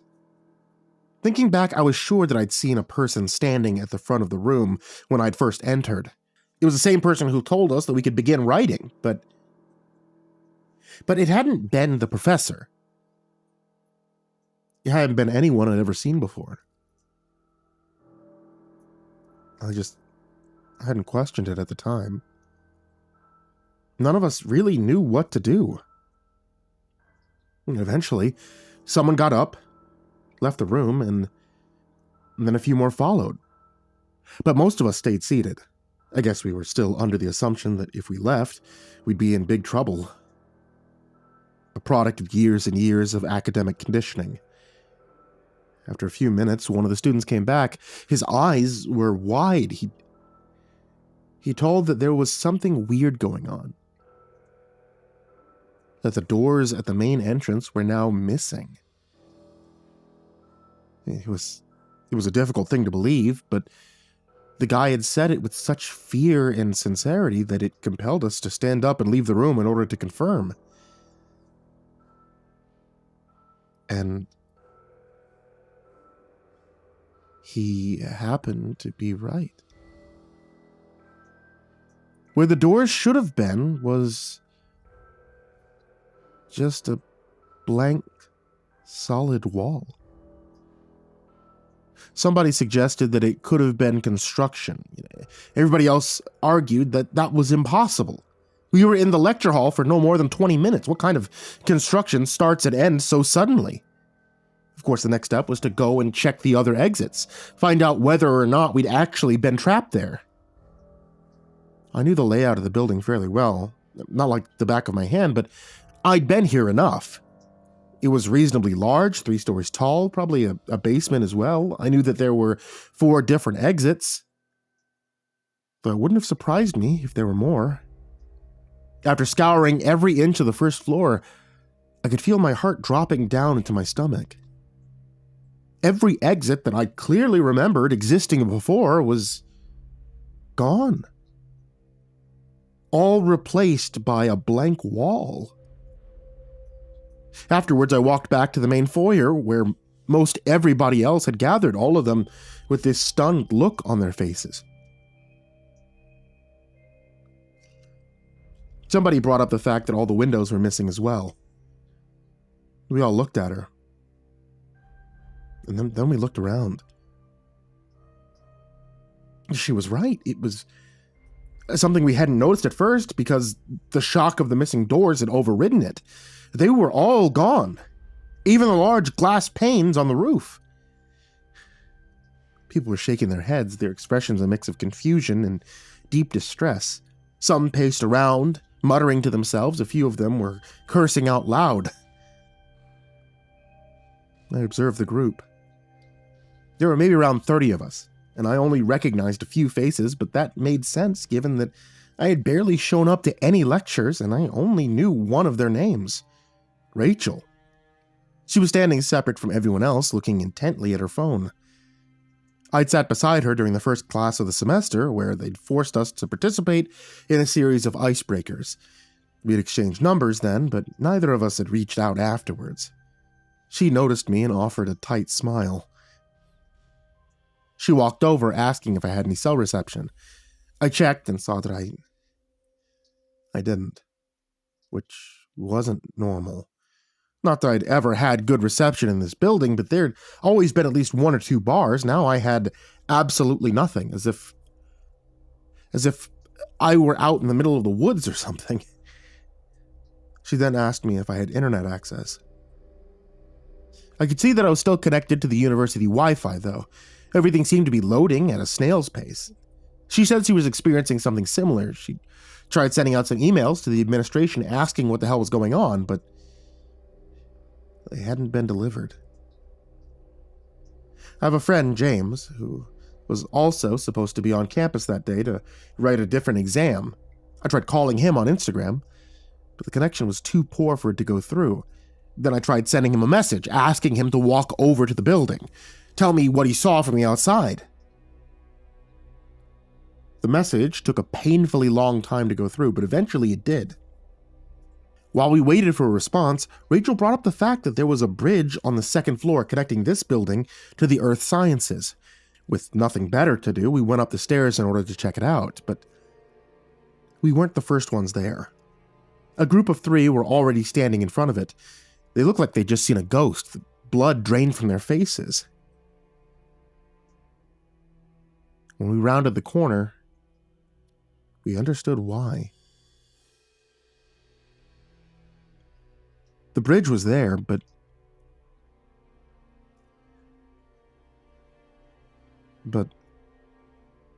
it was dark. Not dark as in the lights weren't working. I mean, there was just nothing there beyond it. A complete absence of everything, an outright void.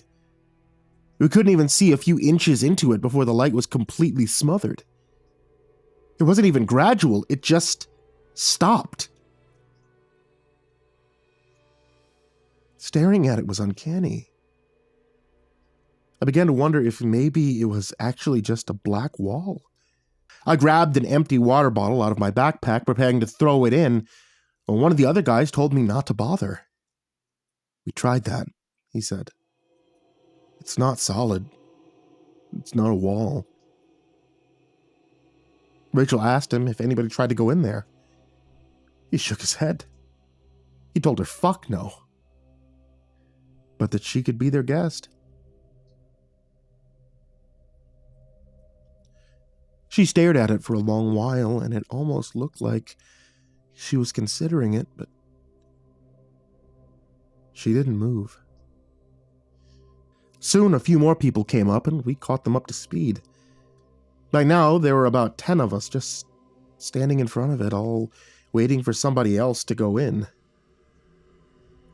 A silent tension hung in the air, as if there was some kind of bizarre trap. Eventually, somebody volunteered to check it out.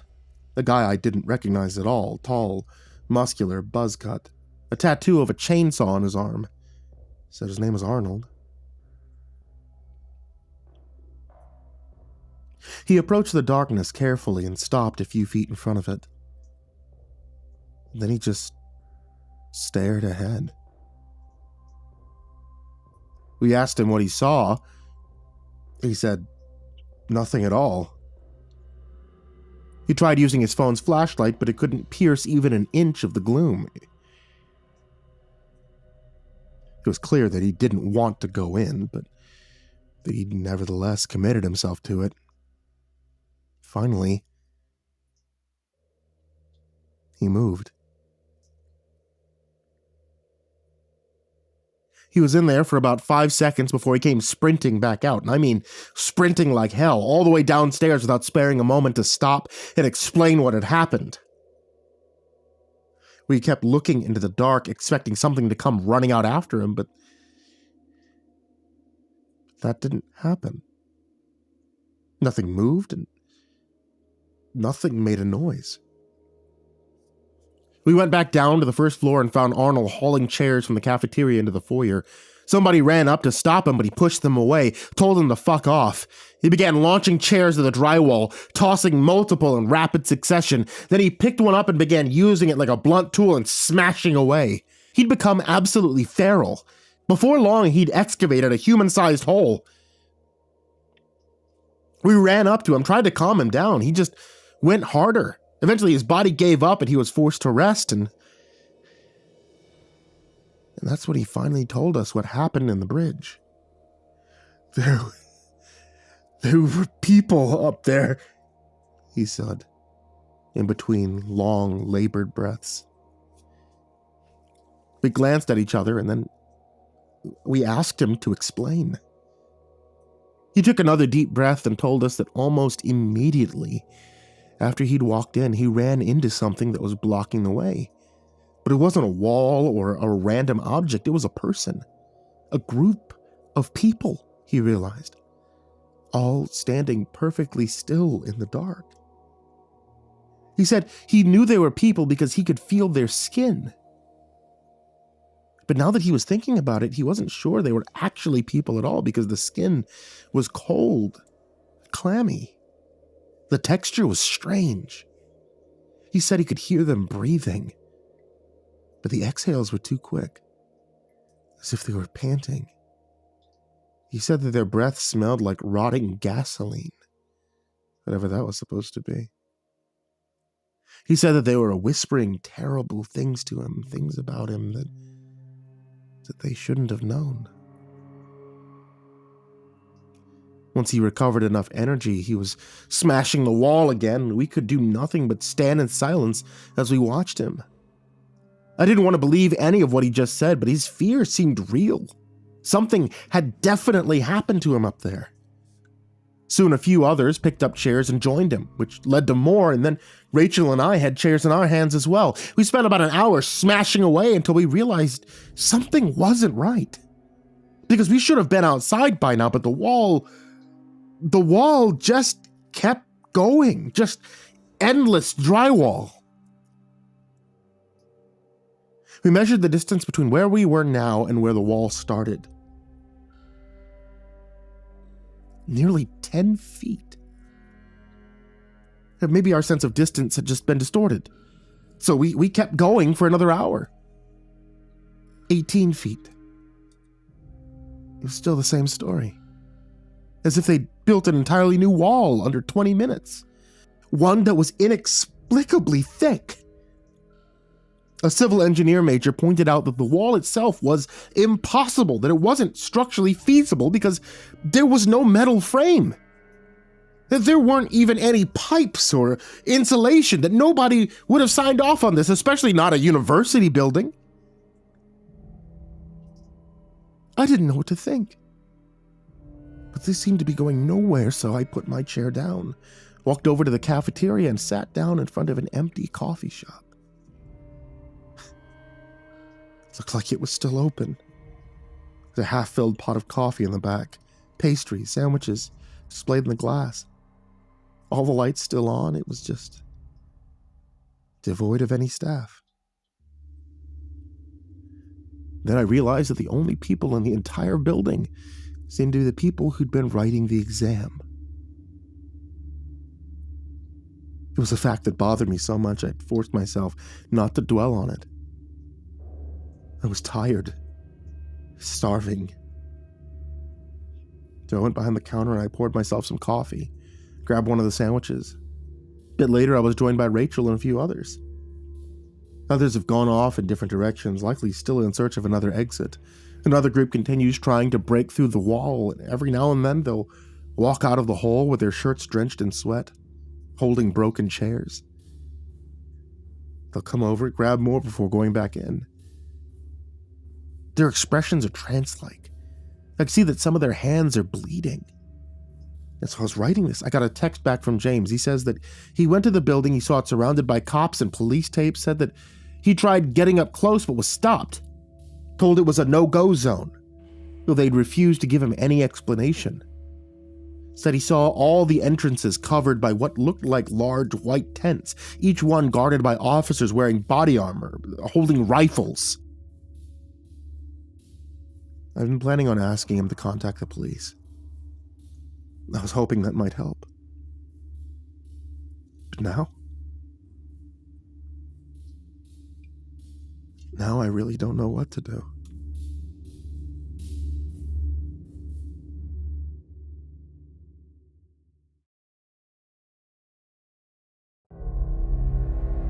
It's 10 p.m. here.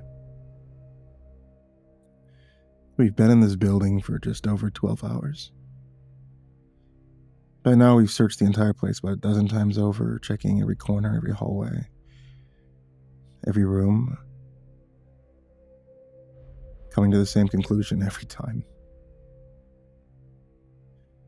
On the third floor, we found a maintenance room and a ladder, presumably leading to the roof. We broke through the hatch and... You know what we found? A bunch of wet dirt. As if the building had somehow become buried underground. The dirt was at least soft enough that if we were really inclined to, we might be able to crawl up through it, but we're not desperate enough for that. Not yet. We're sitting in the library now.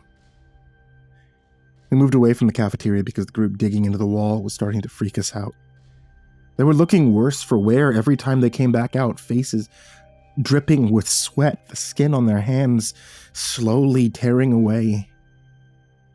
Cafeteria was running out of chairs. We tried convincing them to stop, told them that they must have excavated hundreds of feet of drywall, and yet they were still going nowhere.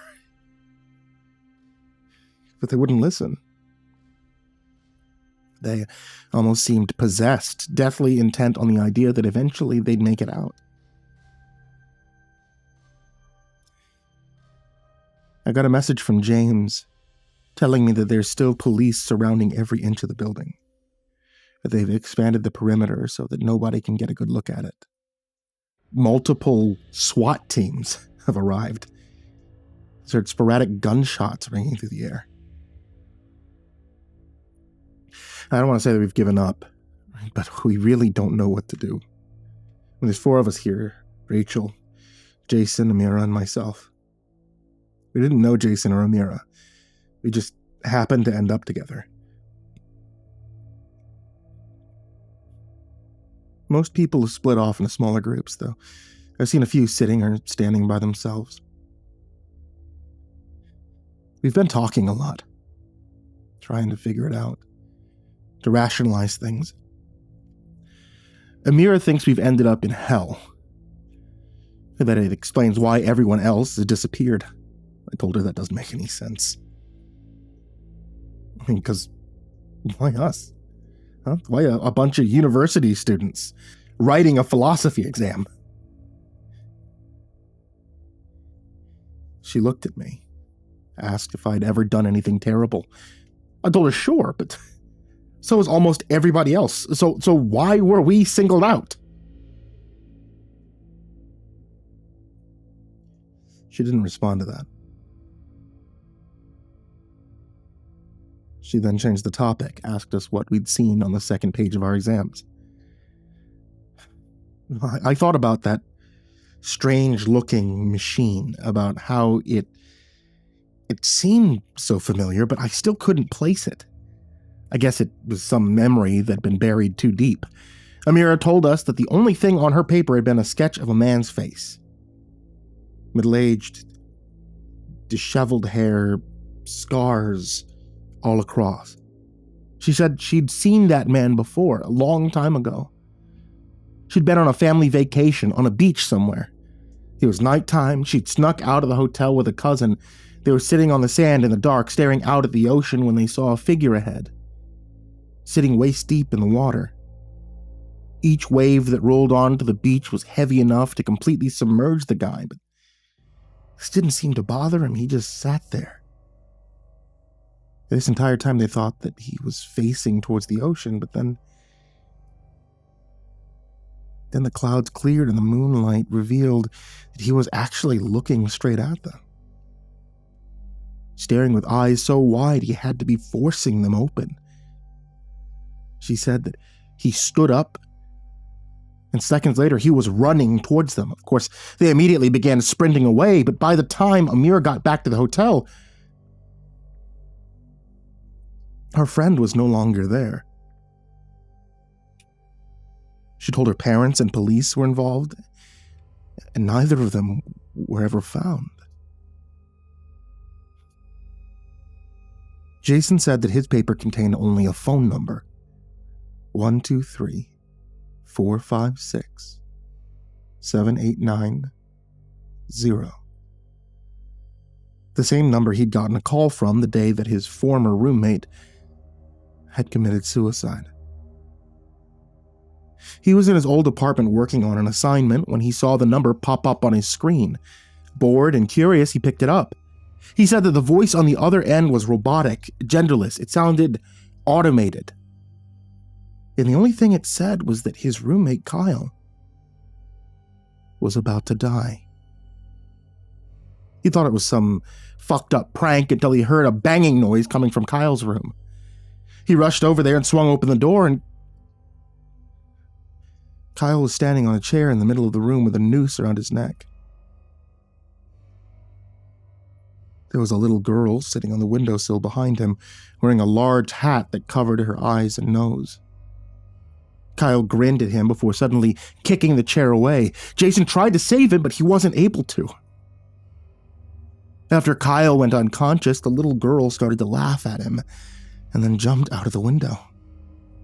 They were on the 17th floor, and then he remembered that Kyle never had a window in his room. The police were never able to trace the call. It came back as a dead number. This entire time, Rachel hadn't said anything at all. The blood had drained from her skin, and she was staring down at the floor. We assured her that she didn't have to talk about it if she wasn't comfortable talking about it. She took a deep breath and said that her exam had a Polaroid photo taped to it. A photo of herself in her childhood bedroom, taken from inside the closet. She said that she had a boyfriend in high school named Chris. One night, they were both sitting in her room, and for whatever reason, they began to argue. It turned ugly, and then Chris ran into her closet and shut the door. She thought that he was being immature and told him to come out, but he said nothing and just stayed in there. She then walked over and opened the door. But he wasn't there. And her closet was tiny. There was nowhere he could have been hiding. But then she heard a noise coming from above, coming from the ceiling. Something like somebody laughing, but not Chris's voice, like an elderly woman's. She closed the door and told her dad what had happened. He called the police and they searched the entire house, but they could neither find Chris nor the woman. Chris was never seen again. Then they all looked at me. I told them that I'd seen the diagram of some sort of machine, but that I genuinely couldn't remember what it was supposed to be. I'm not sure if they believed me, but none of them pressed me about it. Of course, it freaked me the fuck out, because if those things had happened to them, then what the fuck happened to me? What was my brain trying to erase? Amira suggested that we go back into the exam room so I could take a look at it, jog my memory. I told her absolutely the hell not, that I had no interest in finding out, but then Rachel said that she was pretty sure she'd left her phone charger in that room, so she was going to go over there anyway. We agreed to accompany her. When we got there, we found that somebody had turned the lights off. Problem was, we didn't know exactly where the lights were. Maybe somewhere on the rightmost wall. We walked inside, and I was about to turn on my phone flashlight when Rachel stopped me. She told us to be quiet. So we did. And then we could hear it. The faint sound of several pencils scribbling against paper. As our eyes adjusted to the dark, we could make out the silhouettes of several figures sitting down hunched over the desks. We ran out of there and shut the door behind us, and then barricaded it with chairs. On our way back to the library, we passed by the hole in the wall and noticed that it had gone silent. It hadn't been silent for a while. Jason took this to mean that they'd finally tunneled their way back outside, that they just hadn't bothered coming back in to let us know. I wasn't so sure about that, but he'd already ran inside. We followed after him, doing our best to traverse through the crooked, uneven path. It was surprising just how long it stretched on for, but at some point, the air started to become so cold and crisp, and then we could see daylight. Gray and muted, but unmistakable against the darkness. Jason became ecstatic. He turned around with his huge smile on his face and said that we'd done it, that we were going to make it out. But something wasn't right about this because there shouldn't have been daylight. Because he was half past midnight. He began running faster, and we struggled to keep up, but soon the tunnel had reached its end. Soon we were outside, just not anywhere I recognized, not anywhere where we should have been. Somehow we were now out in the fucking ocean. Thick gray clouds rolled across the sky above, heavy thunder rumbling in the distance. Rain came down in a light drizzle. In front of us was what looked like a giant metal platform, like a vast, sprawling sewer grate hovering above the water. I was hesitant to step on it, but I tested it with my foot and it seemed to be sturdy. We walked out onto it and looked around, though it was hard to describe what we saw. It was like a floating city constructed entirely out of steel. The more I looked around, the more uncanny the architecture seemed. The buildings were too pointed, almost sword-like. They were also built in a way that seemed haphazard, nonsensical.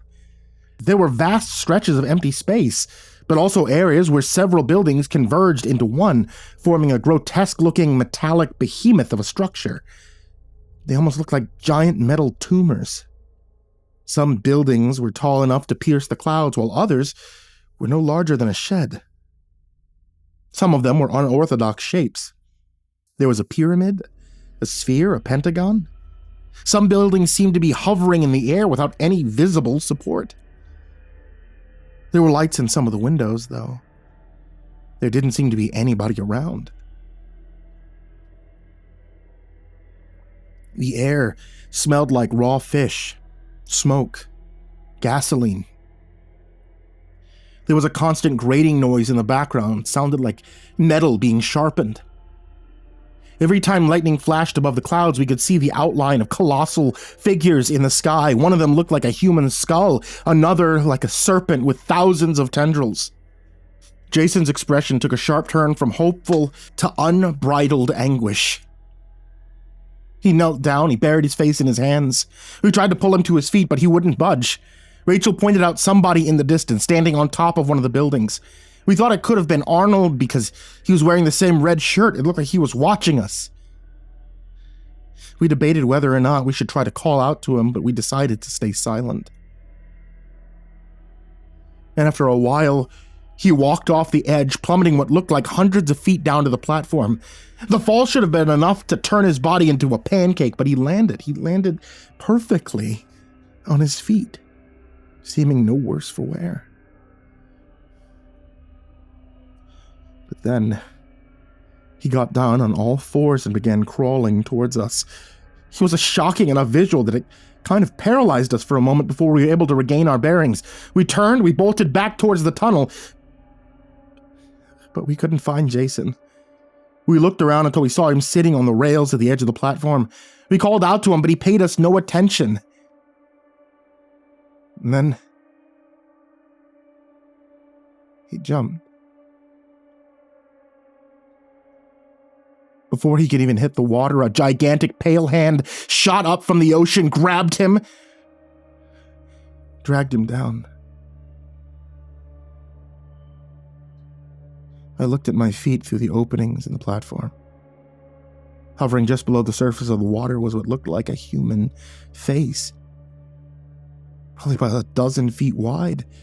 The best I can describe the expression on his face is that of enthusiastic malice. As if it just couldn't wait to hurt us. I looked back at Arnold, and now he was close enough for us to see that his head had been twisted all the way around. We ran back into the tunnel, crashing through the drywall until we made it back inside the building. We began barricading it with tables, chairs, whatever we could find, but nothing followed us back. We sat on the floor and we caught our breaths. We're still sitting here. There's been little discussion about what we just saw. Seems like we're all at a loss for words.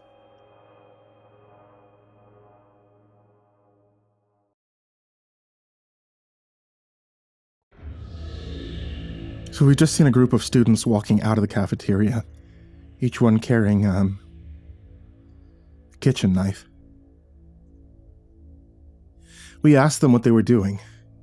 When they turned to face us, we could see their forearms were all caked with blood. They told us they'd found a way out through the basement, that there was a hidden tunnel in one of the walls that would take us outside, but that first they needed to get rid of the people blocking the way. They asked us if we wanted to join, that there was a lot of people down there and that they could use our help. Rachel asked them what these people looked like. They told us, like statues.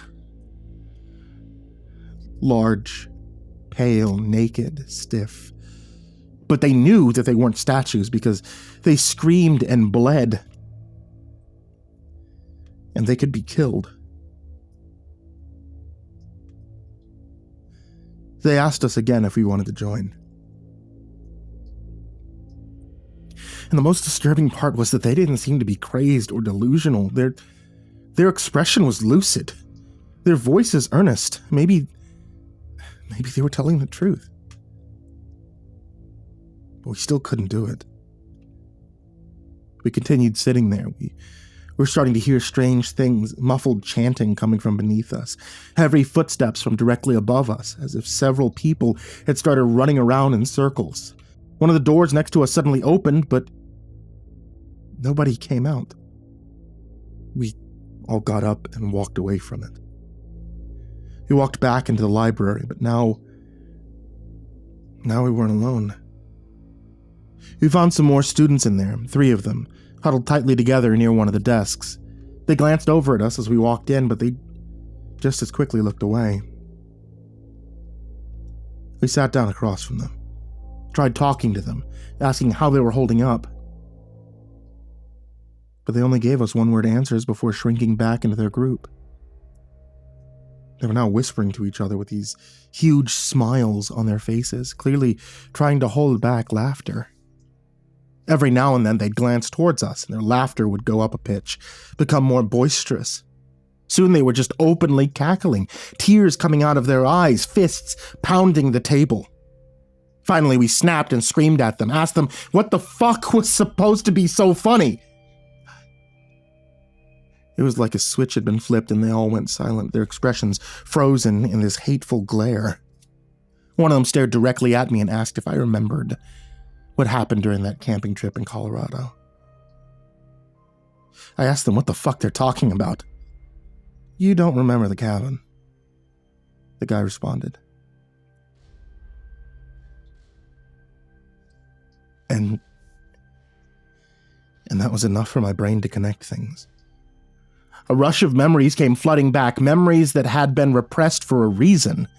Immediately, I stood up and stormed out of the library. Behind me, I could hear them starting to laugh again. Rachel and Amir followed me out, asking me what that was about.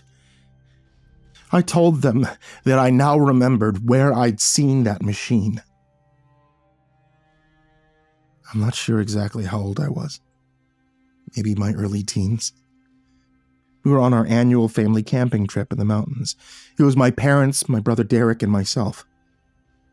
One night, Derek and I were walking through the woods while our parents were preparing dinner.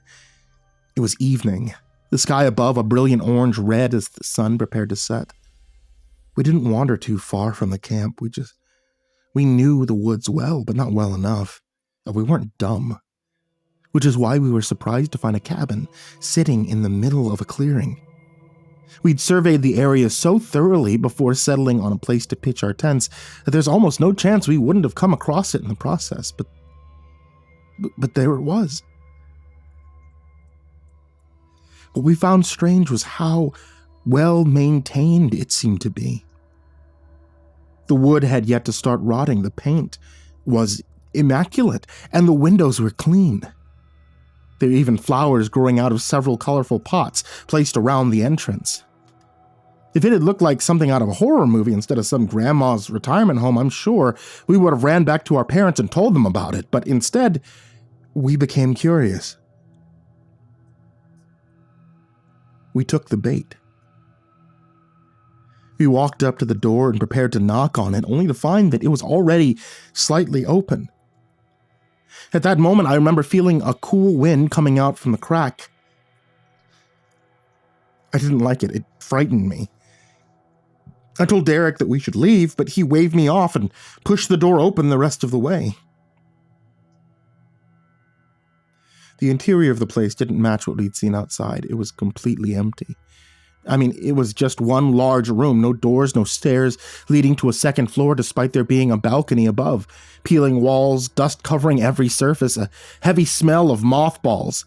Everything about it was just a big fuck no. The only thing inside was the machine. It was just sitting there a few feet away from the entrance, about the size of a basketball. Once again, I implored Derek to get the hell out of there, but he wasn't listening. He seemed transfixed by the thing, his eyes glued to it as if it were the most fascinating thing in the world. It almost looked like he was in a trance or something. It freaked me the fuck out. I tried physically dragging him away, but it was like his feet were glued to the floor. I had to shake him for well over a minute to finally snap him out of it. We went back to our campsite. And remembering the next part filled me with guilt and regret. We never ended up telling our parents about the cabin. There had been nobody inside, so no danger, right? We forgot about it. We ate dinner and went to bed. I woke up in the middle of the night and I saw that Derek was no longer in his sleeping bag. I looked around for him, eventually spotting him disappearing into the trees. I grabbed my flashlight and followed after him, but he was moving fast. I started sprinting and calling out to him, asking him where the hell he was going. I chased him all the way towards the cabin, but he had already gone inside by the time I had reached the clearing. The door was wide open, and there was a dim light emanating from inside. I slowed my pace. I really didn't want to follow him inside, but I continued to inch my way closer. I was only a few feet away when a man appeared inside the doorway, nearly giving me a heart attack. He looked to be in his 70s, extremely tall, sickly thin. Thick black veins bulging across his hands and arms, wearing a tattered suit, bearing this forced smile, his mouth filled with large, fake-looking teeth. He waved once at me before suddenly slamming the door shut. I ran back to our campsite. I told my parents what had happened. My dad grabbed his gun while my mom started packing everything up. I led him over to the clearing, and he told me to go back and wait with my mom before storming up to the house and kicking down the door. We waited for about 15 minutes before he came back, carrying Derek in his arms. He continued carrying him as we hiked down the mountain in the darkness. I remember him looking over his shoulder every few seconds. Nobody said a word. Not even as we made it back to the parking lot, got inside of our car, and began driving away.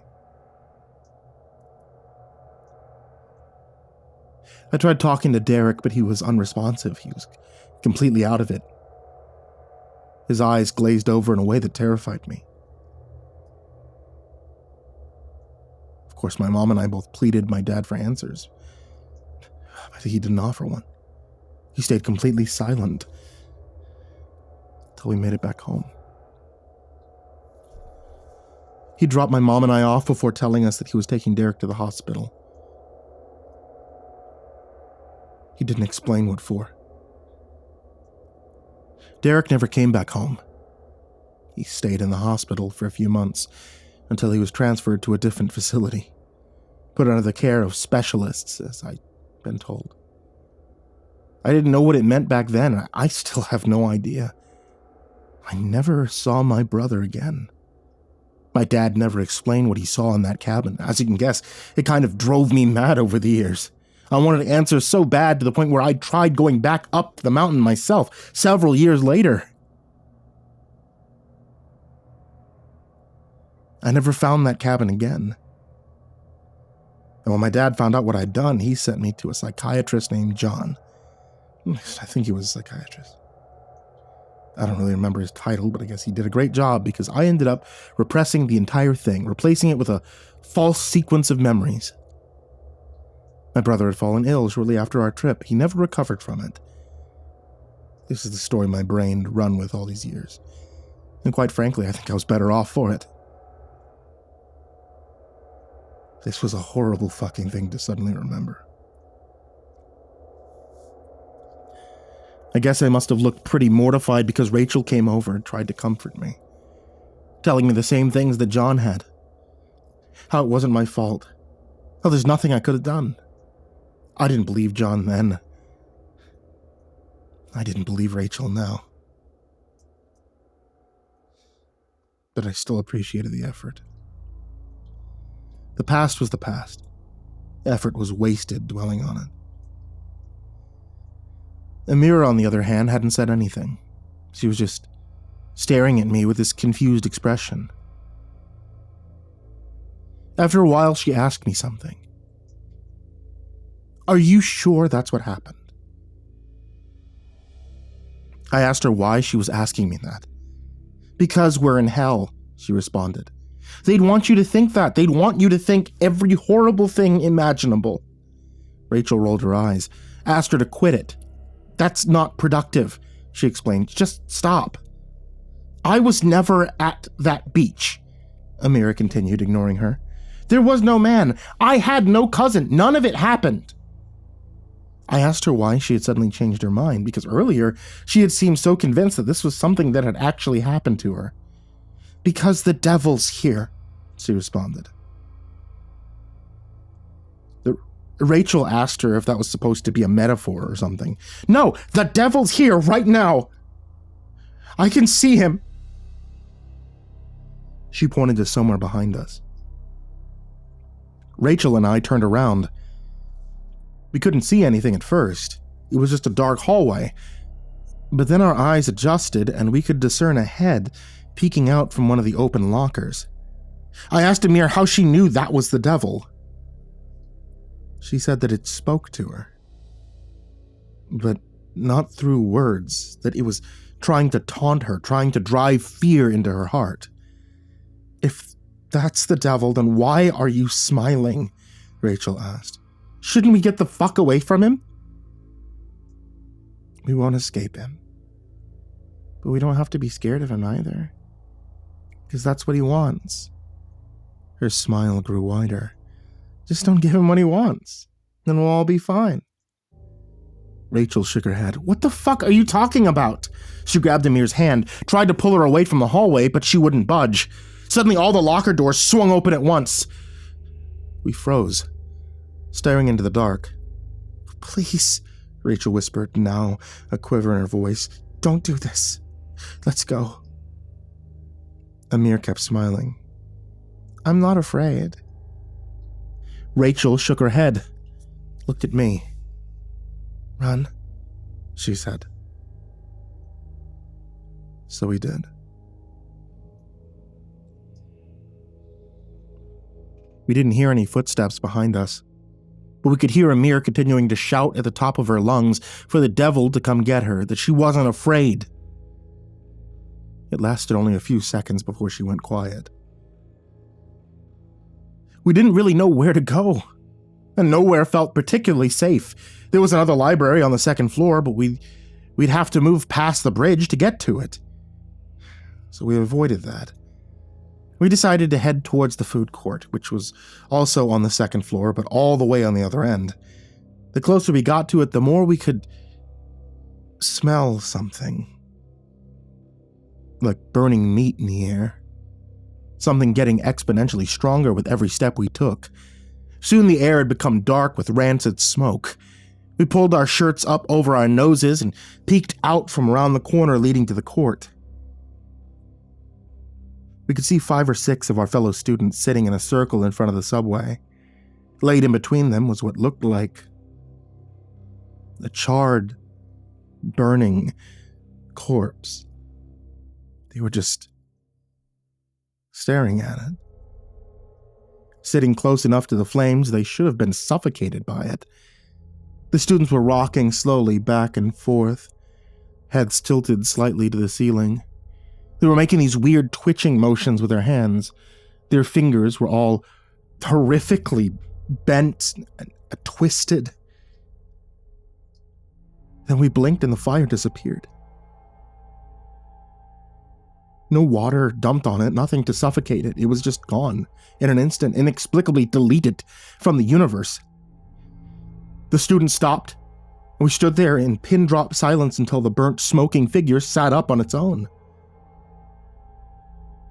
And that's when we realized how big it was. Its shoulders rising well past their heads. We turned around, backed away as silently as we could. Currently, we're taking refuge in some random classroom. And it seems safe in here. But whatever else that's happened, who knows when that'll change. We can't stay here forever. We need to figure something out.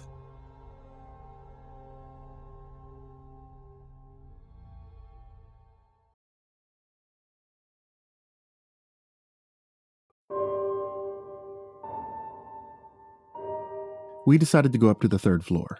Not sure what we were hoping to find, but where else could we go? The 3rd floor consisted mostly of smaller classrooms, an administrative office, a small student pub tucked away in one of the corners. We headed for the pub, breathing simultaneous sighs of relief once we found it empty. I sat at the bar while Rachel went behind it and began pouring up 2 rum and cokes, both with more rum than coke. She sat next to me, finished the drink in one gulp, and then buried her face in her hands. She asked me if I thought Amira was right. If we really were in hell. I sipped my drink and told her that I didn't, but that I also didn't have an explanation for what this could have been, if not hell. That I couldn't even really believe it was happening. That it all felt so surreal. That I wasn't fully convinced that this wasn't a dream. Rachel said that this couldn't have been a dream, so I asked her what she thought it was. After some thinking, she said that maybe all of us had just gotten extremely unlucky, marked to suffer at the hands of some unknowable cosmic force for reasons we were never meant to understand. I nodded and made myself another drink. She looked at me. "Do you think we still have a chance of getting out of here?" she asked. I told her that even if I didn't, I wouldn't have admitted it. That it was better to be optimistically delusional than to give up. She smiled and said that she liked that answer, and that I better not go insane on her or else she'll kill me. I told her likewise, and we grabbed some knives from the cabinet behind the bar and then ventured back out. As we were walking, Rachel asked me if it seemed darker now. I considered this carefully. It was just barely noticeable, but I could tell that it was. And in a strange way, it wasn't as if the lights themselves had dimmed, more so that it was being smothered by something. The air just seemed thicker, heavier, weighed down by some intangible element. We discovered the source of it when we walked over to the atrium and looked down over the railings at the lower floors. At first it was hard to understand what we were seeing. It looked like the first floor had been completely submerged by a void, just a blanket of sheer gloom extending nearly halfway up to the second floor. Thick, dark spirals drifting up from it like smoke, gradually spreading through the air. But unlike smoke, it felt cold. Slowly, it was becoming harder to breathe, the air growing saturated by this inscrutable stench. Something sharp, pungent, metallic, as if an old medicine cabinet had been doused with blood and then lit on fire. We then noticed that it was rising, getting closer to us, not just the smoke, but the actual darkness itself, as if it were being pumped in from somewhere. It wasn't moving fast, but eventually it would reach us. We backed away from the railing and then stared at each other, as if the other person might have an answer. Which, of course, neither of us did. The panic hits much harder when time becomes your enemy, when the threat is so ominous but still yet to be defined. But what happened when it reached us? We were determined not to find out. We took some deep breaths and then settled on a purely logical approach. The darkness was moving up towards us, so how could we escape it? By moving up ourselves, Rachel said. I was about to ask her how until I realized where she was going with this. The maintenance room. The hatch. The dirt. Theoretically, it could be a way out, maybe the only way out. I just didn't like it. I wasn't a fan. She asked if I had any other suggestions. I told her I didn't. I tried to come up with something, but my brain was firing blanks. I looked back over the railing. The darkness was still climbing, getting closer, and now I could see something poking up from it. It was a gigantic head connected to a thick, dark, slimy stalk which was connected to God knows what. It hovered in place for a while before turning up to look at us. It was Jason's head, bloated up to about 10 times the size it should have been. His skin had become a painful-looking dark purple, his eyes bloodshot and nearly bulging out of their sockets. His mouth was hanging open, his jaw slack to the point of appearing dislocated. He released this loud and awful croaking noise, something so inhuman that mere exposure to it induced a type of dread I had never felt before. There was something inside his mouth. It looked like a pale spider with the head of a wrinkled old man. He was just crawling around on his tongue, sporadically looking up and grinning. Suddenly, the idea of crawling through dirt didn't seem so bad. I backed away and told Rachel that we needed to get to the maintenance room ASAP. I must have looked pretty terrified because she asked me what I'd seen down there. I told her. She didn't want to know. She decided to look away. Seconds later, we were both running. The maintenance room was all the way on the other end of the building, but if we moved fast, we could get there in just a few minutes. Problem was, we couldn't move very fast. The air had become so thick that we nearly drowned in it. We had to inhale several large mouthfuls just to get enough oxygen to move forward a few steps. And that was another problem. The air itself was so extremely bitter that it was burning our throats and nostrils. The smoke was so heavy that it was hard to keep our eyes open for more than a few seconds before they started to sting like hell. And if all that wasn't enough, the light had been reduced to a fraction of its original brightness. It was hard to tell where we were going at all. But desperation's a pretty powerful force. We were convinced that all we needed to do was reach the maintenance room and we'd be free from this nightmare, and we didn't need to rationalize it. The fear of turning into one of those grotesque, bloated heads was visceral enough to drive us ahead. Of course, it wasn't easy. In fact, I never thought something could be so excruciating. When I fell to my knees with a sharp stinging in my chest, Rachel helped me up. And when it happened to her, I did the same.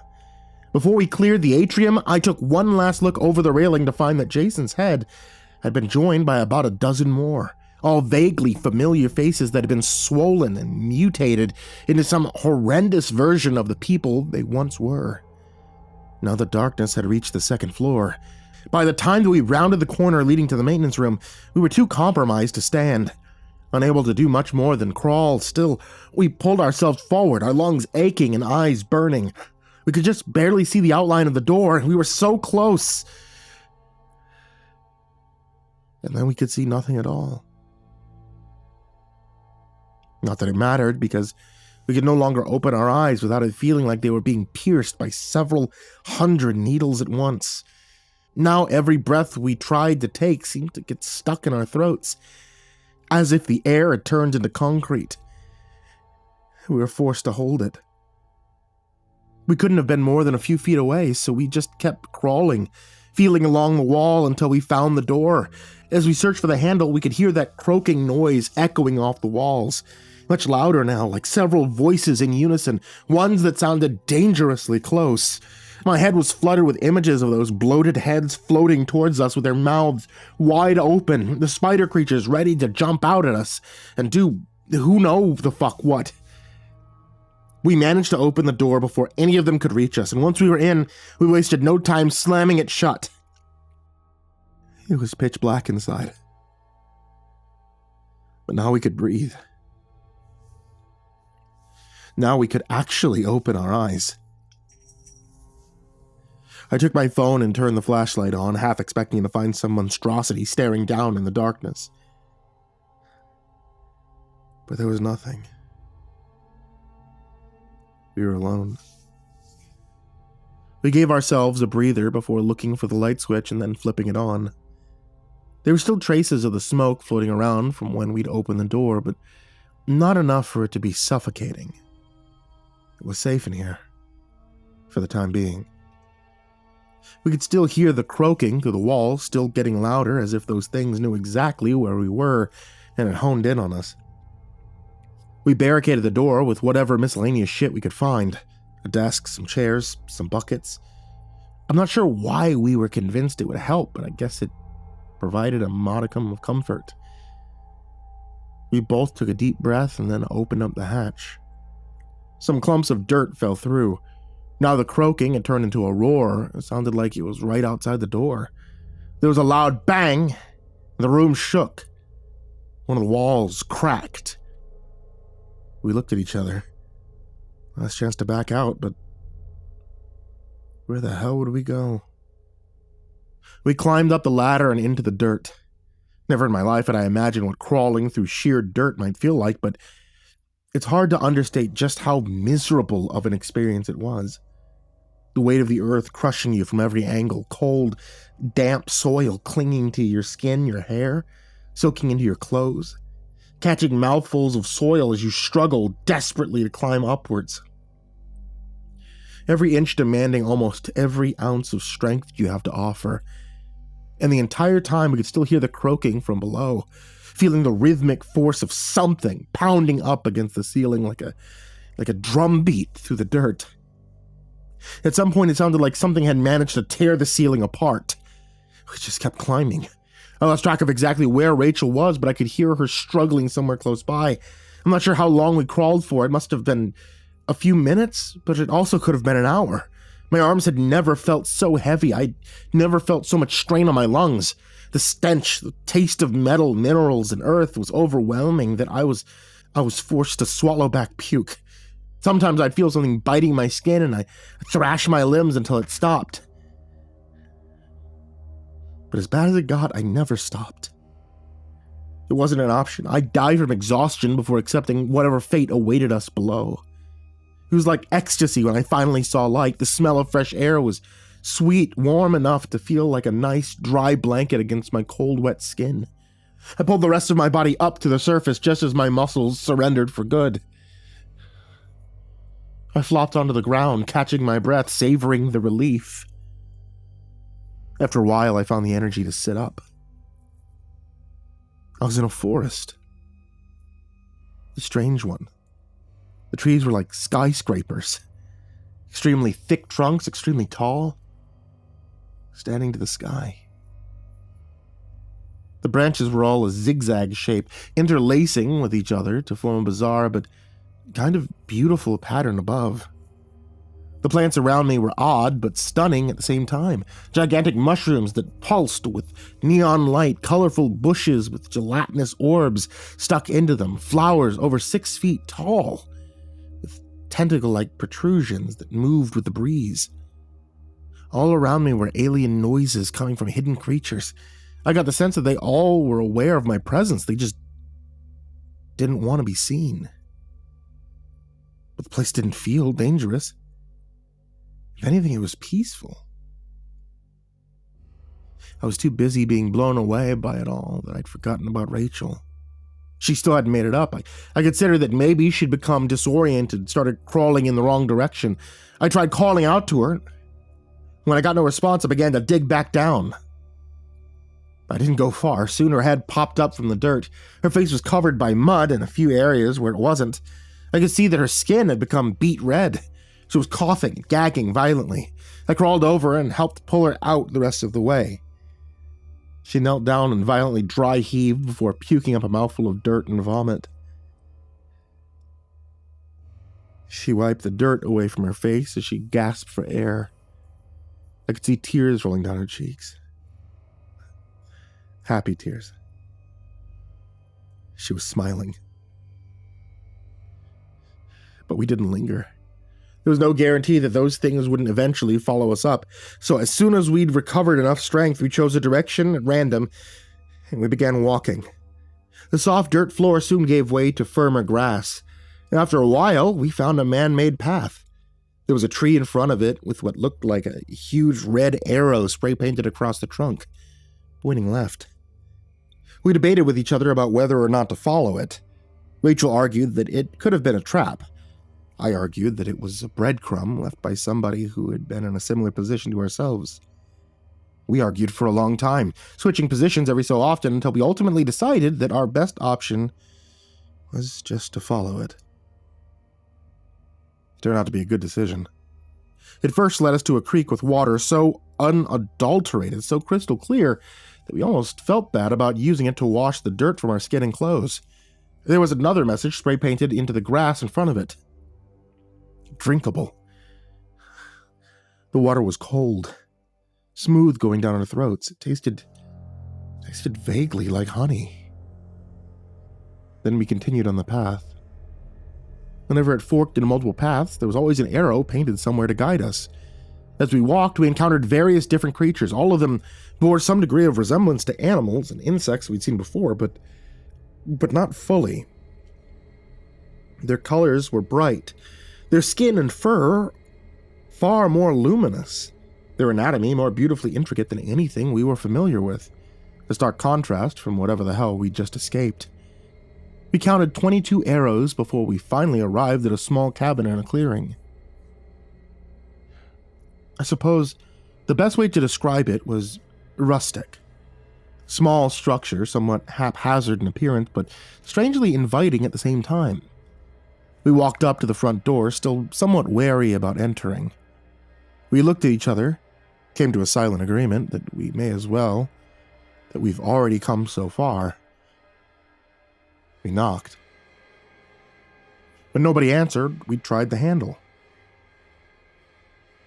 Inside, it smelled like wood, coffee, cigarettes. The place was bare bones save for a small desk. There was somebody sitting up in the chair behind it, sleeping with his face pointed to the ceiling and his mouth wide open. A young man with messy blonde hair wearing a jacket and jeans. A rifle was laid across his lap, one of his fingers still firm on the trigger. One of his hands was bandaged up.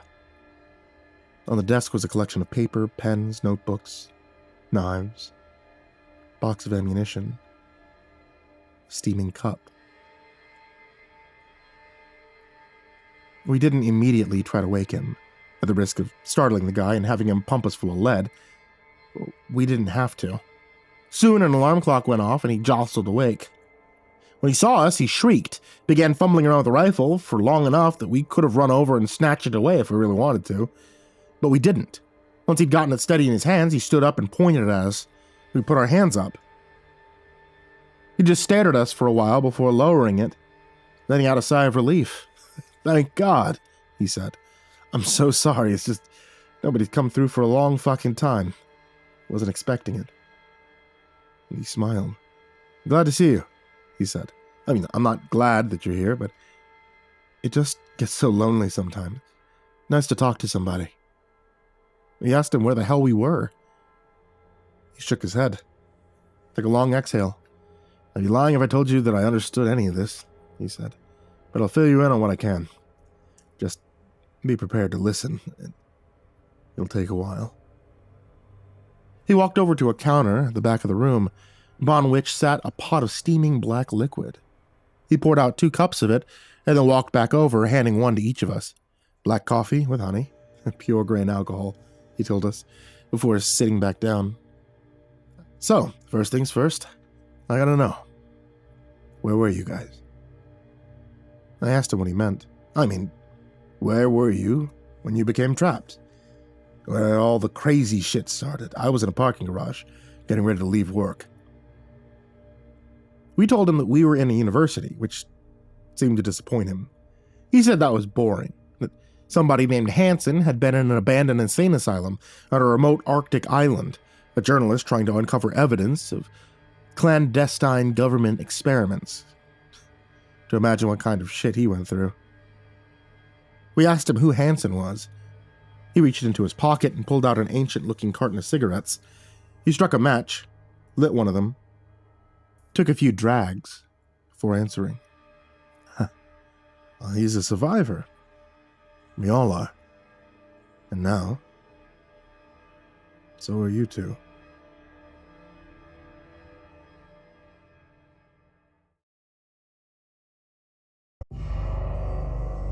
To whoever's reading this, you probably don't know who I am. But I'm sorry for what I've done to you. This will probably never make it to the public, but my guilt is eating away at me, and I feel like I'm all out of options. The least I could do is get this out there, so that maybe, hopefully, someone reads this and, more unlikely, takes this seriously. That way I'm not one of the few who know just how bad we messed up and what we've done to the world. I'm sure this will read like some nutjob's manifesto, but please hear me out. I think I've helped link our world to something else out there, and if humanity isn't careful, we're going to open a door and invite something to Earth that I'm pretty sure will end us in the blink of an eye. I know that's a lot, so let me backtrack. I was an archaeologist, and a damn fine one if I do say so myself. I specialized in decoding ancient writing. That probably helped with translating most of the more popular ancient texts out there, from Sumerian to Greek to Egyptian. So, when I get a call from a small, specialized team off in Egypt about wanting some text translated on a door in a recently uncovered tomb, I don't bat an eye, and I just book it to the next flight. I keep a diary of my findings, I keep it hidden, so the guys that got me quarantined haven't taken it. It's funny, you know, I can read the words. I understand what they mean individually, but I can't piece together my own writing. It's like my mind immediately forgets whatever it is that I read. It's gotta be an effect of the tomb. But in any case, I've decided to painstakingly, word by word, transcribe my diary here. Hopefully you can make sense of it. Day 1. You'd think that after spending days in sand-swept dunes or remote ancient locations, you get tired of it. But here I am, writing from a tent just outside of a recently excavated tomb they found here in Gilfkabir. I'll admit I'm a little apprehensive. While the door to the tomb is fascinating, I'll get to that in a minute, I don't know how anyone would have found this thing in the first place. There was no tomb marker, no statues, absolutely nothing built into or around this plateau that would indicate a tomb was hidden here. If these guys weren't using some of the latest seismic tools to map out the land, there's no telling how much longer this thing would have stayed buried. I mean, I can understand, too, their eagerness to excavate and unearth this find. It's rare to get to see an untouched tomb nowadays, especially one so isolated from any others in the map. Makes me wonder if there's a whole cache of hidden tombs just waiting to be uncovered, to share their history. It's exciting. So, back to the door. It's massive. 2 20-foot or so slabs of deep black granite. That's my guess anyway, from what they've uncovered so far. They're still whittling away at the rock surrounding it, but the glimpses I see are still incredible nonetheless. It goes without saying, but I'm most fascinated by the writing on the doors. Every single inch of the stone uncovered so far has dense lines of script like the Rosetta Stone. It's weathered to all hell, but I can identify some hieroglyphics as well as ancient Greek. I can't make out full sentences yet, but from what I got so far, I can see something about a key or an origin of some sort, and something about riches. The guys seemed to work a little faster after I plucked that word. In any case, we got a lot of work ahead of us, but it seems promising. Day 5. It's been steady going, but we've been making progress on getting this door uncovered. Rick Wilson, the man leading this whole expedition, is a fair enough guy, making sure no one overworks themselves in this heat. Rick's picked a great team here. Between Jimmy, Susan, Frank, Jade, and myself, I can't think of a better team of cracking the secret of this tomb. I think we're all just excited to see what's on the other side. The only bad news so far is that years and years under soil it hasn't treated these slabs well. I'm having difficulty translating the full message transcribed.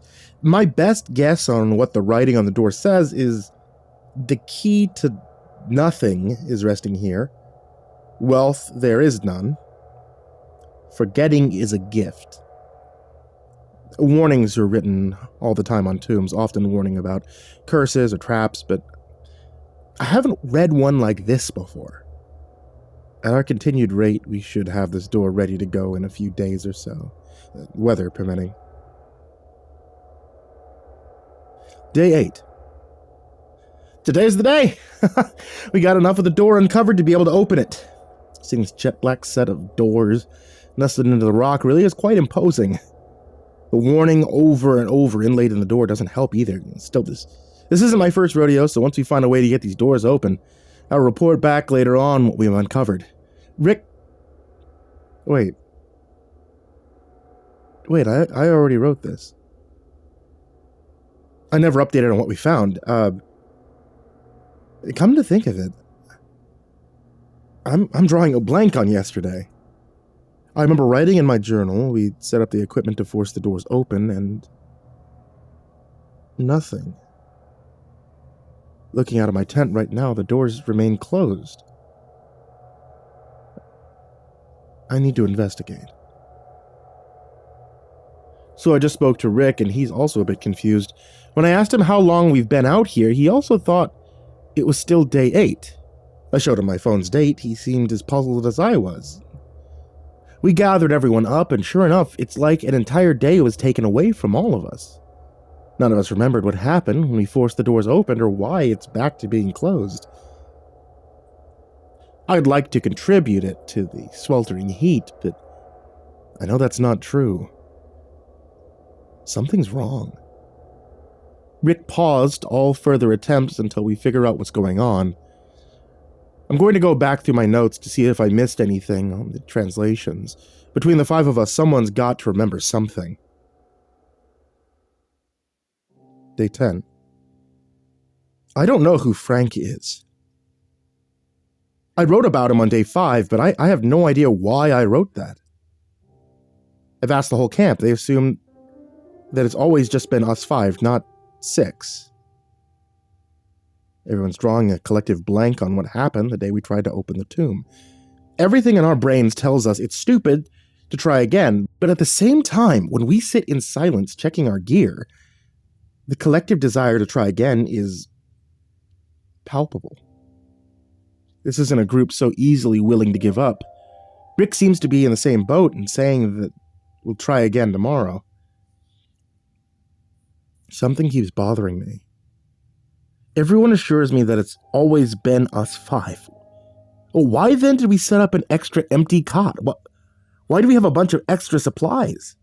And those supplies, why is there a photograph of a woman and her child that no one else recognizes? I don't think anyone wants to actually sit down and think about this. Day 11. Well, take 2 for the tomb today.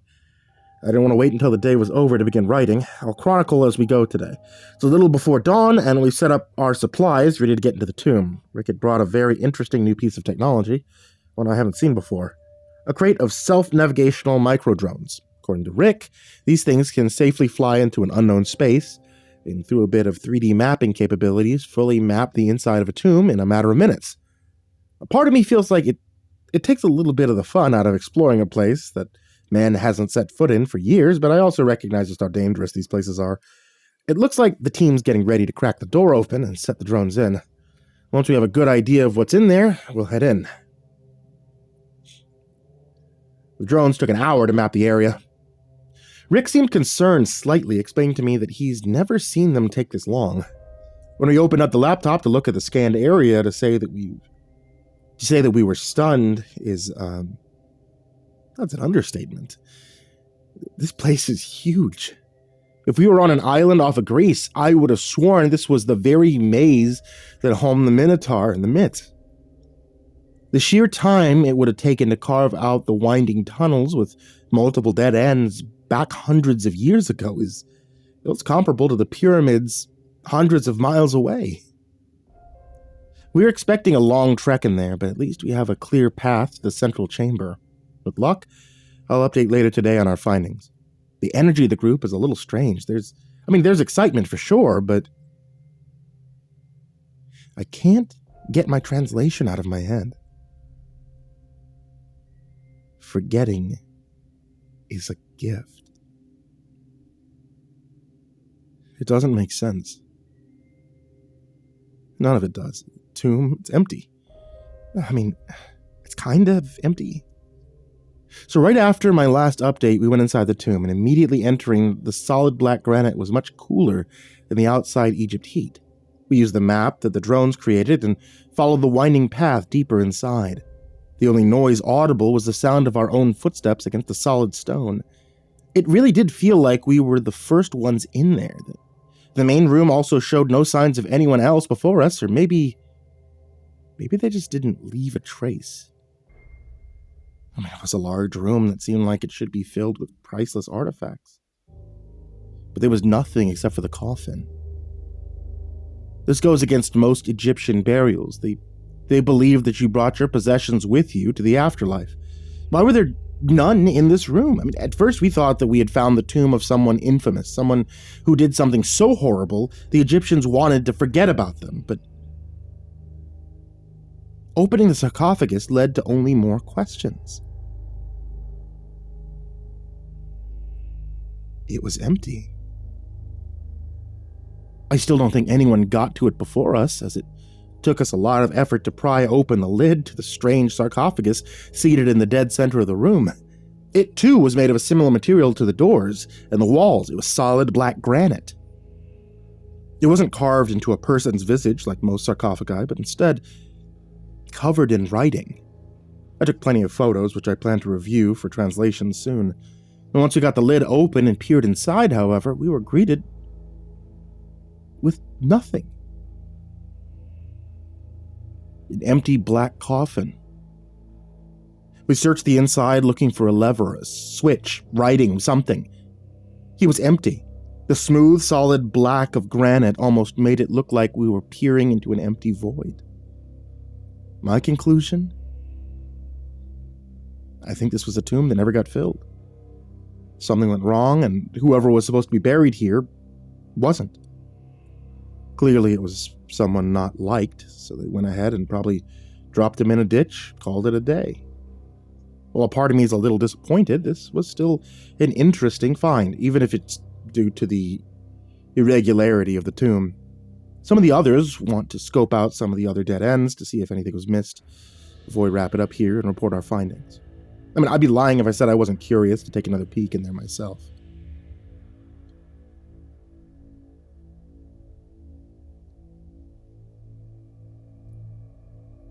Day 12. I couldn't sleep last night. Just as I felt like I was finally dozing off, it sounded like someone was mumbling or whispering in their sleep. I didn't recognize whose voice it was, and even when my eyes adjusted to the darkness of the tent, I couldn't see anyone's lips moving. Despite this, I've been making solid progress on my translation. A lot of it seemed to repeat the warning on the door. Some of the new stuff talks about a voice translated to your voice. It could also be my voice. I mean, it's tough to discern the context. I'll keep working on it. I think it may not have just been me who didn't get much sleep last night. Everyone's acting a little weird. This morning I saw Jade push Jimmy as he was bent over looking at our supplies. Now, naturally, Jimmy was pissed. What's weird, though, is that Jade was immediately apologetic, claiming she just had the urge to do it. It wasn't just her, though. I watched Rick purposely bend the antenna to one of the handheld radios we have, only to then try to fix it, cursing under his breath. I'm not sure what's going on. It happened to me, too. I was eating lunch, and I just poured out my water. I don't know why. It was like I had the thought to do it, and I really wanted to, so I did. I didn't do it involuntarily, at least. I don't think I did. I just chose to act on that thought. With how fast it came and went, though, it honestly felt like it wasn't even my own thought. I'm not sure what's gotten into me. Something's wrong with us. Susan came out of the tomb frantic. Her and Jimmy just went into the cave a half hour ago. Jimmy wasn't with her when she came out. Susan told us that Jimmy jumped. They were checking out some of the other branch paths. They came across a pit, and she said they both stared at it for some time before he just leapt. Like he was diving into a swimming pool, she said. We were ready to head in and see what we could do to get him out, but she made it clear that after a few moments of silence, she heard him land. Then silence returned. Rick's made it clear no one's going back into the tomb, and he called the institution funding our dig to get us a ride out of the desert. While we wait for a ride to show up in the next few days, I'm going to try to translate more of this sarcophagus, mostly to keep my mind off of what's happening, but a piece of me also feels like this is important. There's something we missed. Day 13. What did we let out? I couldn't sleep last night, so at some point I must have scribbled what I wrote earlier. I'd be lying if I said I remember writing that, though. I think it's what I'm secretly afraid of, that was a sealed coffin. I'm not really superstitious, but what if we were cursed? I feel ridiculous writing that, but things they've only been getting worse. I keep getting strange little urges. Light all of our matches, rip a hole in our tent, draw a deep line in the sand with my foot. As fast as they arrive, they leave, but it's tough to act against them. I can see everyone on edge. They must be dealing with the same thing. I need to deal with my translations today. This might prove to be the distraction I need. He will be your voice, but your actions will be his. Everyone will be the key to the coming nothing.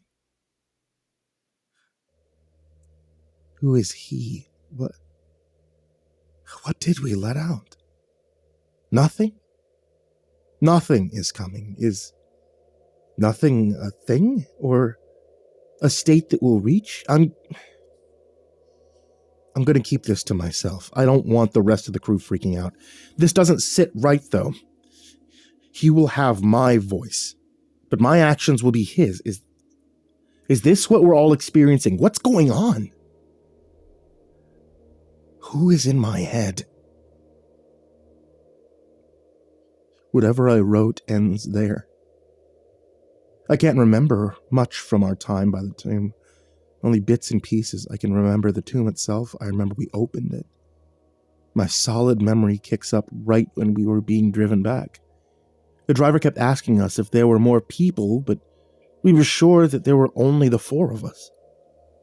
He seemed to hesitate on that information, but if I'm being honest, the guy was a little weird anyways, driving us back to the base of operations. Kept swerving the car back and forth, just for the fun of it, seemed.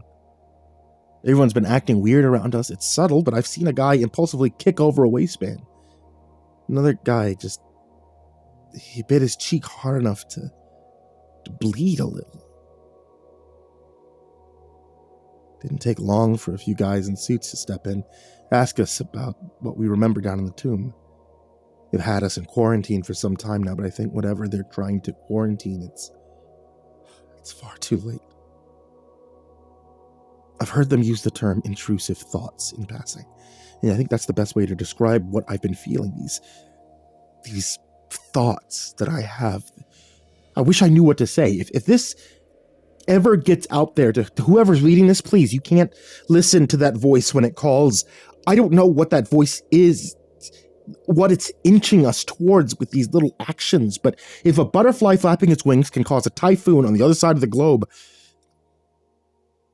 I shudder to think what the small actions of the entire world might be leading to. I don't know where I heard this advice from, but I feel like it fits the situation. Just forget about those thoughts. Don't let your mind dwell on them. Sometimes forgetting is a gift.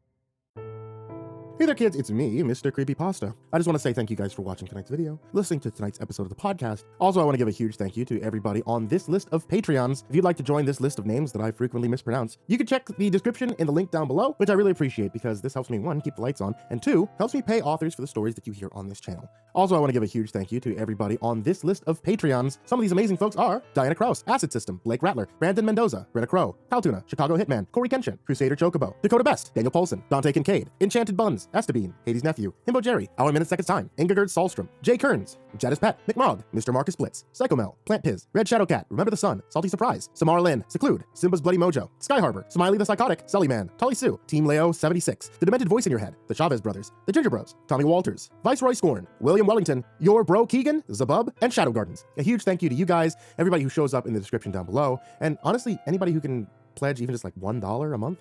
You guys are absolutely amazing. I cannot continue doing this channel without you, and your support means the world to me. And that goes to everybody, not just on Patreon, but honestly just you guys out there who just subscribe, those guys out there who are just listening or putting on the nonstop radio live stream while it's running in their sleep. I appreciate you guys greatly, especially during this kind of rough time for me. Having you guys around, and I mean this wholeheartedly, it is incredible. So, hey, thank you. Thank you for being here. Thanks for being a part of this. And as always, folks, sweet dreams.